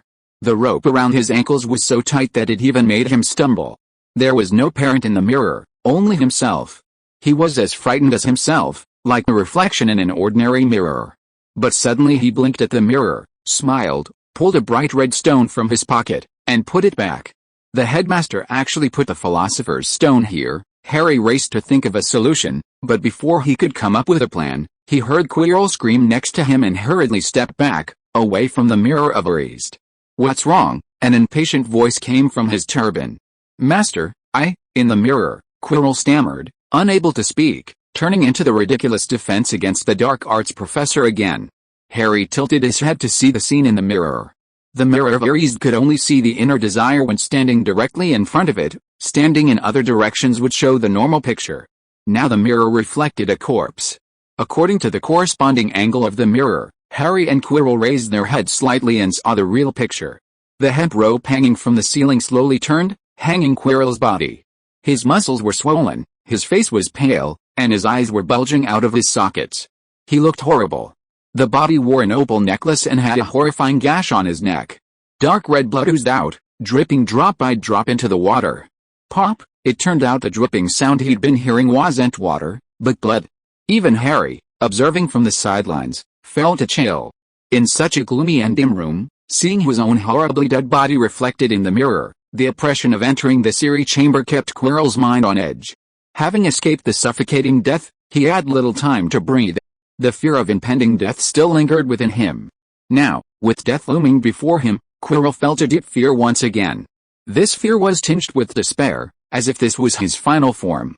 This thought lingered in his mind, and Quirrell couldn't shake it off. In a rage, he unleashed several spells, striking the dangling corpse, causing it to stagger. But the pale, bloated body didn't fall. Instead, it shattered into dust, quickly dissipating like some kind of magical artifact.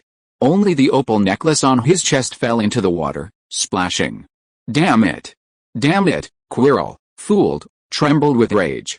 "Waste!" The voice rang out again, sullen. "Master, let me talk to him, face to face." "Very well, Master." Harry watched Quirrell untie his turban and slowly turn around, revealing a hideous, horrifying face. It was devoid of any color, as pale as the corpse just now, its eyes bloodshot.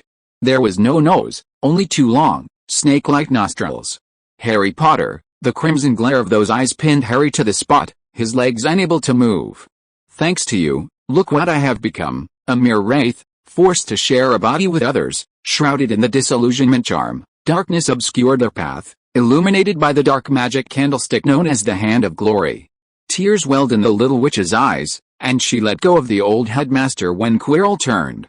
With her free hand, she clamped her mouth tightly against the sticky toffee, preventing her from screaming. Dumbledore stared at the figure in the mirror, eyes wide open. Even without the candlelight, he could clearly see the cold, serpentine face. Many previous suspicions were confirmed at that moment, a fragmented spirit, a being neither dead nor alive.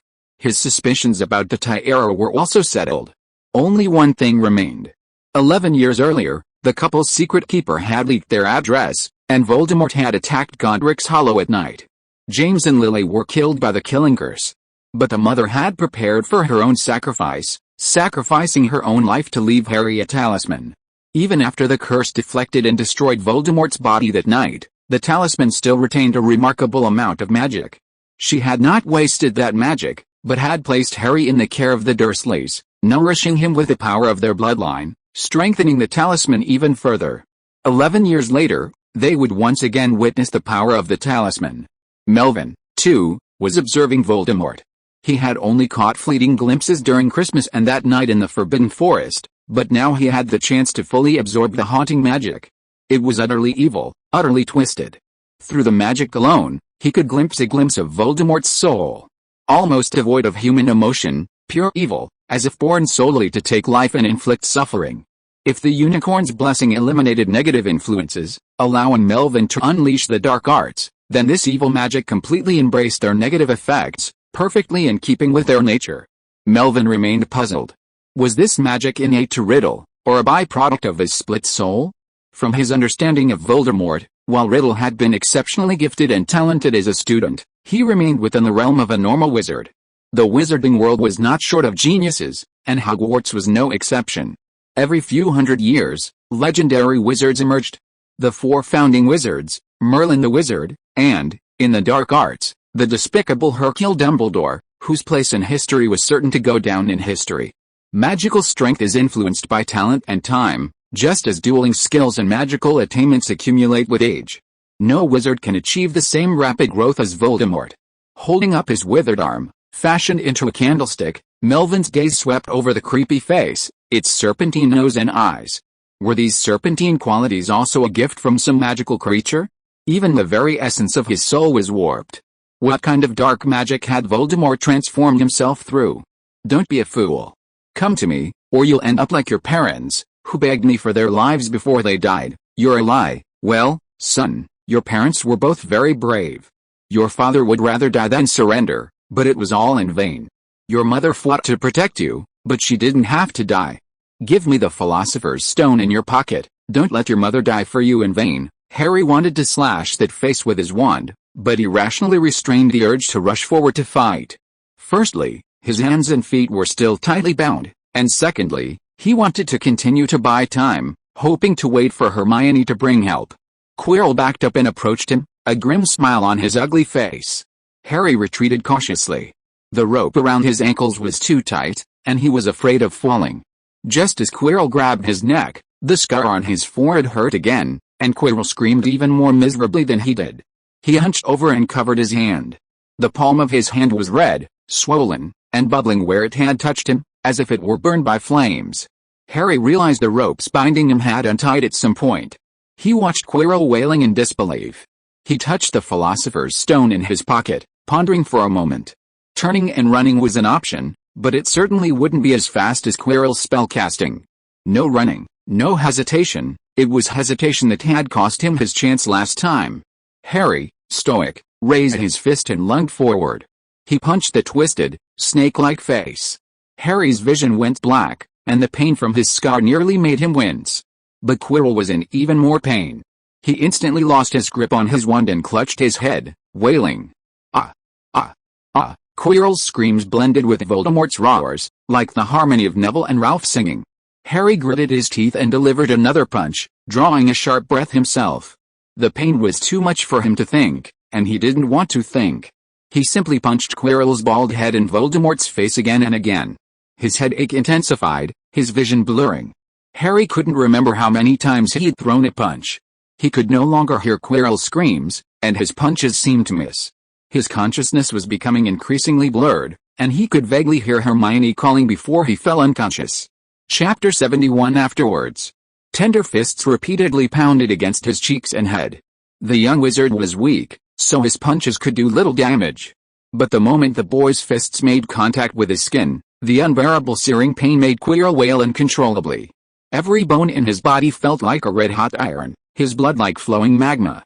His vision blurred, and the excruciating pain triggered Quirrell's instinctive resistance.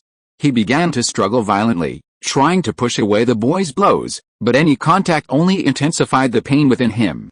Master, Master, Quirrell screamed shrilly, his body covered in burns, a red glow gleaming through the cracks in his skin.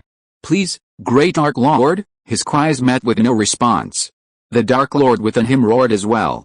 The boy's punches continued, his strength gradually draining, his force fading. Finally, he could no longer throw a punch, but he pressed his hands tightly against his face. The constant contact was even more excruciating, as if directly igniting his soul. Quirrell felt his body on the verge of shattering.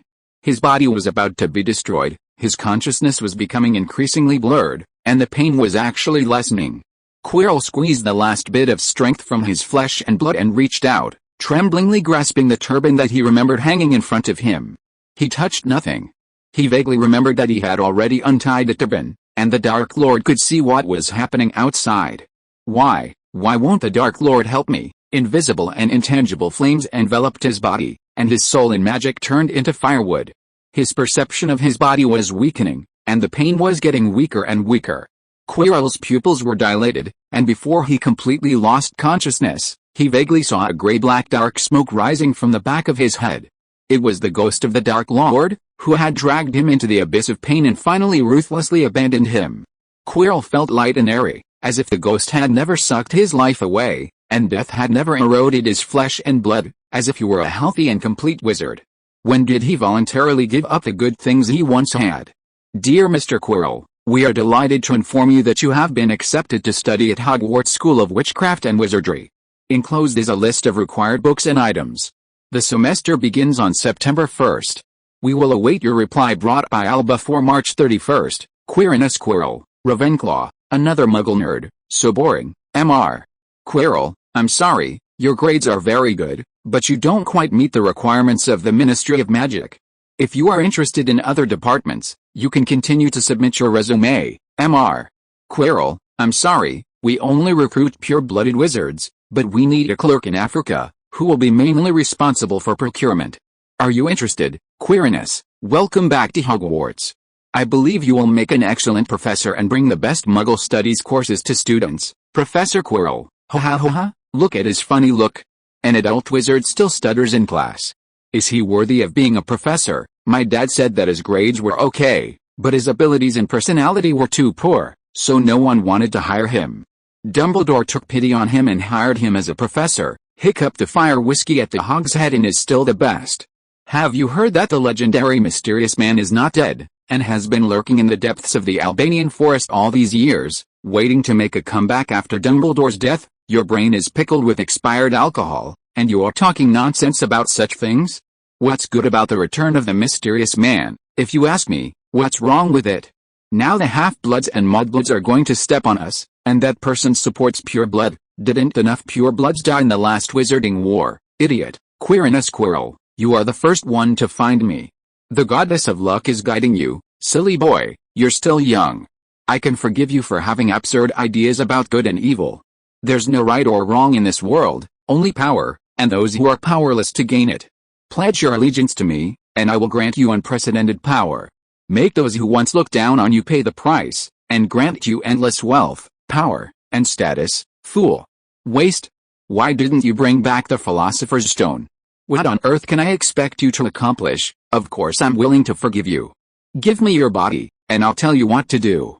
It's just a trivial price. As long as you get the Philosopher's Stone, I will grant you a healthy body, powerful magic, and even a long life. Memories overwhelmed Quirrell's consciousness. He could no longer struggle and lay quietly on the cold floor. His eyes were sore and weak from seeing, but no tears flowed. All the fluid in his body had dried up. He could faintly hear the sound of bones and flesh breaking, and began to turn into ash and dissipate.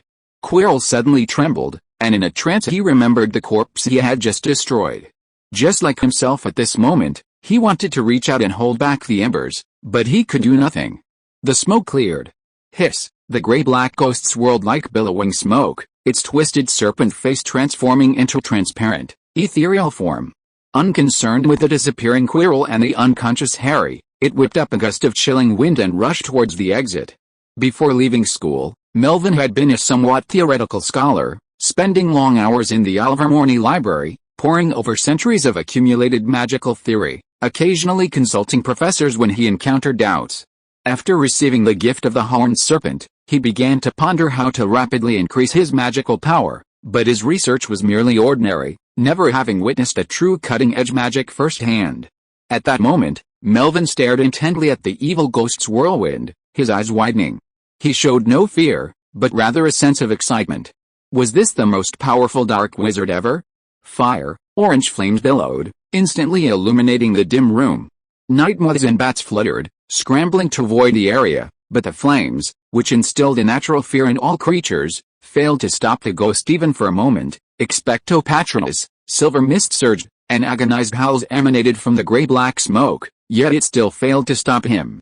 The old headmaster, observing the entire process, remained silent, seemingly lost in thought. Melvin, too, pondered what form Voldemort was in. Intangible, yet completely unlike a ghost. A ghost, neither alive nor dead. Professor Hermione, holding the unconscious Harry, looked up at the two, her face indignant. What are you still standing there for? The old headmaster, recovering from a blush, coughed. Coming, in the infirmary, Madame Pomfrey left the ward to get some medicine. Ron had suffered a minor blow to the head and woke that afternoon.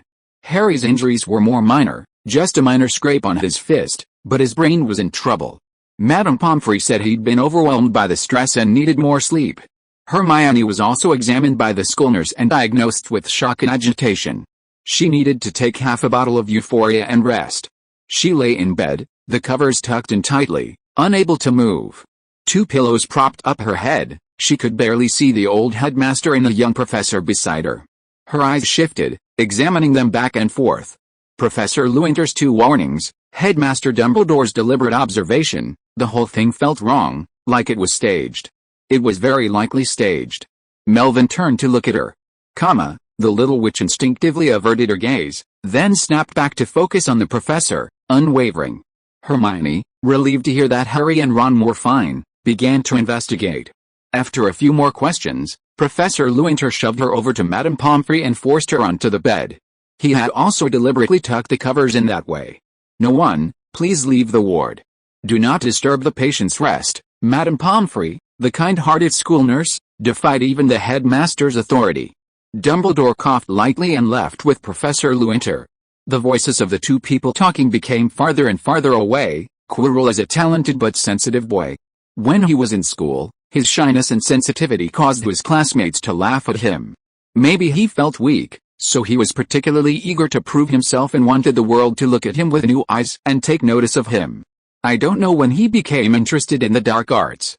On the one hand, out of curiosity, on the other hand, it was a desire to be valued.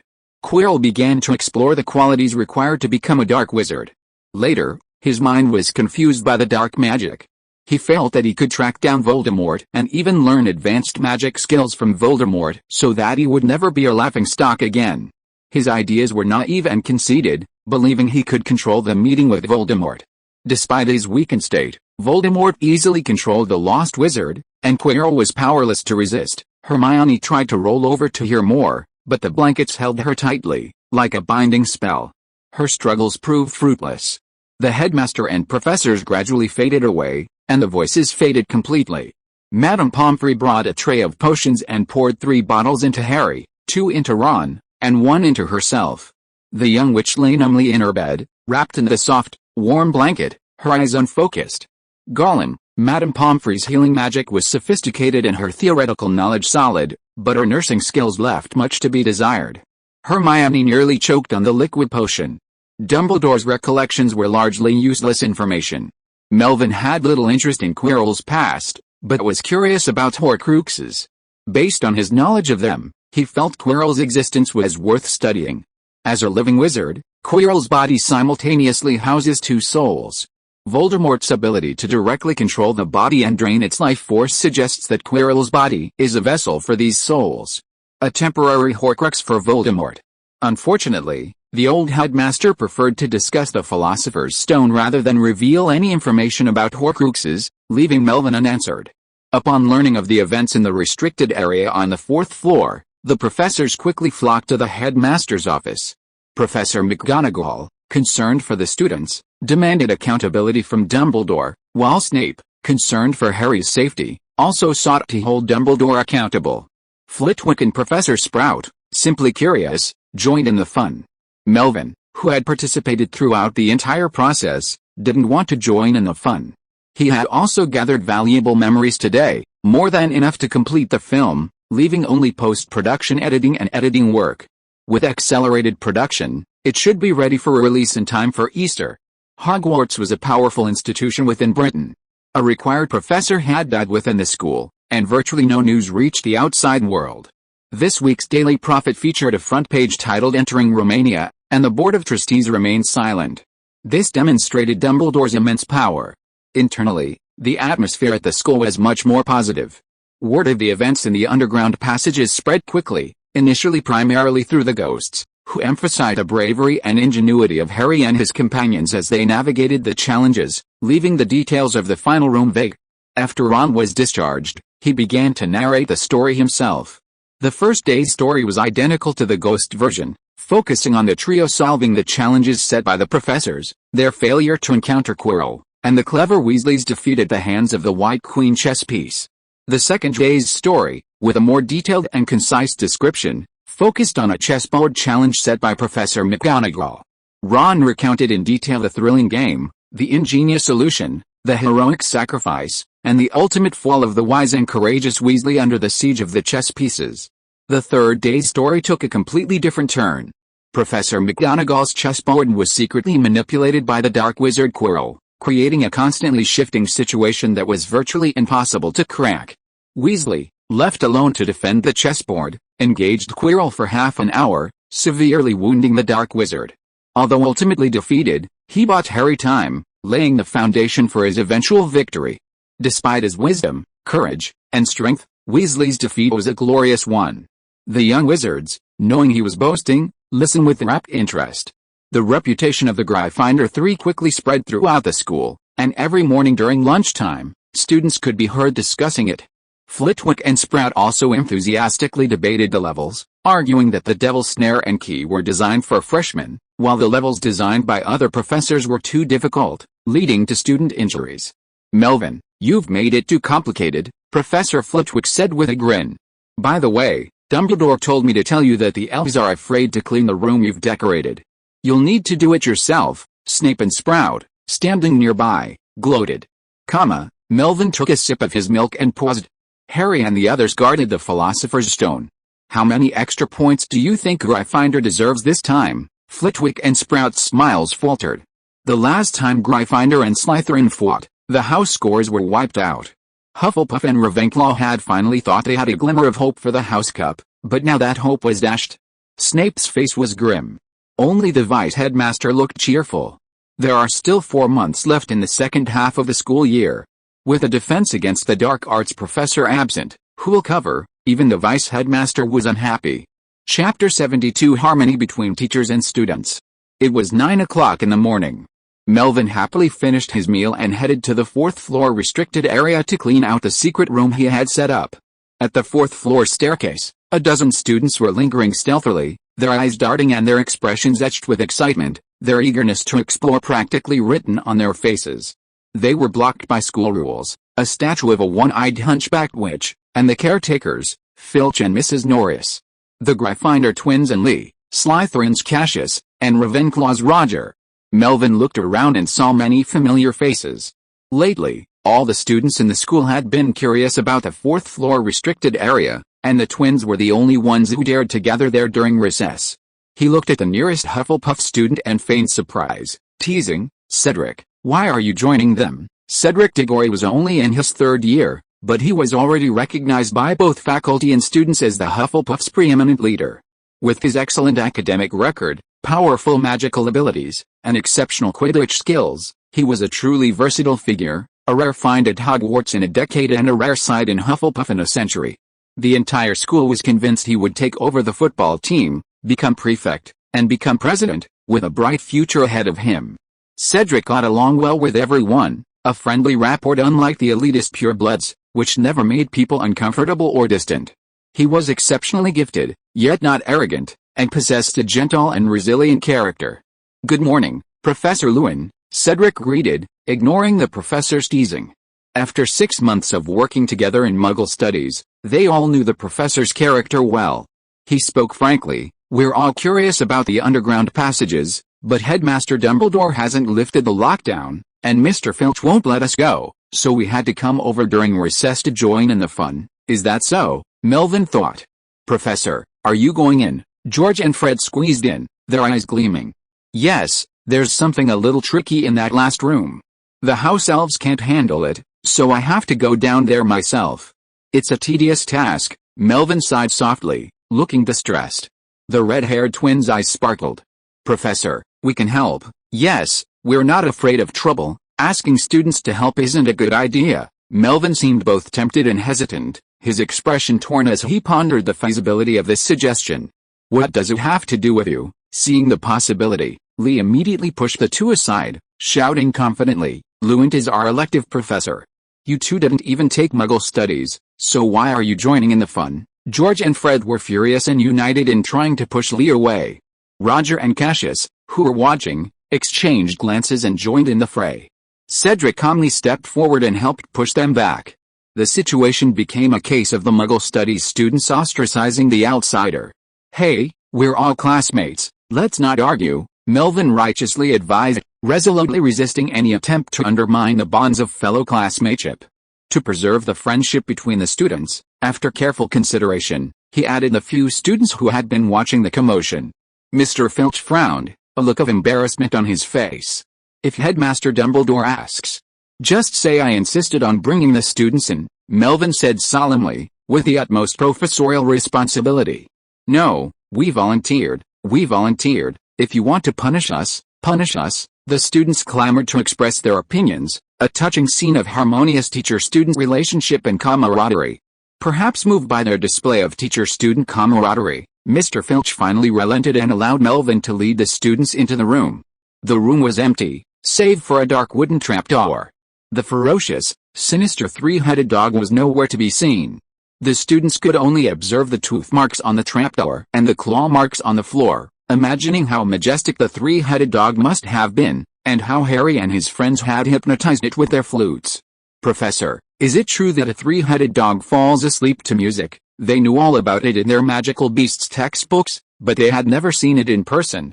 They asked the professor, hoping to hear a positive answer, and then to get a few cries of satisfaction, which would give them a strange sense of satisfaction. Melvin then replied, "Fluffy has been taken to the Forbidden Forest by Hagrid and is being raised there. He won't be leaving anytime soon. You can ask Professor Kettleburn for help, maybe you'll get a chance to see him up close." The students looked expectant. "Okay, let's get down to business," Melvin said, opening the trapdoor and calling out to the students. "The devil's snare down there probably hasn't been removed yet. Who's going down first?" "Me." George quickly raised his hand and jumped, screaming the entire way down. The others quickly followed suit, scrambling down through the trapdoor like dumplings. "Lee, get your ass out of the way. Whose stinky feet are those? Are you ready? I'm going to cast a spell to loosen the devil's snare." "Cedric, wait a minute, tell him to get his ass out of the way before you start. I'm tied up and can't move. Hurry, the devil's snare is strangling me." The cave suddenly became bustling with activity. Melvin waited a moment until silence settled down below. Just as he was about to jump in, the door suddenly opened. The little witch looked at him breathlessly. "Professor, I have some questions for you." In the underground corridor, a group of students walked down the aisle, discussing the layout of the room and how they should pass through. "Harry's awake?" Melvin asked behind. Although the question was a question, his tone didn't sound surprised.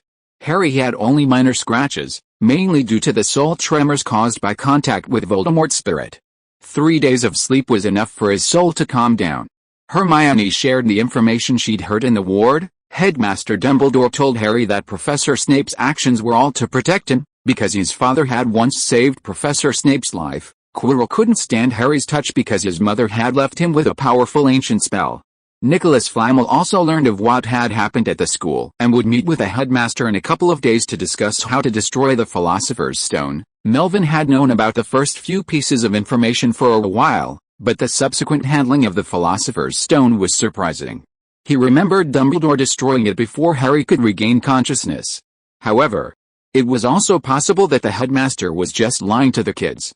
"Professor, I have a few questions for you." Hermione looked up at Melvin, who looked thoughtful, and mustered up the courage. "Regarding the Philosopher's Stone and Voldemort, did Dumbledore intend for us to do this?" "Why do you say that?" "On the day Hagrid took Harry to Diagon Alley, he happened to be going to Gringotts to pick up a package, and Quirrell attacked Gringotts in the afternoon, and it was he who revealed Nicolas Flamel's name to us. Dumbledore gave the invisibility cloak to Harry, guiding him to discover the purpose of the Mirror of East.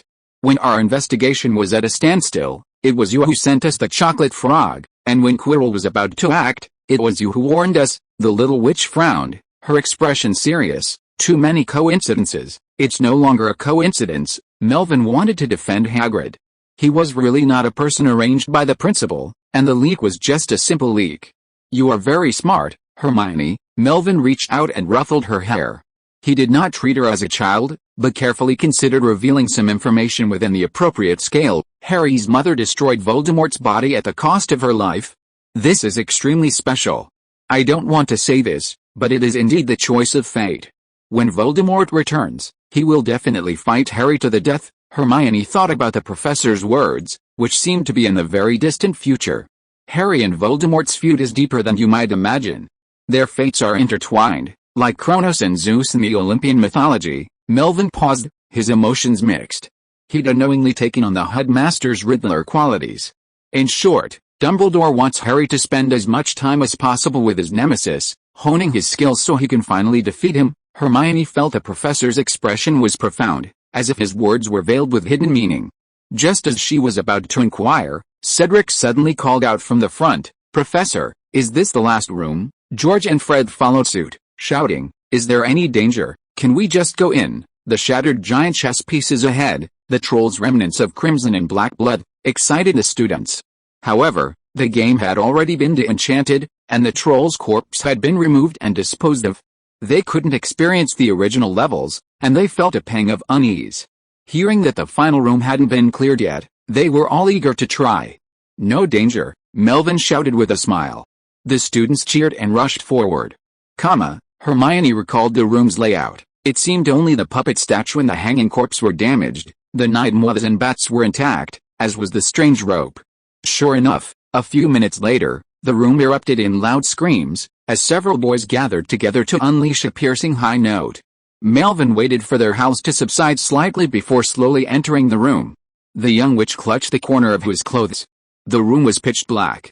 The night moths and bats rustled and fluttered their wings, and the students huddled together, shivering. Lee Jordan's robes were soaked. Upon entering the room, they found no lights and instinctively lit their wands, only to be pounced upon by the phototactic creatures. They almost thought they were about to be eaten. Fortunately, Cedric remained calm, commanding everyone to extinguish their wands and slowly gather together. However, in their earlier panic, the group had lost track of which way was ahead and could only remain where they were, awaiting the professor's rescue. This time, Melvin didn't use the Hand of Glory, but instead cast an illumination spell. Facing the students' wide, horrified eyes, he flicked his wand, and a ball of light from the tip floated lightly into the air, drawing moths from the entire room towards him and stirring several people's robes with a gentle breeze. Several balls of light drifted in succession, attracting all the light-seeking creatures and illuminating the entire room. Thousands of night moths and bats swarmed among the balls of light. They were all small, ordinary creatures, but when they gathered together, fluttering and swaying in a uniform pattern, their sheer numbers created a stunning visual spectacle. The young wizards looked up at the spectacle, their eyes gleaming with wonder and admiration. Gringotts recruits curse breakers from around the world every year. "Do you know why?" Melvin asked from the side. "Because they want to uncover the gold within the ruins," Lee said, his words quicker than his thoughts. "Because every year, curse breakers die in the tombs of ancient wizards," Melvin said in a gloomy voice, accompanied by the sigh of fluttering moths and bats, sending a chill down the spines of several students. "The goblins train new curse breakers, and one of the rules is never to enter an enclosed space without first investigating." Reflecting on their actions, the young wizards remained silent. After all, they were only third years, and within the school itself, so it was normal for them to let their guard down. Melvin didn't hold it against them. Watching them reflect on themselves, he coughed twice. "It's right to explore an unfamiliar environment, but you must not reveal your position, and you must not panic if attacked. Aren't you going to help me? Your mission today is to exploit the moth's attraction to light and trap them in boxes." Cedric and the others then noticed several crudely crafted wooden boxes in the corner. The third years busied themselves with work, quickly finding joy in it. Hermione followed Melvin in collecting a few dark arts items, and sometimes others would join in the fun. When asked about the functions of these dark magic items, Melvin did not hide anything and explained them one by one. The suffocation puppet can attack when people are off guard. The maker used poplar wood, and it was almost falling apart when I bought it. I used copper bars to simply reinforce it, but it was still broken by coral. I'll go back to the merchant and ask if it can be repaired. The opal necklace, the curse on it is too strong, and ordinary detection magic can detect it. In the future, if you encounter unfamiliar magic items, remember not to wear them casually. Develop good habits from childhood. Some wizards are over 100 years old and still don't understand this principle. Alice the Hanging Man's noose originated from the dark magic improved from quick confinement. Quirrell knows this magic. If you encounter a rope attack, don't use fire. If you can't burn it to ashes immediately, you will be asking for trouble. Hermione came to this room again and found many details that she had not noticed last time. There were residual spider silk in the corners, which were difficult to clean if they stuck to her face. It was not dangerous, but it would wear down her patience. There were similar strange symbols everywhere, and it was easy to get irritated if she saw too many of them. It took nearly an hour to pack up and clean. The curiosity of several students was satisfied, and Melvin also saved some time. Both the teacher and the students were very satisfied. After sending them out of the corridor on the 4th floor, Melvin returned to the underground passage to pack up the wooden boxes, thinking about selling a few boxes of moths and bats to Professor Kettleburn. As soon as he entered, he saw the old wizard with a white beard leaning against the wall. Dumbledore smiled gently. "Very wonderful explanation, detailed and interesting. Melvin, are you interested in taking over as the Professor of Defense Against the Dark Arts?" "Not at all. It's a pity." Dumbledore's tone and expression did not show much regret, as if he just mentioned it casually, and let it go if it didn't work out.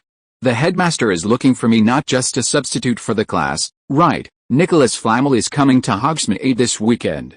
He wants to talk to you about the Shadow Mirror." Chapter 73: The Three Broomsticks Weekend Party. Saturday morning at the Three Broomsticks. For decades, this was just an ordinary wizarding pub, nestled on the right side of Hogsmeade's main street, backed by Hogwarts and able to attract some student business. Their signature butterbeer and homemade mead were decent, and the owner, a stunning witch, had some fame within the wizarding community, but that was about it. But after Halloween last year, things suddenly changed. With the secret mead surpassing butterbeer as the best-selling item, the pub gained a new attraction. Leveraging the influence of the Hogwarts Quidditch tournament, the memory mirror quickly spread to other pubs, bringing in more and more exciting matches, house matches from other wizarding schools, exchange matches between other national teams, and the recent Quidditch Intercontinental Tournament. The Three Broomsticks is now the most famous pub in Britain.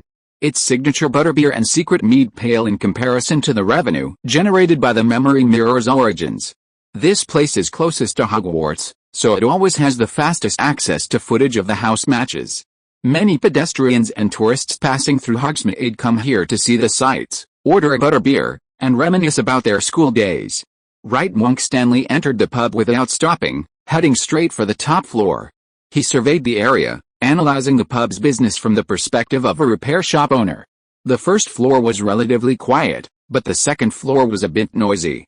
A group of fans gathered to watch last week's friendly match between the Scottish national team and the Charlie Cannons, cursing and swearing. Scotland didn't seem to be doing well. With so many customers on a weekend morning, the Three Broomsticks must have been making over 10,000 in sales. Melvin's commissions are in the thousands, and with the tens of thousands of galleons he earns from the Shadow Mirror, his wealth surpasses many pure-blood families. Merlin's wealth. Luckily, he's also made some money. Wright silently admired. He continued up the stairs. The main area of the 3rd floor was closed to the public, with only a reception room reserved for today's guests.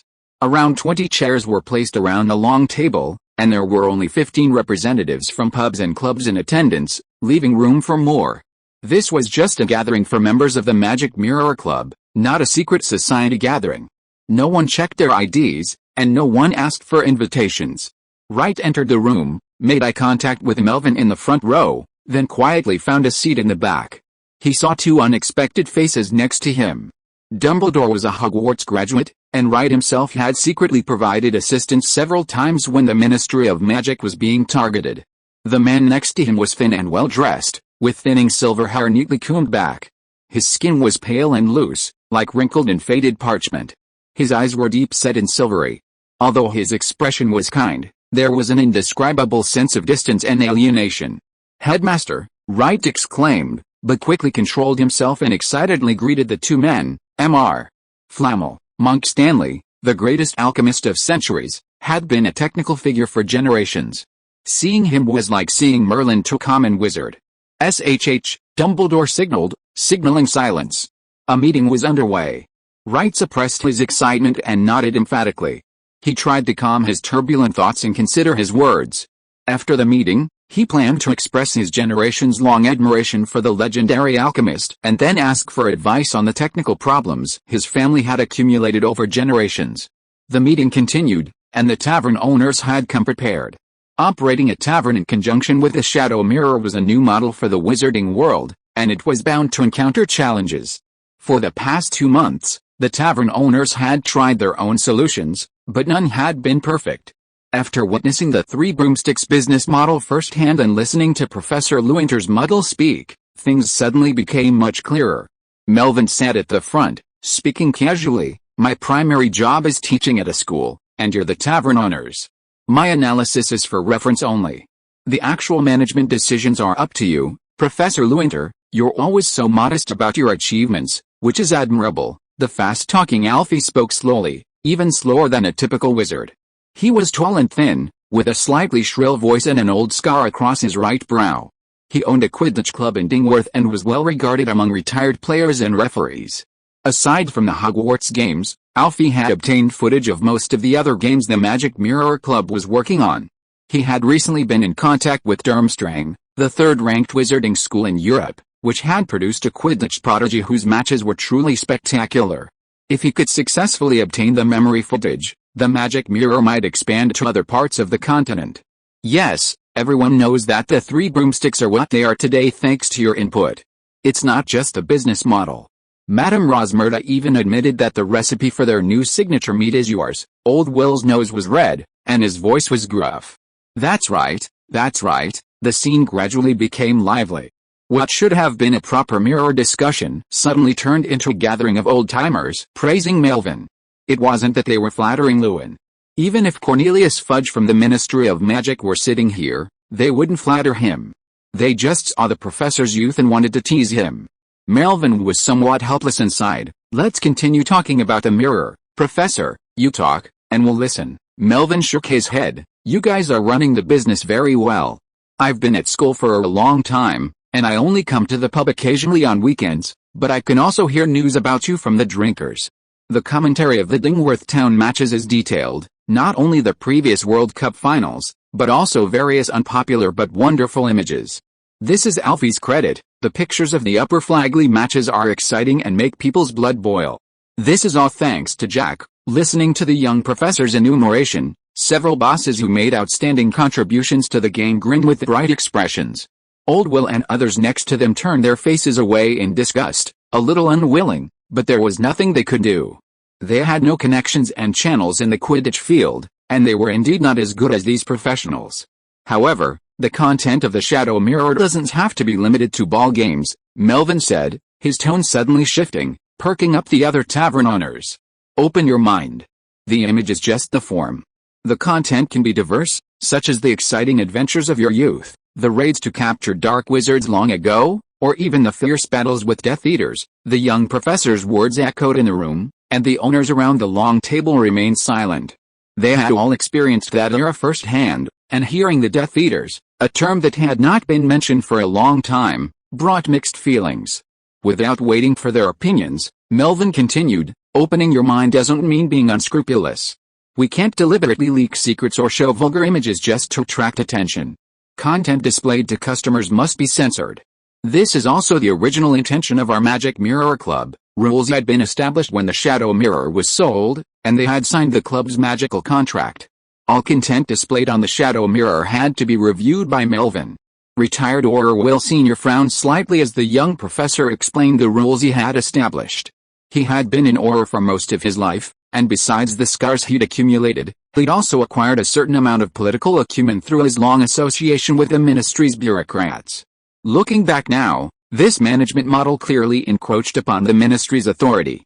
Will Sr. pondered for a moment, reflecting on the ministry's current situation and Minister Fudge's recent actions.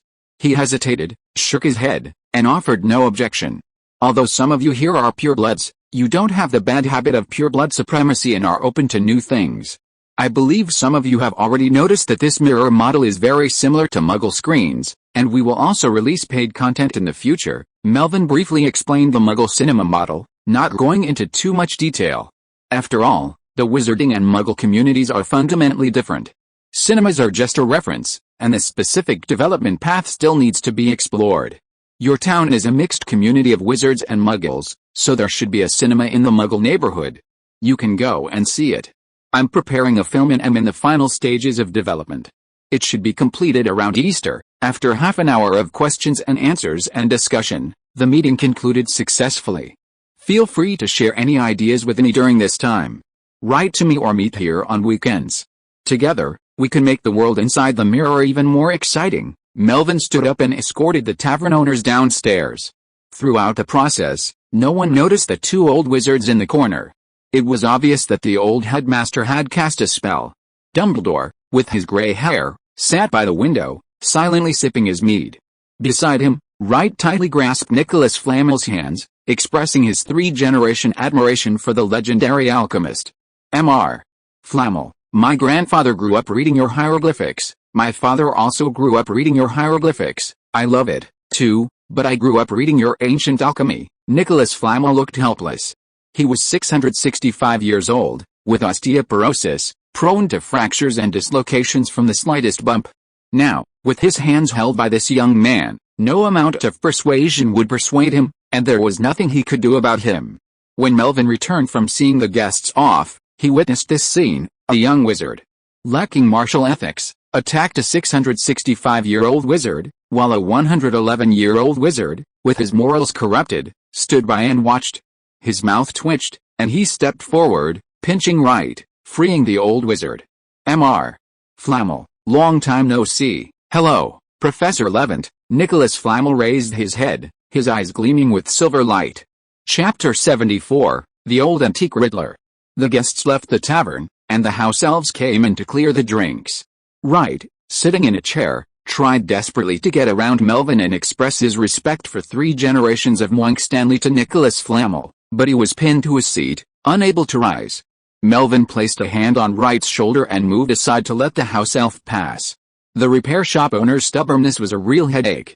Let me go, Wright struggled, but he was pinned down by a single hand before the legendary alchemist, leaving Monkstanley humiliated. I shouldn't have called you here, Melvin sighed. Why? I'm a member of the Magic Mirror Club, too. I've dedicated my life to the memory mirror. Wright's face was filled with indignation. When they commissioned me to develop the memory mirror, they said I was a descendant of the Witch of Light. Now that I'm no longer needed, they say I'm redundant. I didn't say you were redundant. I called you here today specifically to introduce you to Flamel. Look, I didn't even invite Borgin, Melvin said helplessly. Wright gradually calmed down, but he still muttered stubbornly, that's because a retired Auror is here today, so Borgin can't attend. Then it's even more inconvenient for you, the owner of a repair shop dealing in contraband, to attend. Melvin released his right hand. This time, Wright's words and actions were not extreme. On behalf of the Monkstanley family, he expressed his admiration for the legendary alchemist. Nicolas Flamel politely shook hands with him, saying that he had met his ancestor Lavina and that the two sides had had friendly exchanges.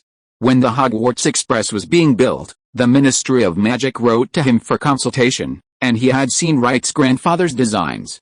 When your grandfather was your age, he had an even hotter temper than you. Wright was stunned by the power of time and stood there speechless. I know that your Monkstanley family is well versed in Muggle arts and has spent the past few hundred years attempting to integrate Muggle technology with alchemy. This is a truly remarkable endeavor. Nicolas Flamel looked at his blank gaze, his voice distant and mysterious. I'd love to speak with you, but today's a little inconvenient. Albus and I have something to discuss. Is next Friday night possible? Yes, Wright replied, somewhat apprehensively. Then I cordially invite you to my home, near Buckfast Abbey in Devon. Perenelle has learned a new British dish. Wright, so fooled by the old wizard, lost his ability to think. As he left the room, his eyes were glazed, his expression dazed, his mind preoccupied with only one thing. The legendary alchemist had invited him home. Melvin was genuinely worried that he'd fall down the stairs, breaking his limbs and ribs, but he didn't mind much. The main concern was the potential impact on the tavern's business. He walked him down the stairs and watched him leave the block.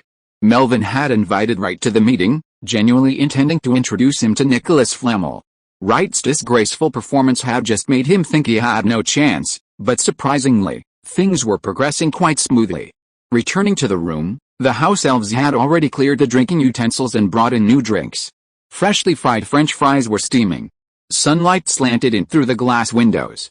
Melvin sat by the window without interrupting them. Dumbledore, holding a glass of sweet, fragrant mead, was recounting the events of 3 days earlier. "The state of the ghost is very special," the old headmaster with silver hair and beard said. "The connection between Voldemort and Harry is closer and deeper than I expected. He himself did not realize it. That night he killed James and Lily one after another. This cruel murder made his soul unstable. The rebounding killing curse destroyed his body and also tore his soul. One piece is attached to Harry's scar." Nicolas Flamel frowned, a little surprised. "It's like Quirrell." Dumbledore glanced at Melvin beside him. "This situation is very special. I am still observing the impact of the soul connection." Melvin ignored the old headmaster's gaze, leaned back in his chair to breathe slowly, and looked out the window to see a wet street. In Hogsmeade in February, the snow was melting. That day, Harry revealed his Parseltongue to the ropes. This extremely rare ability is usually hereditary. Records from the past 1,000 years show that almost all Parseltongues are descendants of Salazar Slytherin. The Potter family has no related blood relatives for dozens of generations, while the Gaunt family's Parseltongue is renowned. The old headmaster had previously suspected Harry's condition and now realized that Harry was an accidentally formed Horcrux, a living Horcrux. If all Horcruxes cannot be completely destroyed, Voldemort will be immortal. If the Horcruxes are to be destroyed, Harry must be killed. What a difficult moral dilemma. The old headmaster was still secretive and would not mention the Horcruxes in front of him. He must have been too anxious to sleep every night recently. Melvin quietly admired the scenery, finding it very interesting. "The ancient magic left by Lily is more powerful than I expected," Dumbledore said sadly. "Quirrell himself has no connection with Harry, but as a carrier of the ghost, when Harry touched him, the magic in his body was ignited, and his soul and body were burned to ashes. A mother gave up her life to leave a talisman for her child. The love and sacrifice contained in this amulet contains extremely powerful magic, which is something that dark wizards cannot understand. Unfortunately, the wizard who left this magic is dead, and the magic flowing in his blood is dissipating every moment." Dumbledore nodded, picked up the meat on the table and took a sip. "So I sent Harry to his aunt's house for foster care.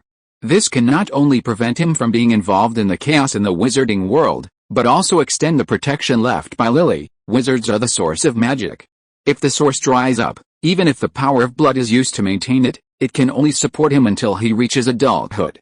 You don't want to see him killed at the age of 17, right?" "That's right," Nicolas Flamel asked softly. "What do you think?" Voldemort saw with his own eyes that Quirrell's body and soul dissipated. He realized that he could not touch Harry or hurt Harry, and this was something that he, the Dark Lord, could not tolerate. Ordinary dark wizards might use other powers to destroy their enemies, but Voldemort is different. He is too proud. He will not allow the enemy who caused him to lose his body to be killed by others, so he will definitely find a way to eliminate this protection, the headmaster said softly. "But the protection left by Lily is greater than black magic. Voldemort will never understand the power of love. The magic flowing in the blood can only be eliminated by the same blood," Nicolas Flamel said in a low voice with a gleam in his eyes. "Are you sure? It's just a guess, but my guesses are usually not too bad." The two Riddlers spoke in a confusing and scattered manner, but Melvin still understood. The old headmaster had discovered that there was a fragment of Voldemort's soul attached to Harry's scar. To some extent, Harry had become Voldemort's living Horcrux. If he wanted to destroy Voldemort, he had to destroy Harry. Faced with this moral dilemma, the old headmaster found a way to keep Harry alive in just 3 days. Previously, Dumbledore had been using the power of family affection to maintain the bloodline protection left by Lily, but this method could only last until the age of 17. After all, the aunt was just a Muggle and could not provide a steady stream of powerful magic, so the headmaster set his sights on Voldemort. If this bloodline could be allowed to flow in Voldemort's body, and the most powerful dark wizard in history could become a source of magic, the protection left by Lily could be regrown and never end. You know, this is an ancient magic that is immune to even the killing curse. If the plan goes smoothly, Harry and Voldemort will enter a symbiotic relationship unprecedented in magical history. As Voldemort's Horcrux, Harry remains undead as long as Harry survives, while Voldemort, the source of Harry's protection, remains undead as long as Voldemort survives. What a symbiotic immortality! Although Melvin knew the ending long ago, he didn't know the details of Voldemort's destruction, and only now has he been able to comprehend them. After destroying the other Horcruxes, Voldemort will first kill Harry. The fragment of his soul residing in his scar will be destroyed, and Harry will be resurrected under the protection of the blood amulet. At that point, Voldemort will still be Harry's source of protection, but he will have lost all his Horcruxes. Voldemort's attacks on Harry are immune, while Harry's attacks on Voldemort are merely scratching. The power gap will be bridged later, but Harry will be invincible at that point, and Voldemort's destruction is inevitable. What a despicable old headmaster. Barring any unexpected events, this calculating and insidious wizard could live at least 200 years. Melvin sipped his mead silently, gazing out the window. It was thaw time, and tender green weeds were already poking through the cracks in the street floor. He sat quietly, listening. The Riddler's communication was difficult to understand. The two old wizards thought erratically, one sentence discussing ancient magic, the next revisiting it. They mentioned soul fragments and immortality, yet they refused to explicitly mention Horcruxes. He didn't know if he was lying to him or himself. The two drank their mead, Dumbledore occasionally nibbling on chips. Nicolas Flamel, who had never touched such crunchy foods before, made an exception today and slowly sipped on one. They chatted, each one a bit. He learned some secrets from them. 700 years ago, before Nicolas Flamel was even born, the despicable Hercule had invented a method to split the soul to maintain life, and had successfully tested it on himself. Hercule himself was one of the origins of the dark arts. He possessed immense power and invented the Horcruxes to ensure his immortality. Unbridled and unbridled. He quickly became the public enemy of wizards worldwide. Without legendary wizards like Dumbledore, no one could defeat him head-on. Many wizards believed the world would fall under Hercule's rule, but no one could have imagined that Hercule would take his own life. The method and cause of his suicide are impossible to verify, leaving only fragmentary and unfounded speculation in later historians' books. Death is such a strange and mysterious thing. That's it, Albus. Dumbledore downed his mead in one gulp, a hint of sadness in his azure eyes. Nicolas Flamel smiled, his wrinkles smoothed, and he looked exceptionally amiable. He set down his glass and said to Dumbledore, "Go back, Albus. I'd like to discuss drama with Professor Lewynter for the next few days. Let's say goodbye here, enjoy your adventures." Dumbledore finished speaking softly and quietly left the room. Melvin felt that their farewell was a bit strange. Perhaps it was because the two old wizards had lived too long. One stayed in school all year round, and the other lived in seclusion, away from the crowd and out of touch with the times. The way they got along was different from that of ordinary wizards, and their way of talking was a bit special. After all, one was a 111-year-old wizard, and the other was a 665-year-old wizard. It was normal for the old antique Riddler's farewell to be strange. Nicolas Flamel said to Melvin while sipping French fries, "Old wizards always suffer from insomnia, and insomnia will cause them to have wild thoughts. He experienced bad things when he was young, trusted the wrong people, and made wrong choices, so it is difficult for him to completely trust others.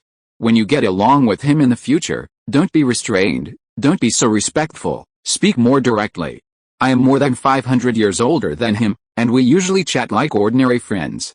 He is only 111 years old and was born only a few decades earlier than you. Why are you afraid of him?" Melvin could refute more than a dozen wizards at the same time in the trial court, but now he didn't know how to respond. "Last week, Albus wrote to me and told me what happened at school. He also sent me the Philosopher's Stone along with a letter. Perenelle and I went out to see The Merchant of Venice. After returning home, we decided to destroy the Philosopher's Stone. In fact, I had this idea last year in New York. In the past few days, I have prepared the elixir of immortality for the next 2 years. The Philosopher's Stone was destroyed last night." Nicolas Flamel looked at him with calm eyes. "So when I meet you this time, I really plan to talk about drama and mirrors. The old wizard only has 2 years to live." Melvin suddenly realized and followed suit, saying, "Rather than trying to translate drama to cinema, I'd rather make wizarding films, movies," Nicolas Flamel said with a nostalgic expression. "The first time I saw moving Muggle film was 120 years ago. A British photographer used 6 electro-optical photographs of a horse to depict its movements, and Perenelle found it fascinating. 10 years later, a Muggle inventor in Yorkshire used a camera and paper film to film a garden.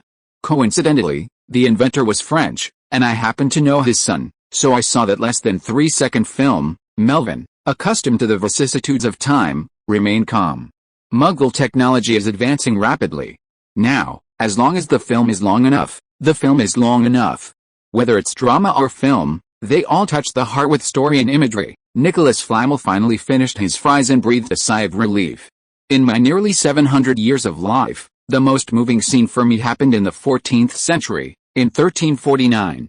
Chapter 75. 600 years ago. About 650 years ago, when I was 17, freshly graduated from Beauxbatons, I found a leisurely and interesting job in Paris, copying books, letters, and wills for various nobles.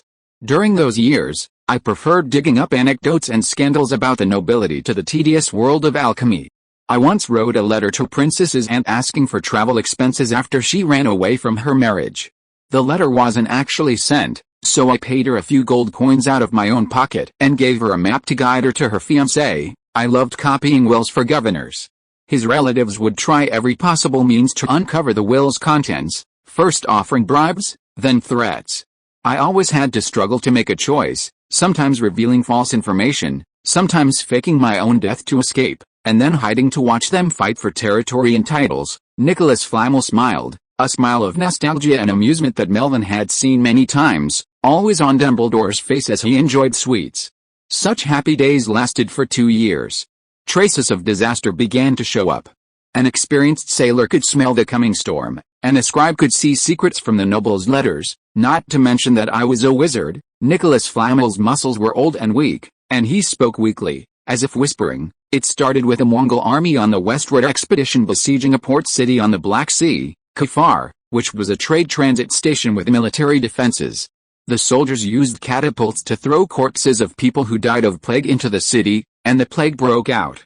The deadly plague infected the residents of Kafar and the Tatar soldiers without distinguishing between friend and foe. In the end, there was no winner in this war. All the surviving Muggles had only one thought in their minds, and that was to escape from this city of death. They were hysterical and panicked. No one cared to deal with the patients who were groaning and limp in the city, on the fortresses and in the trenches. Some people who did not fall from the plague got up again and climbed onto the caravan's trading ships.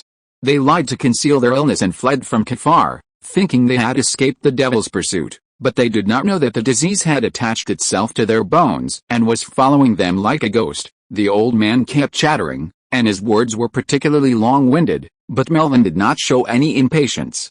He did not know why Nicolas Flamel suddenly mentioned the Black Death, but he was tactful enough not to interrupt and listen quietly.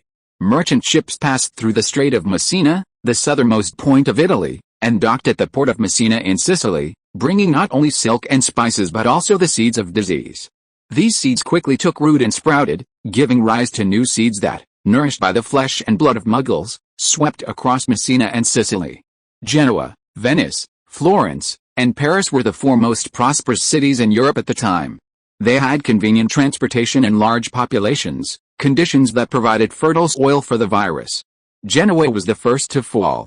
In just 3 months, the prosperous city was almost reduced to a ghost town. Then came Florence, where the plague left nearly 70,000 corpses. At that time, Muggles did not have systematic medicine. The residents thought they were possessed by the devil. And they jointly prayed that the body of the martyred Saint Agatha be moved here to suppress the devil.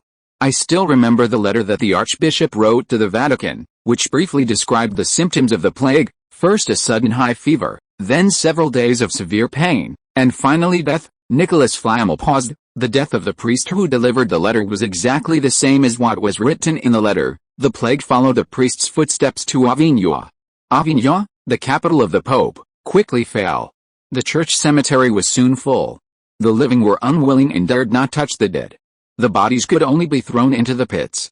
Many bodies that were not buried tightly were dug out by wild dogs, torn and eaten, and the intestines and pancreas were scattered everywhere. In order to get rid of these bodies, not long after, the Pope declared the Rhine a sacred river, a river leading to heaven.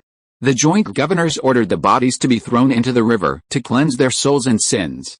Then, riding the waves, the plague spread throughout Europe, including Paris, where I was. I didn't leave then. I relied on my wizarding credentials to observe plague victims. To get close to them, I disguised myself as a Muggle doctor, a plague doctor. I still remember how a Muggle doctor dressed, a full-body robe, thick gloves, and a birdbeak mask stuffed with a sponge that needed to be soaked in vinegar mixed with cloves and cinnamon after each use. Nicolas Flamel sniffed, as if recaptured the scent through time. his expression filled with disgust. It stinks. Melvin had read that history, but hearing it told in person was a completely different experience. It was as if the veil of history had been lifted, a fresh, real corner. That was 600 years ago. Muggles say the plague is a demon, and that disease has indeed created hell. Men and women, old and young, will develop lumps in the groin and armpits after infection. When the lumps grow to the size of an apple or an egg, these tumors are mature and will spread their seeds throughout the body in a very short time, and blue and purple spots will appear on the skin. Sometimes they appear in patches, and sometimes just little by little. Nicolas Flamel gestured with his hand. These spots are a sign of death. Melvin held the wine glass in silence, wanting to persuade the old wizard that the relevant description did not need to be so detailed. I wanted to use the mirror to show you what I remember, but I'm too old and it's been too long. Those memories are mixed up with other memories, and I can't make them out. Nicolas Flamel looked at Melvin apologetically, paused, and continued. Once someone shows these signs, anyone who sees his sick face, hears his cough, and anyone who carries him to the grave and touches his skin or clothes will die within a few days. There are no effective preventive measures. Next to my shop lived a butcher from Siena. The neighbors called him Fatty. He buried his 5 children with his own hands and contracted the plague himself. He refused to go home and came to me to leave a will, leaving his property to his wife.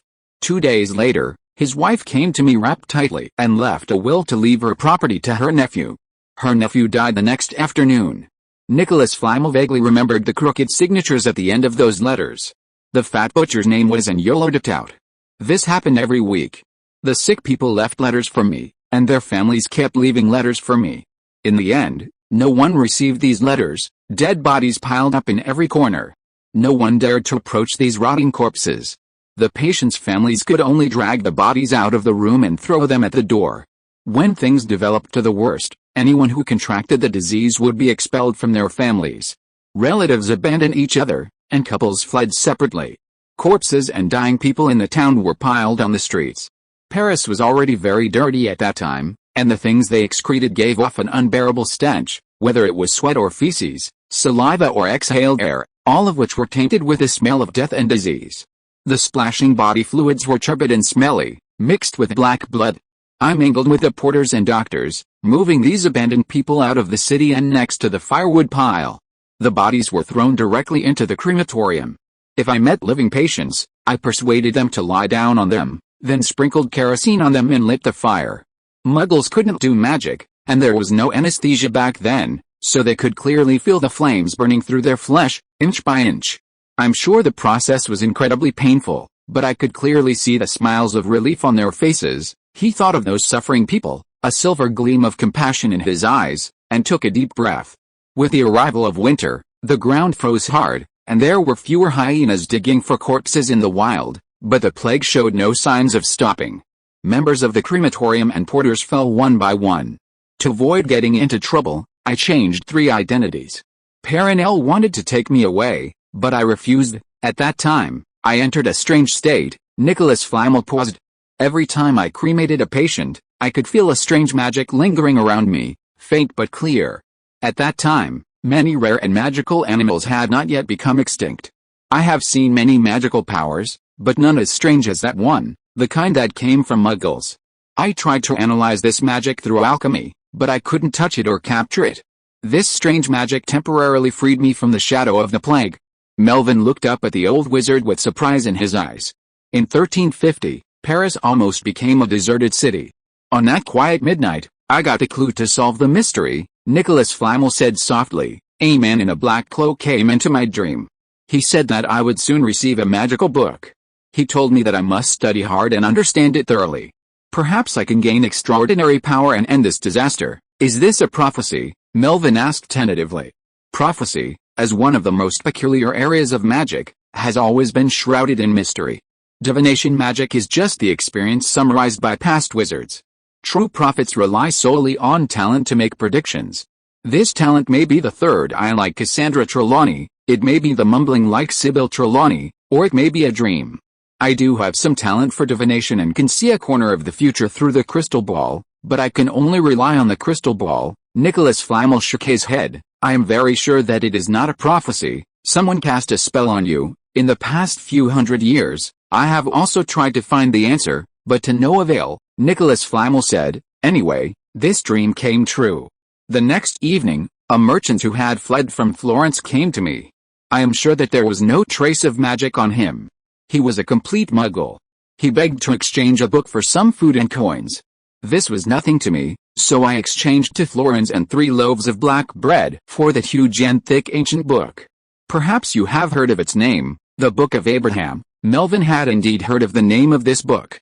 It was recorded in history books together with the name Nicolas Flamel, ancient alchemical secret scroll, recording the method of refining the philosopher's stone. Nicolas Flamel spread out his hands, a silver light flickered in his palms, and a translucent illusory book floated in the light. Its cover is not made of any material I know of, not animal leather, not tree bark, the inner volume is Egyptian papyrus, and the metal buckle on the book is ordinary brass. I suspect it was added by a wizard later, and it is engraved with text or strange symbols. Listening to Nicolas Flamel's introduction, Melvin quietly observed the light and shadow of the book. Excuse me, I can only show it like this. The author's warning is written on the title page, and it is accompanied by a severe curse. Except for the high priest and the scribe, anyone who peeks at it will bring death. Nicolas Flamel paused and whispered, "This is no stunt. I once had a Hebrew scholar translate one of the chapters." Mel listened to the old wizard's explanation and narration, a sense of curiosity welling up in his heart. It was simply curiosity. After obtaining the ancient book, Nicolas Flamel diligently studied its contents, but the text was dauntingly difficult. It contained not only Hebrew, but also Egyptian hieroglyphics, Sumerian cuneiform, Mayan script, even oracle bone inscriptions and Nazca lines. Ancient runes were the easiest to understand. Even for a wizard, learning so many languages in such a short time was impossible.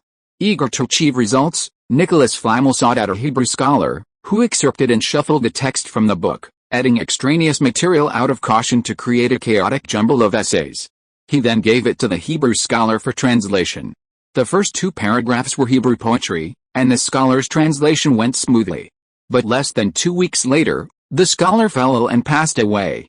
To atone for his mistake, Nicolas Flamel quickly buried the scholar and removed his family from the affected area, paying them a large compensation and meticulously caring for them for 2 months, ensuring no one was infected before he dared leave.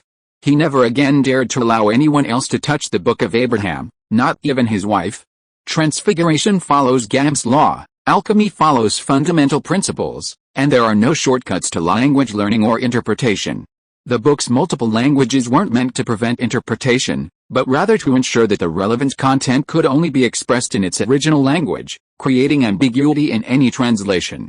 Despite studying the languages of various ancient civilizations on his own, even drinking stimulants like water, Nicolas Flamel's progress in deciphering the book was slow. By the spring of 1351, he had only deciphered the 2nd chapter. The plague had gradually subsided. I've seen too many muggles burn to charcoal before my eyes. The faint magic they possessed, combined with the Book of Abraham, gave me a false sense of belonging. I thought I was special, that I was the one who needed to save the muggles from suffering, that I was their savior. Nicolas Flamel dispersed the light in his palm, but the reality is, muggles don't need anyone to save them, and I'm just an ordinary wizard with some talent. End of this chapter. Thank you so much for reading until the end. Don't forget to give it a like. Looking for more exclusive content and immediate access? Subscribe to our Patreon. Remember, every like, subscription or donation encourages us to continue. Thank you all. See you in the next video.